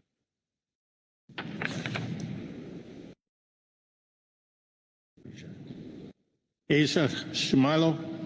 Thank you, Vice Chair. If everyone is ready, I have another motion. Let's hear it, please. I think. Okay, I move that the council prioritize, so that's adding to Table A, items D1, D2, D3, and D4 in Table D in the Groundfish Advisory Subpanel Report, Agenda Item H8A, and add item D7, item D7 in Table D in the Groundfish Advisory Subpanel Report, Agenda Item H8A to Table B. Thank you. I followed along. The language on the screen appears accurate and complete. Is that correct? Yes. Thank you. Is there a second to the motion? Seconded by Heather Hall. Please speak to your motion. Thank you, Vice Chair. I'll start with item D7. So this is the season start date for the primary tier fishery. And again, I'm adding this one to Table B, so the non-prioritized list. The GAP report noted that the change in the start date would expand fishing opportunity throughout the entire calendar year. And I also appreciated the GAP's note that the additional calendar year flexibility could support fishermen fishing at times of year that could reduce interactions with fixed gear and whales. For items D1 to D4 in the GAP report, we've had a lot of discussion here tonight about those items, and I'll still drag home, since I'm doing motion justification, calling everyone back to comments from Mr. Ripka, Mr. Lackey, Ms. Diamond, their remarks under open public comment, all the discussion under the whiting agenda item, if you guys remember that one, and the remarks from industry during this agenda item. Throughout those discussions, you heard this need for immediate flexibility around a few constraining species this year, but I see a lot of potential for these items to be helpful in other situations in the future. I'll highlight again that the comments were from all sectors, and that's, again, incredible, and I think a really big indication of it being something that we should get behind too. This is one of the few, or this set of ideas are one of the few that if we add them to the FMP, they have potential to support every sector and have the potential also to support, if we consider them in the right way, some of the other FMPs that the council manages. I wanted to note that in addition to Sarah's call out of National Standards 1 and 8, I'll add that this is in line with National Standard 6, which is a little used national standard, but I like that one. It's variations and contingencies. So that one states that a management regime must be flexible enough to allow timely response to resource industry and other national and regional needs. So it's a helpful one here for thinking about us being responsive as a council body to the needs of industry. As we said all throughout this discussion, these ideas have been explored to varying degrees in the past, but they weren't finished in favor of more pressing items or due to complexity or other reasons. I know that that work is unfinished, but it still exists in the record, and that previous work could really help jumpstart and move the analysis for this along for whenever we're able to pull it together. I know that there are resource concerns that may constrain it, but we do need to get started.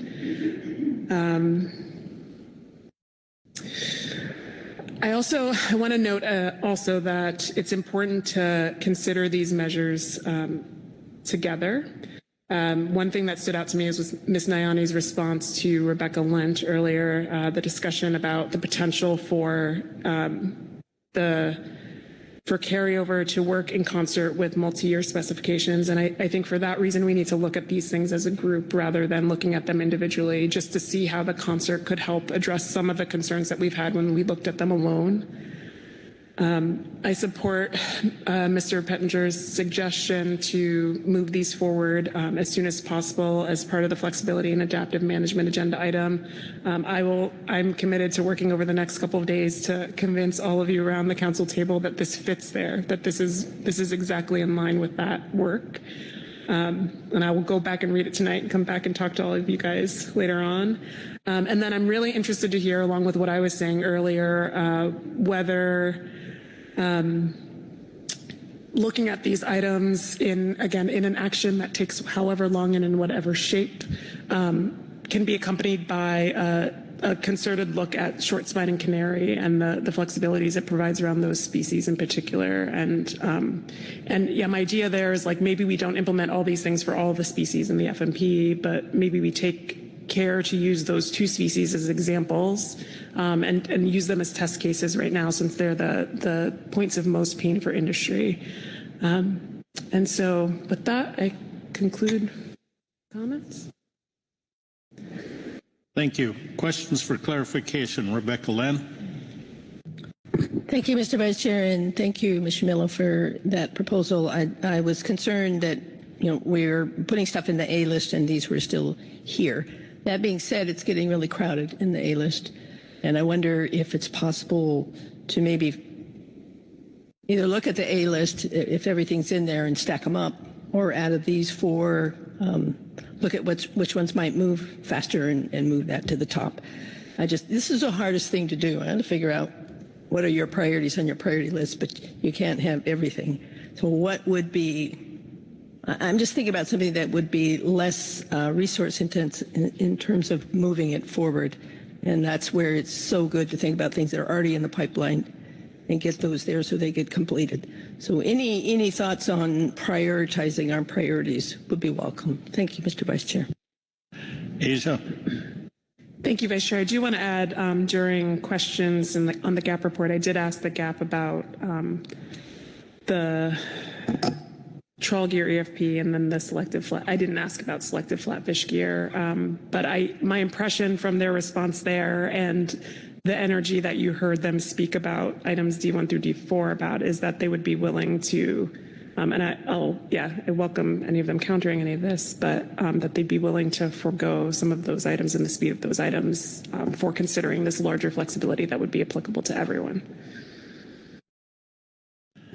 Thank you. Other questions for clarification on the motion? Not seeing any questions. Discussion on the motion? Lynn Mattis. Thank you, Vice Chair, and thank you for the motion and the language around it. We've had some very robust discussion. Part of our jobs is to ask questions to gather information, and just because we're asking questions doesn't mean we're not supportive of things, but it's trying to find out information to make informed decisions. Still maybe have a little discomfort about the process and how this is going forward, but that's a process issue. Moving this forward, I will be supportive of it.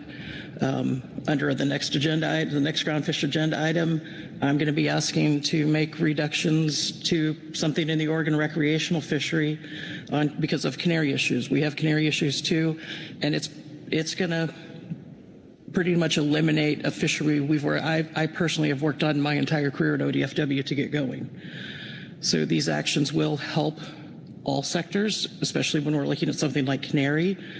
Like I said, still some discomfort about moving to these IRA funding, since that's not how that was originally approached, and not everybody who's involved in that process. But we do need to move forward on things to try to solve problems. I think Mr. Niles and I brought it up a little bit under the stock definitions, things that we can do to try to help our fisheries and our fisheries communities. So it's a long way of saying I'll be supportive and also teeing up my report for the next agenda item. Thank you. Caroline McKnight. Thank you, Mr. Vice Chair. Thank you, Asia, for the motion. I will be supporting it.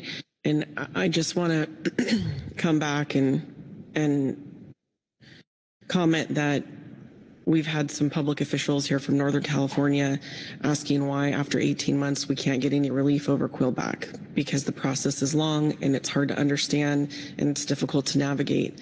And so the options here in D1 through D4 give us an opportunity to evaluate and consider how we can reduce that time so that it isn't years that people feel like they're shut down and shut out of fishing opportunities, but something much less than that. And that makes a difference. And so I'm not going to worry about when and how this might get done eminently. Sorry, Mr. Burden, that's going to be your burden literally to carry. But I think that the GAP has put forward a united voice, and they have put forward some really great things that we could consider that could help us in the long run, and that's always worth our time. So thank you. Heather Hall. Thank you, Vice Chair. Very similar input and thoughts on this too, particularly where we were last fall, I guess, and understanding the issues in the GAP and the real struggle they were having and thinking about Canary, and it was feeling like they were battling each other, and that's never good. And this just supports what you just said, Ms. McKnight, about this comes together. This is a package that addresses all sectors and gives everyone an opportunity to maybe breathe a little bit under a lot of pressure. And so I'm supportive of it. I also wanted to note too, and being very seeing this silver lining, maybe overly optimistic here, but I'd also note that we have a lot of progress on the items that are in Table A right now. So we just adopted a PPA for LEFG. We did Cordell Bank, and those are moving forward. And so I see a little bit of relief of workload there. And I know, again, I know we have a tendency where hard workers and we care about what we do and we tend to overload ourselves, but just noting there might be a little bit of a relief valve as some of these other agenda item A things get completed. Thanks. Thank you. Other discussion? Looking around. Chair Pettinger. Yeah, just to thank Asia for the motion, and it's a first step. I think that if we could get some of these things through, we could have get the real flexibility we've been desiring for years, and it's going to make this job easier for everybody.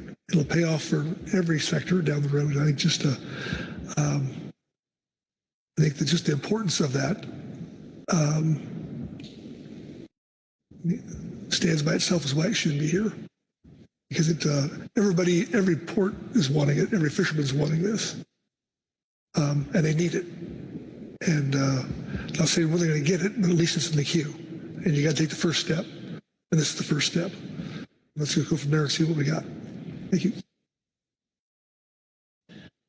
Thank you. Let's look around for hands. Any more discussion? Not seeing any hands. I will call the question. All those in favor say aye. Aye. Aye. Opposed? Abstentions? Motion passes unanimously. Thank you, Asia.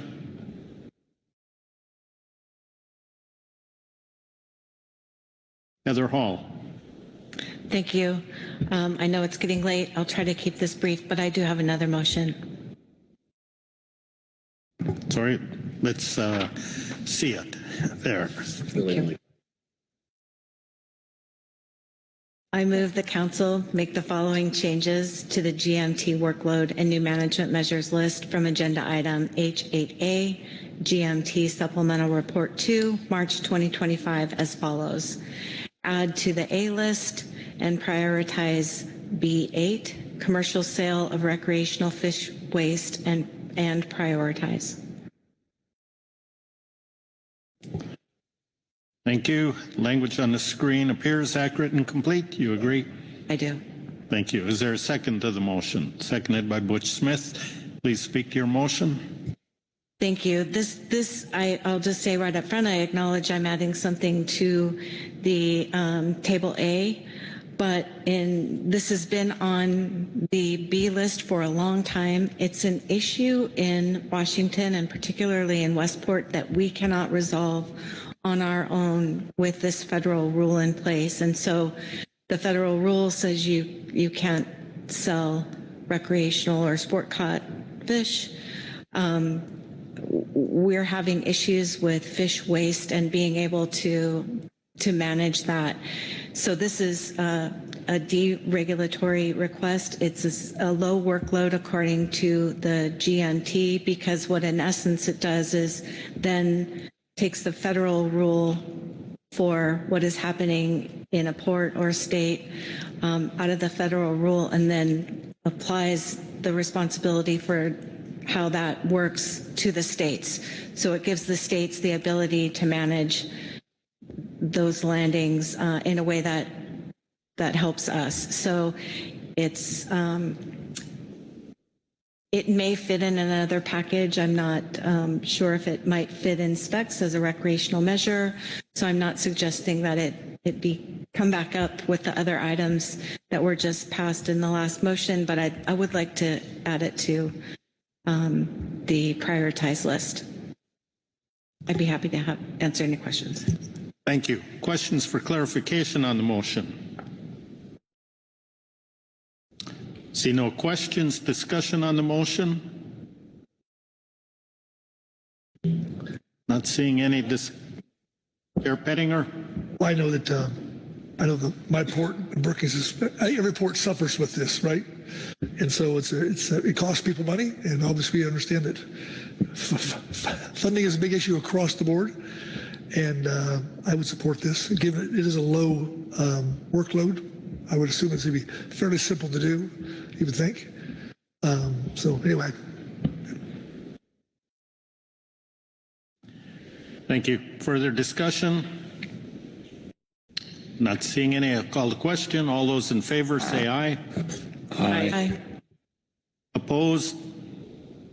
Abstentions? Motion passes unanimously. Thank you, Heather.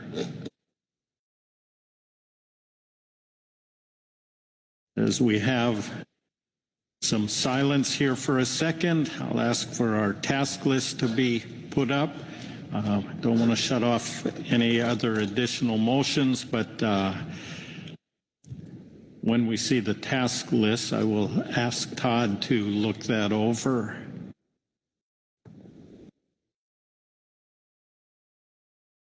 Todd, which one did we miss? Yes, thank you, Mr. Vice Chair. The council has not discussed the item 2, which is to consider the best practices document. However, looking at items 1, 3, and 4, you've had considerable discussion on it, so you've addressed those.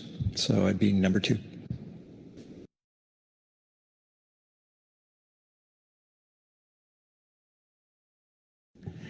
Any comments, thoughts on the remaining task there, the draft best practices document? Lynn Mattis? Thank you, Vice Chair. I don't know if this needs a formal motion since it says consider and provide guidance. I think it's a good start and a good place so we can all look at things, to know what we're trying to do here in the order we're trying to do things. So I think it's in a good place and would consider we use it moving forward, knowing that we can always re-examine if we find errors going forward. Thank you, Lynn. Any other guidance? People agree with that? Asia Shimalo. Thank you, Vice Chair, and thank you, Todd, for putting together this document. I was around when this we'll use torturous again as a word today, process started, and it's nice to have some of these confusing processes wrapped up well in one place. I'll admit I have to look at it closer, and as long as, as Lynn said, as long as it's open to for refinement as we go along and find out new ways to describe things better, then I think that we can start using it as guidance going forward. All right, I've heard guidance to continue moving forward on that.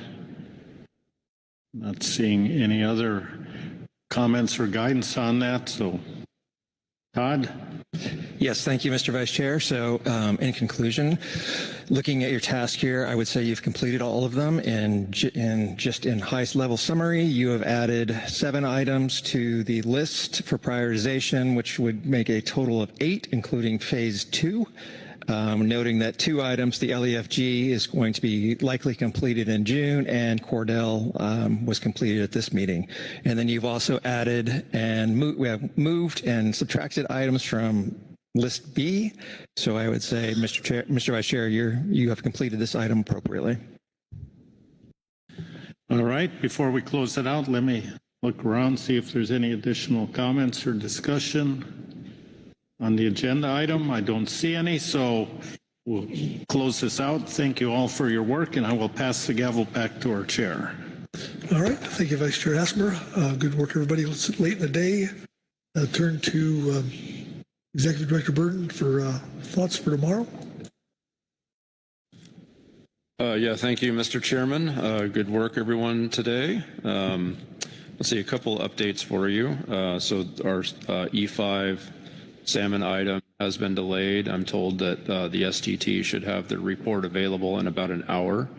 I've already prepped our wonderful IT staff to be ready to post that to the briefing book so that you all can start to look at it this evening. That doesn't give much time between this evening and tomorrow morning for any guidance or questions or things of that nature regarding that report. So we'll start tomorrow with HMS. First item that comes up is the NIMS report. It'll take about 30 minutes. That should give some of you all some time to consider the salmon report if you need to. And we'll continue through HMS until salmon is ready. Then we will take up groundfish in season after lunch tomorrow. And there's just some scheduling of departures and things we're trying to manage. That's why we're pushing in season to a little bit later tomorrow. So HMS, salmon when it's ready, and then groundfish in season after. Happy to repeat that again if that's not clear. Okay, and appreciate you all maintaining flexibility as we work through this very interesting meeting. Yep. Okay, thank you all. Long day. Good evening.